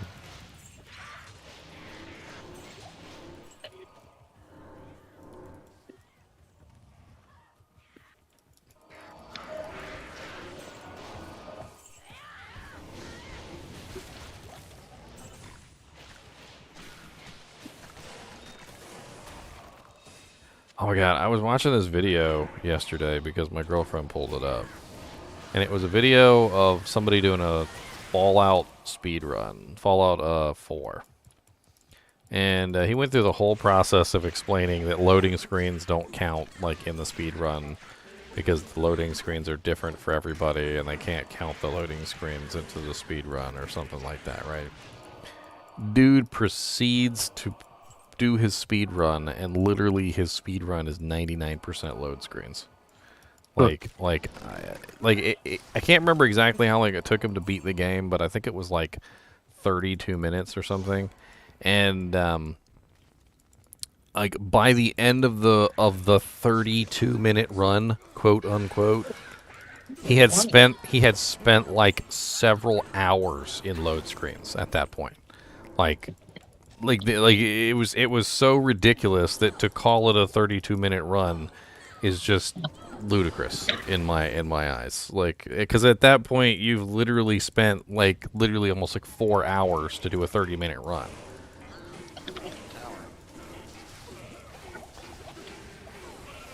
And that wasn't even like the the half of what I had issues with the speed run. Like I guess I just really don't like speed runs like at all.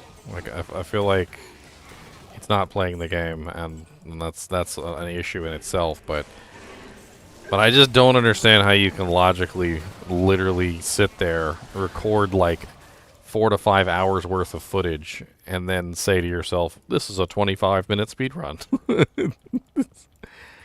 It's like some sort of interdimensional, like, time vortex.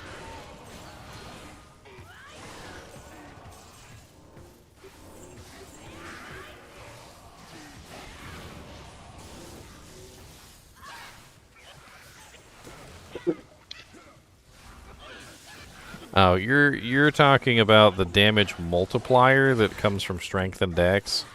So, weapons, melee weapons are multiplied by strength. It's 1% off weapon ED per strength point, and bows are multiplied by dex, which is 1% per dex point.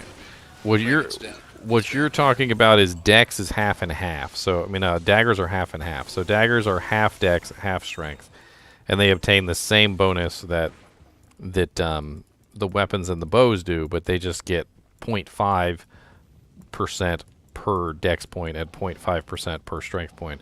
So the more strength and dex I have, the more damage I do, but it's the same thing with a melee weapon also.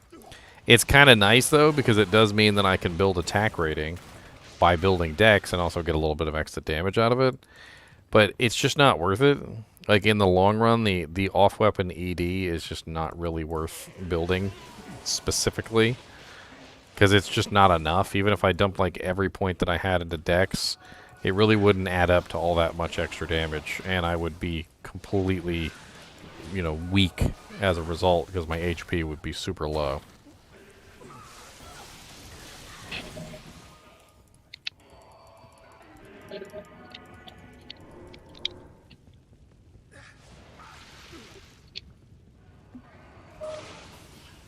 Yeah, I thought you were talking about like some kind of like extra crit chance or something, which I'd never heard of. But yeah, the whole weapon off weapon ED thing from stat points is totally a thing. That's within the game. It's been in the game for a long time.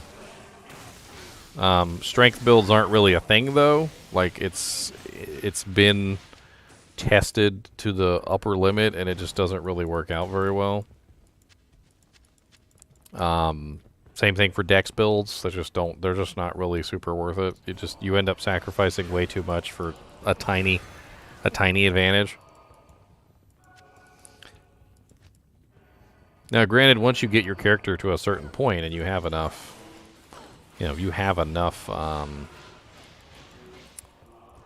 HP, you can. I don't need it. You can theoretically, like focus on extra damage. Like as long as you have around like 1500 HP, usually you're fine. Like that's usually what I recommend most people like kind of like shoot for as a target, because 1500 damage tends to be a decent level of HP. More than enough usually to take on most monsters. Only exceptions might be like Uber, like Lilith. Maybe like Uber Mephisto. Those are a little bit difficult because they do have some pretty high hitting abilities, and sometimes Uber Iswal can hit pretty hard. But for the most part, 1500 HP is like more than enough for most characters. And then once you reach that 1500 HP, like you're usually pretty golden to just kind of focus on your damage at that point. That's why a lot of people will get those like 320-20 charms, which are absolutely great, of course, because they increase your damage, and they also increase your attack rating, and they also increase your HP, so you can focus more on the damage part of things instead of the like attack rating and the other stuff. Oh no. Archer pack. Yeah, you gotta watch out for the archer packs. They're nasty.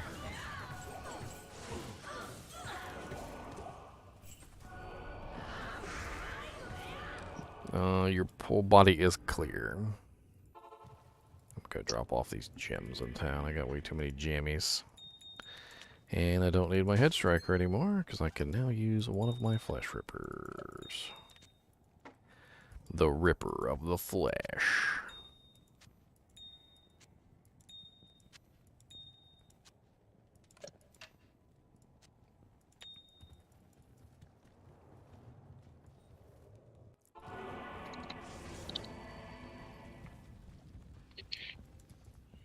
Well, 2,612 double swing damage. It's not terrible.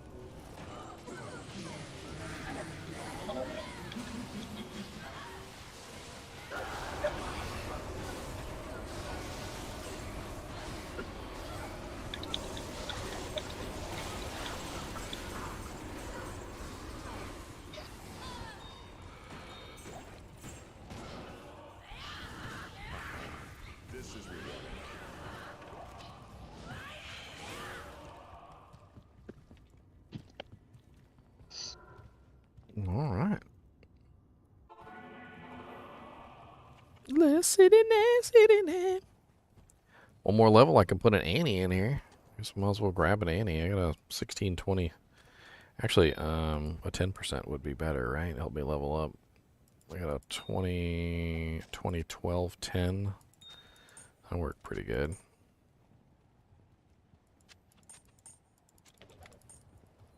Greetings. Kind of curious whether I should just go with it. I have a flesh ripper that's non-F. I could just put it in there, but it would break all the time, which would piss me off.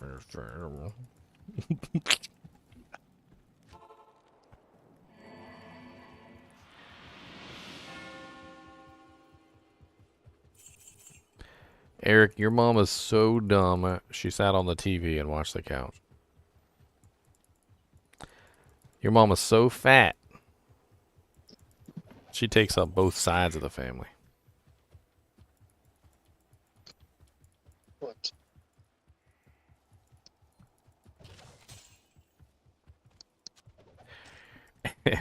I'm stupid, I know.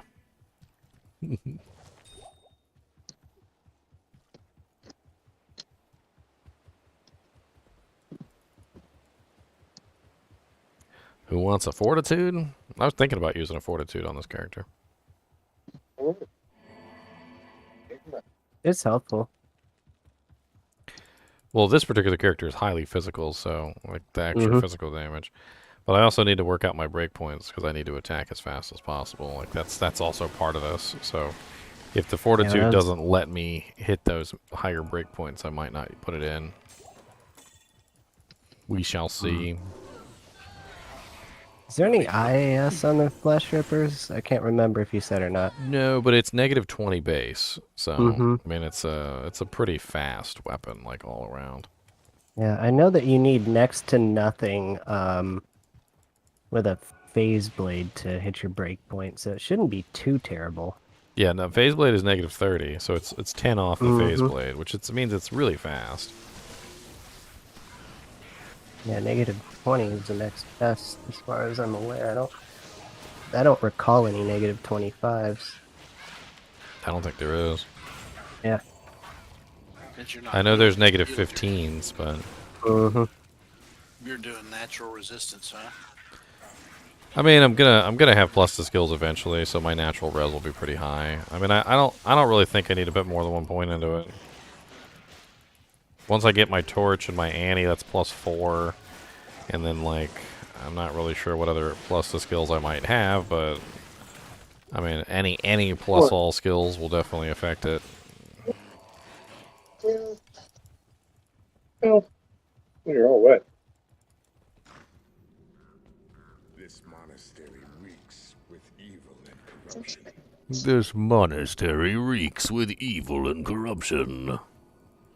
And also my farts, because I just farted.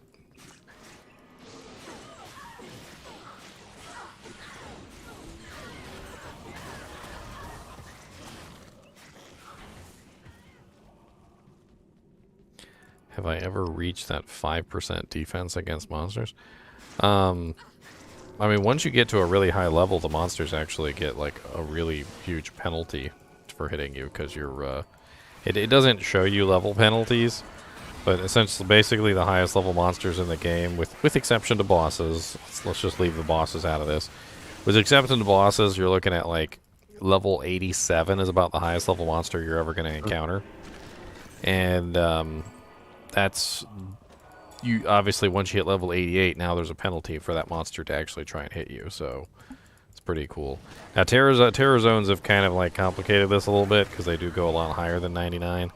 But like, in general, like when you're playing the regular game and you're like a level 99 character, the monsters have a really hard time hitting you just in general because there's a pretty huge miss penalty for the fact that there's a big level difference between you and the monster, and then your defense comes into play. So like I am 100% positive that many people have hit that 5% like hit chance with monsters.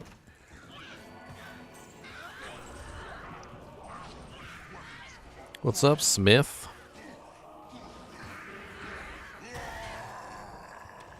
I like how quickly I kill. It's not bad.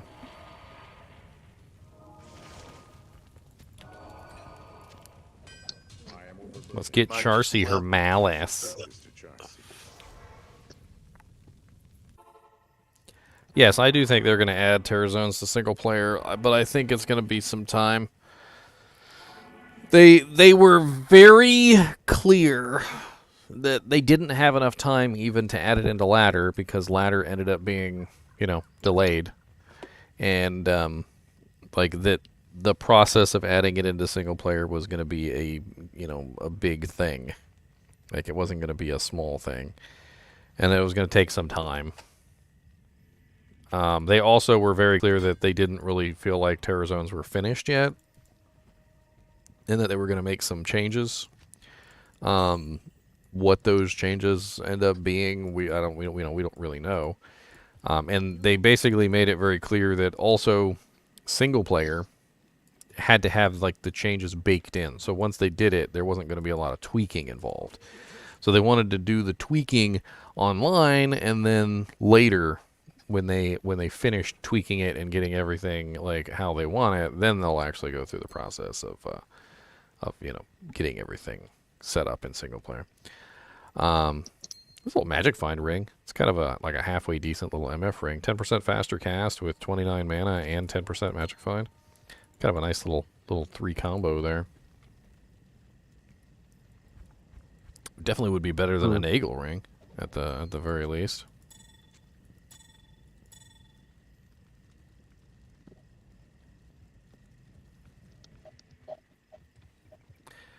All right, where were we at?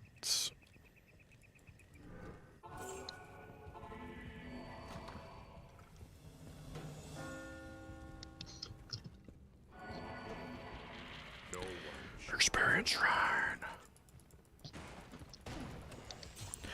One level from my Annie. Gonna get my Annie. Put it on down and gonna make some fanny. Ow. Stop biting me, evil champion wraiths. It hurts.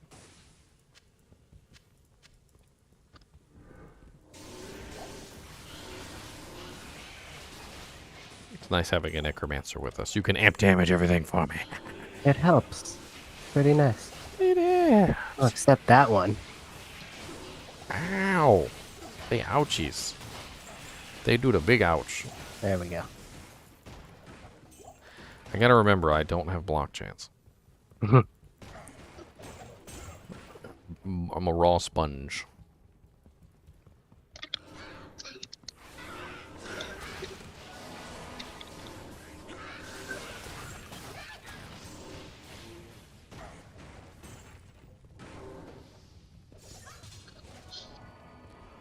Warfist. Garbage. Blade Talons. Garbage. 3-socket F. Open the door.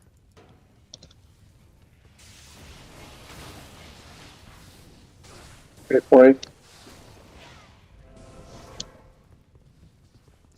Whee!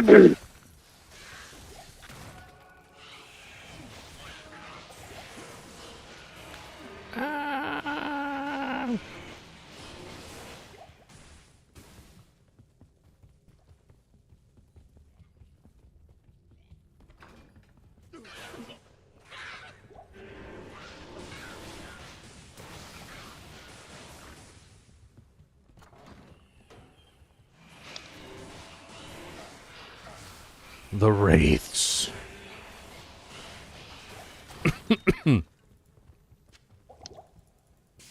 I like how they're ghosts and they're immune to physical because they're ghosts, but somehow cursing them brings them into the mortal plane and allows me to stab them in the eye.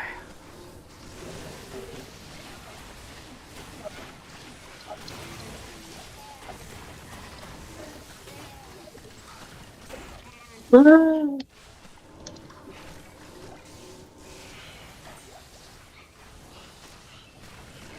was like, why is my dagger green? And then I remembered I have freaking treachery on, so of course I'm running venom. I got venom attached to all my attacks.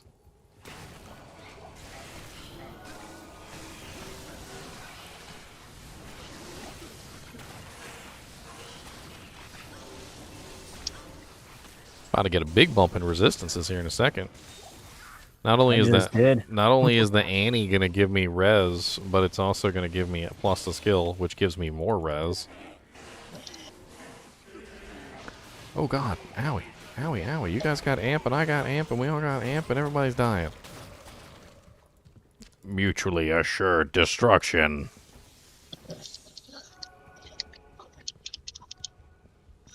That'd be a cool item to add into the game. I just had that idea. It's brilliant. Imagine a unique item that when you put it on will reflect back whatever curse is put on you to the monster. So if the monster curses you with low resistance, they are then cursed with low resistance at the exact same level, of course.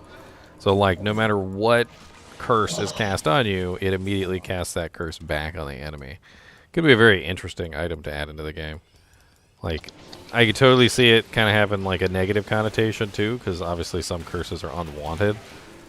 You know, like when you get weaken cast on you or something like that. Like, you know, that wouldn't be one that you would want cast on somebody else. But I mean, it's like guaranteed amp damage versus any monster that is cursed. So you'd have amp on every cursed monster in the game.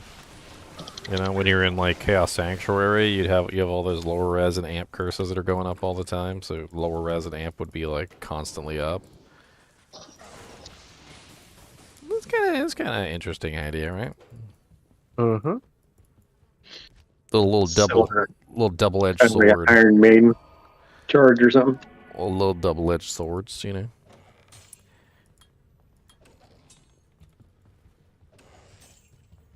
Gotta check these large chammies. Found an all-res 7 the other day. Oh god, somebody's merc. No. Stop being mean to my merc.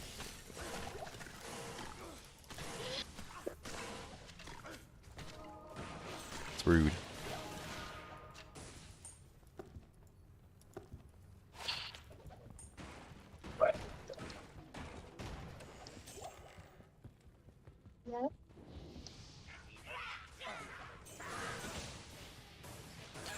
Oh, we dang lost everybody.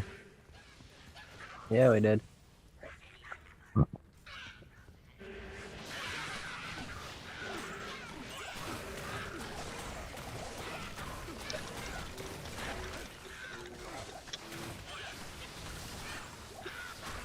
So many elites in there. Not anymore. Just kill them all from the outside. They're just crying in agony. Gotta poke them with the spear a couple times and then blow them all up.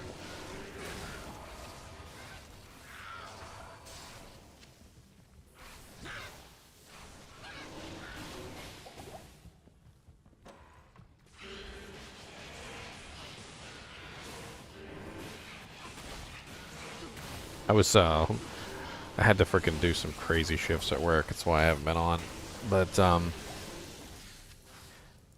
was listening to a bunch of anime music while I was at work. And, I was doing, like, the anime intros from, like, different shows. You know, I listened to Head Child Live from freaking Dragon Ball. And, like, I was like, you know what, let me listen to the Naruto, like, opening songs. There's, like, freaking a million Naruto opening songs. Some of them were terrible, like just garbage, and then other ones were like really catchy, and I got like one stuck in my head. It's the what is it? How does it go? It's like da na na na na na na Na-na-na-na-na-na-na. I can't remember the exact words because, it's in Japanese, but. It's locked. There was one they I'm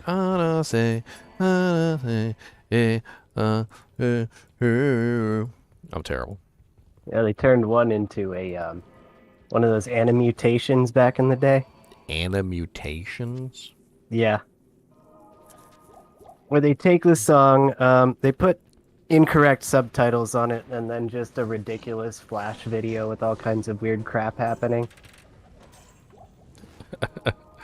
Yeah. I never considered that the subtitles might be wrong, actually. That's the first time I've ever considered that, even as an option. Like, that's... Huh. Like, that's totally what they're singing, guys. Like, that's not what they're singing. They said your mom's a hoe and you smell like garbage. I mean, they said you're cool. Yeah, that's what it means. You're cool. Cool. Not cool, actually, not cool. Boobus. What is the matter, Boobus? What is the matter, Boobus? Your name is just going to keep devolving. I hate to tell you this, but your whole life is going to be like this. From the day you were born, it was destined. It was destined to be. First your name was Cody, and then it was Kubus, then it was Krubus, and now it's just Boobus. And eventually your name is just going to be Boob. We're just going to be calling you Boob. Like, why is your dog's name Boob? You know what? I don't know. It just sort of happened, okay? Like, we just kept, it's like, like that song, Old MacDonald had a farm. E-I-E-I-O, and on this farm he had a Boobus. E-I-E-I-O. Maybe a Krubus, Boobus, a Lubus, Boobus, a Banana Fana Fana, a Foobus, a Boobus, a Fee-Fi-Fo, a Trubus, a Lubus. I think we went to very different schools. E-I-E-I-O.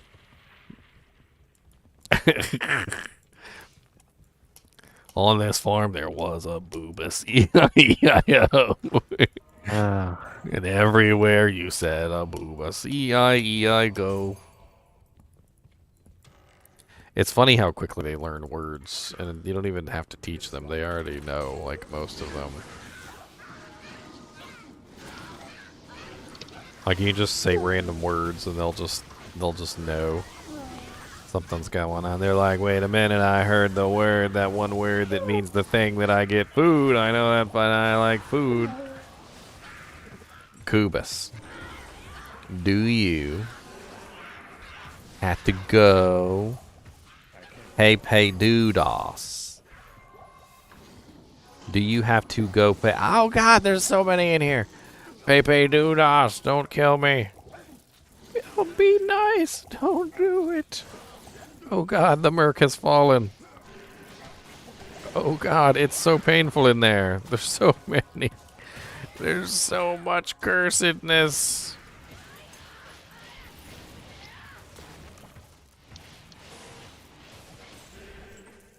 Alright, Cody, once we kill Andariel, okay? Once we kill Andariel, we'll go downstairs. Alright, we gotta kill Andariel first. We gotta kill Andariel. She's a big mean lady with her boobies out. That's right. And she stole your treats. We gotta go get your treats back. She stole them. She's a thief. Waypoint's over here. He said, I don't like this lady. She's not supposed to steal my treats. That's rude. That's why you got no treats downstairs, because she stole them. She likes the milk bones. Why you gonna body check me for? What did I do? Body checker. We're going. We're almost there. We're on Catacombs level 2. We just need to get to Catacombs level 4, and we will be ready. That's right, Catacombs level 4.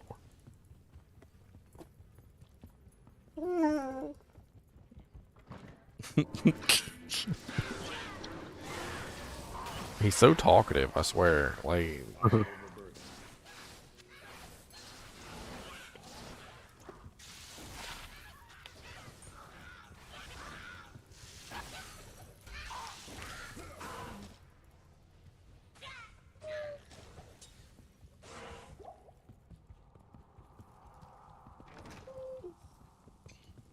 Cody.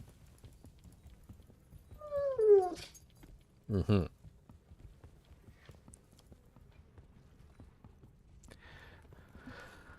Cody, do you want a crunchy? Do you want a crunchy? You want a crunch?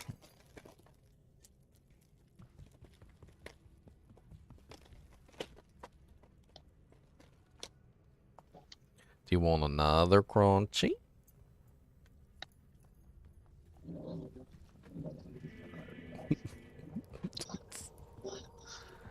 Listening to him eat frickin' chips is hilarious.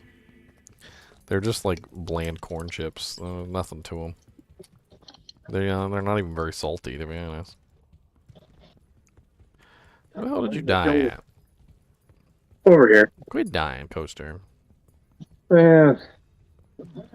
Your job is to keep my table safe from stains, from water stains, alright? And how are you supposed to do that if you're dead? Well, you know. Pick your doors wisely. I mean, when you open a door, sometimes you get blasted in the face. Oh, here's the stairs over here. Sometimes you get blasted in the face.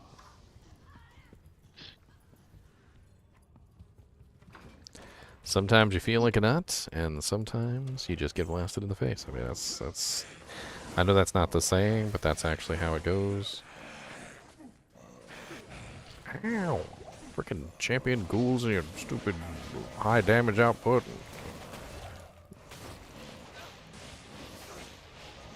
Haha, enchanted.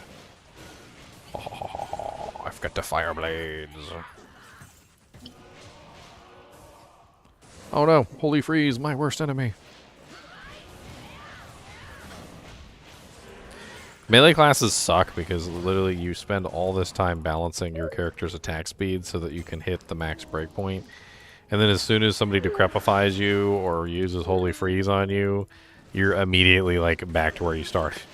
And it's gone. And it's gone. All that work, it's gone.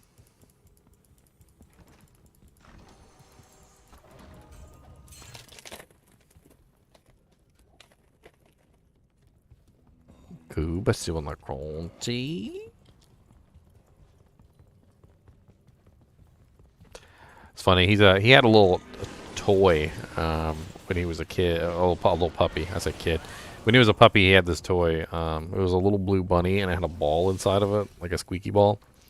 And we called it Bunty. It was, you know, kind of like the cute little thing. He was a little kid, and he had his little Bunty, and he would carry his Bunty around everywhere. Well, he tore his Bunty to pieces, like ripped the ball out, like.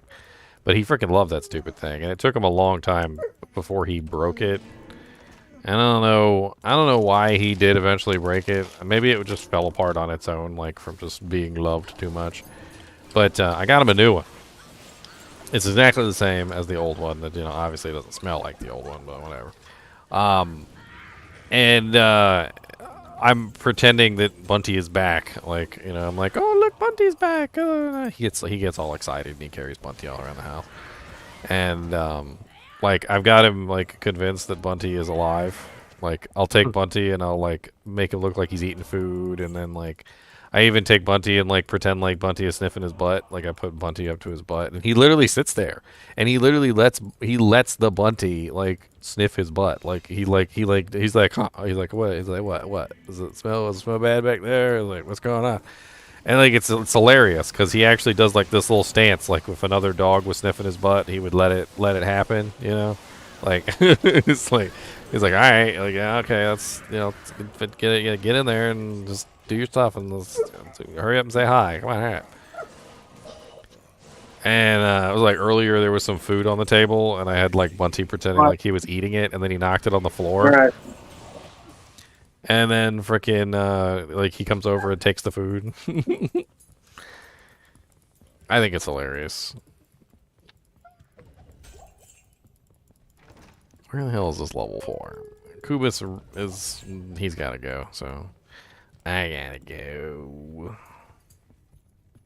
Oh, I hate this one. It's the dead end one where you got to go all the way back and then you got to go around and this stupid catacombs, your stupid dead ends.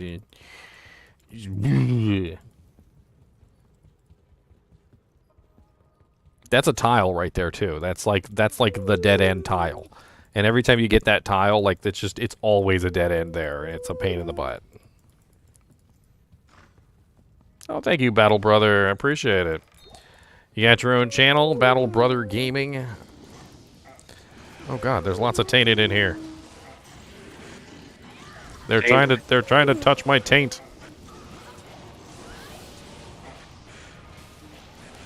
We're almost ready, buddy. Just give me like 5 minutes. All right, 5 minutes.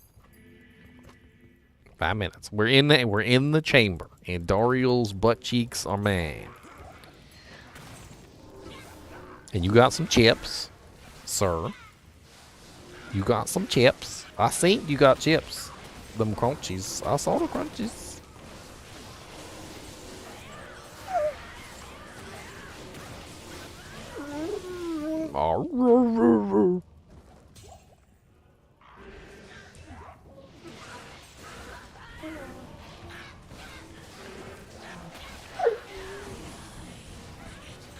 What's up, Andy Bandy? Andy Bandy. Oh, wow. Andy Bandy's dying fast. Goodbye, Andy Bandy. Deleted. She literally did get deleted. Alright, everybody. Cobus said I have to go. Cobus told me. I saw that amulet you got from that dead rogue. Cobus. You want to tell everybody goodbye? Come on up here. Come on. Come on up here, say hi. You're the one talking. You're talking up a storm. Come up here and say hi. Beat you up. How about that? Dang, you're just gonna lay on top of me for. Get your nose out of the chip bag. Chip bag, sir. Are you ready to go? You ready to go? Oh, you are ready to go. Look, he even got down on his own. He's totally ready to go. All right, guys and gals, it's been fun. I'll catch you tomorrow. I might not be on for New Year's. I don't know. We'll see. Maybe earlier in the day. As always, thanks for watching, and keep watching. Isn't that right, Koopus?